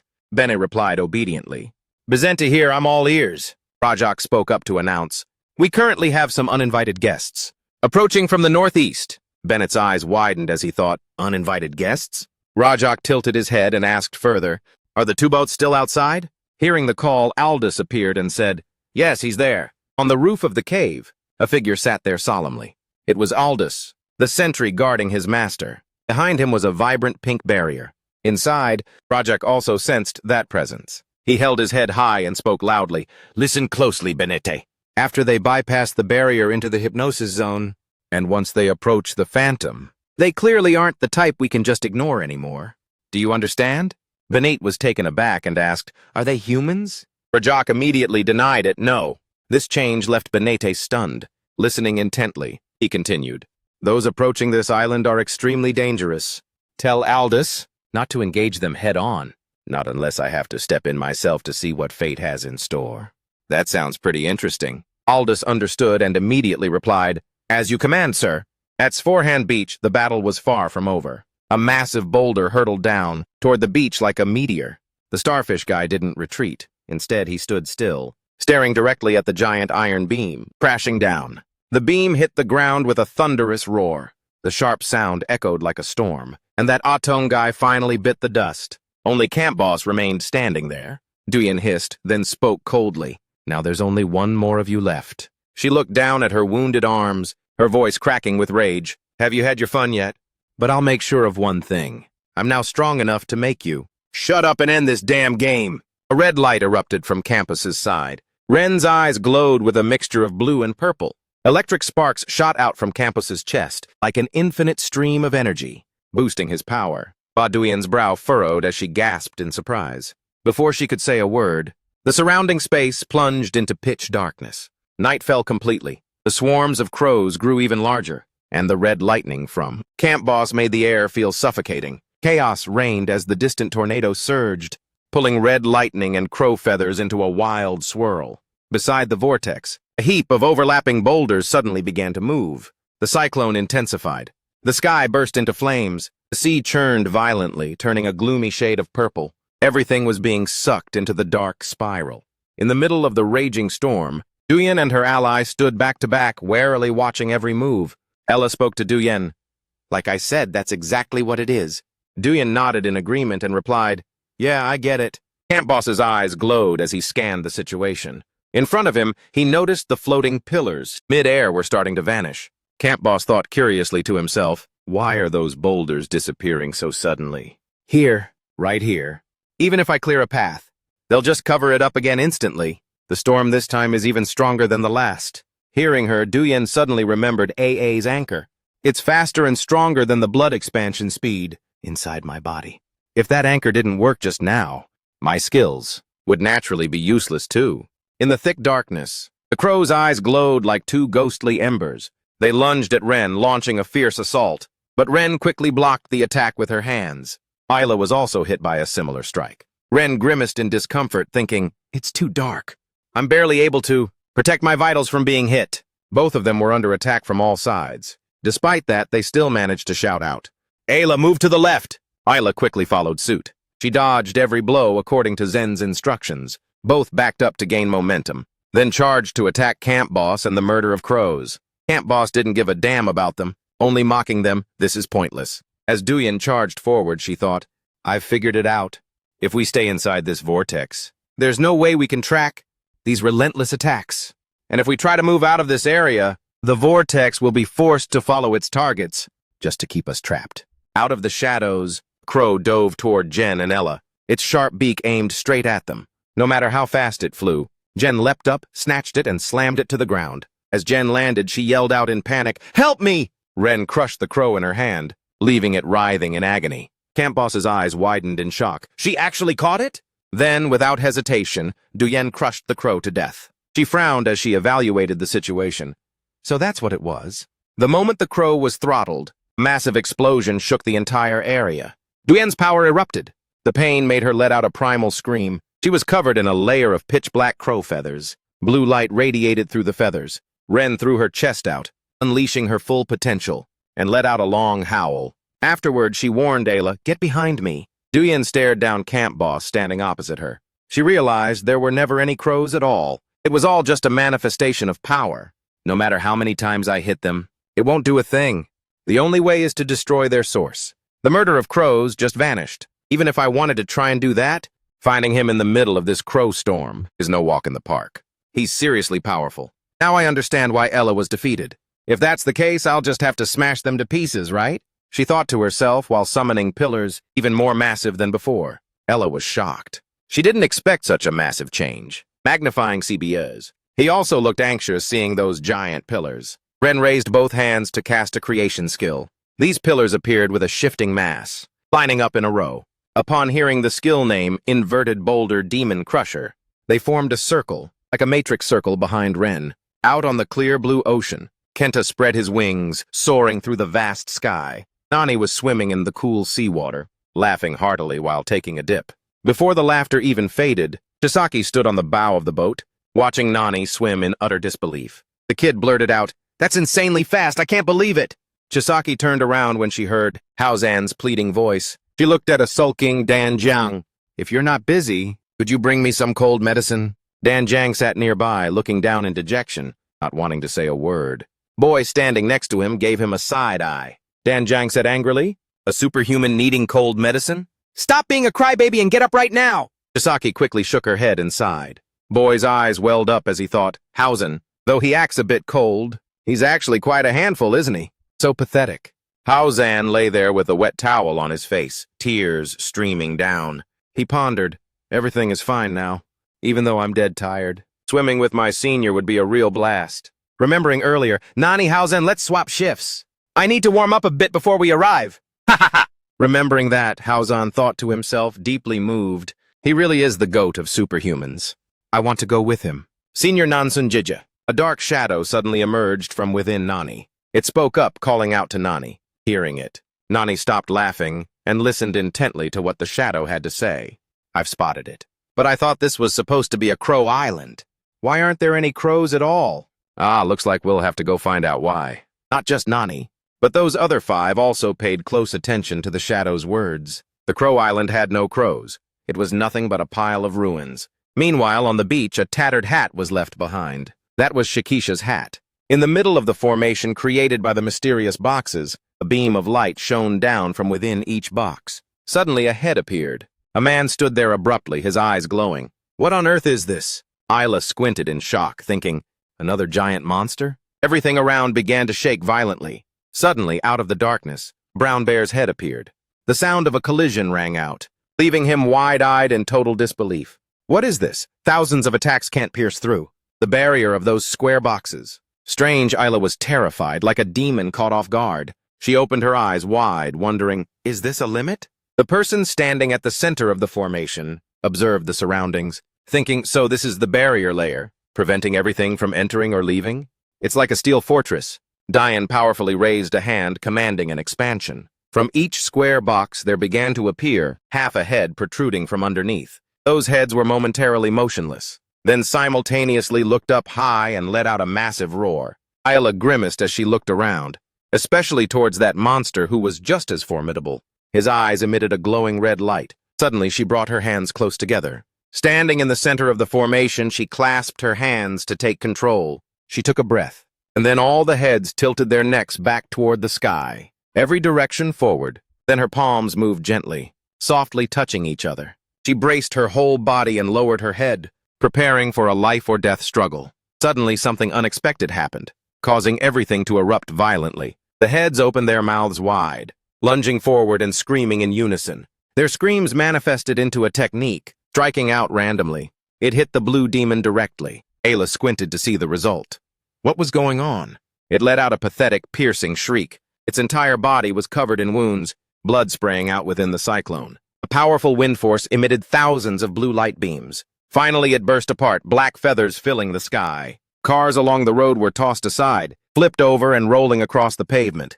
The monster's powerful arm was drenched in blood, dripping down drop by drop. Ayla leaned her hands on her knees, head down, groaning from a headache. His face was covered in blood as he screamed in agony. She looked at him with total indifference. She said the stone eagle flutter is an illusion skill, designed specifically to deal with illusions. I originally planned to use it on those crows, but you volunteered to jump in and die first.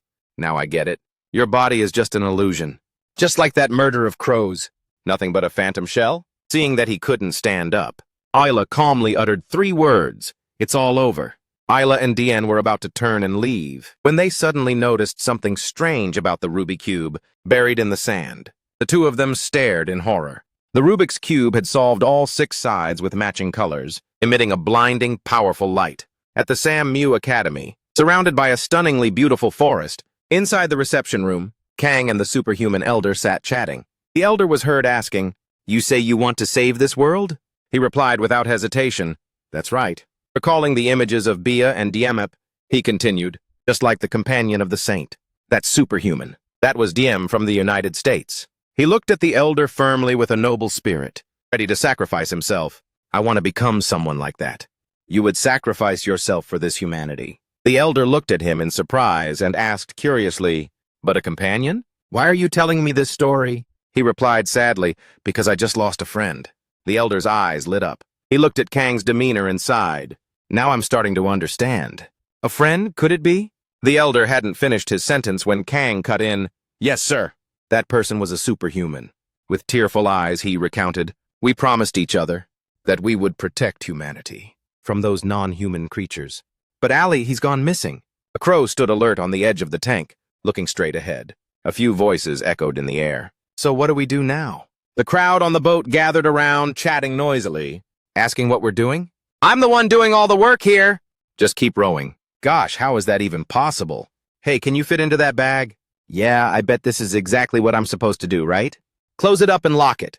Suddenly, from the island ahead, a glowing red pillar of energy shot straight into the sky. Nancy squinted, looking toward that red pillar. Immediately after, the energy source from the island acted as a center, blasting out in all directions. People on the ship screamed in terror. "What the hell is that?" Suddenly, the 3 people on board realized something strange. One of them spoke up, "What is that?" "But first, someone put that guy in the bag." Nani was staring into that light, thinking, "What is this light? It seems to have made the entire space vibrate. Is it an alarm?" But it wasn't that. Chisaki stared ahead with wide eyes, utterly speechless. Nani quietly observed the surroundings, also waiting for something to happen. Through the thick clouds of dust and smoke, the 2 groups caught sight of each other's silhouettes. Ayla and Dian were bewildered.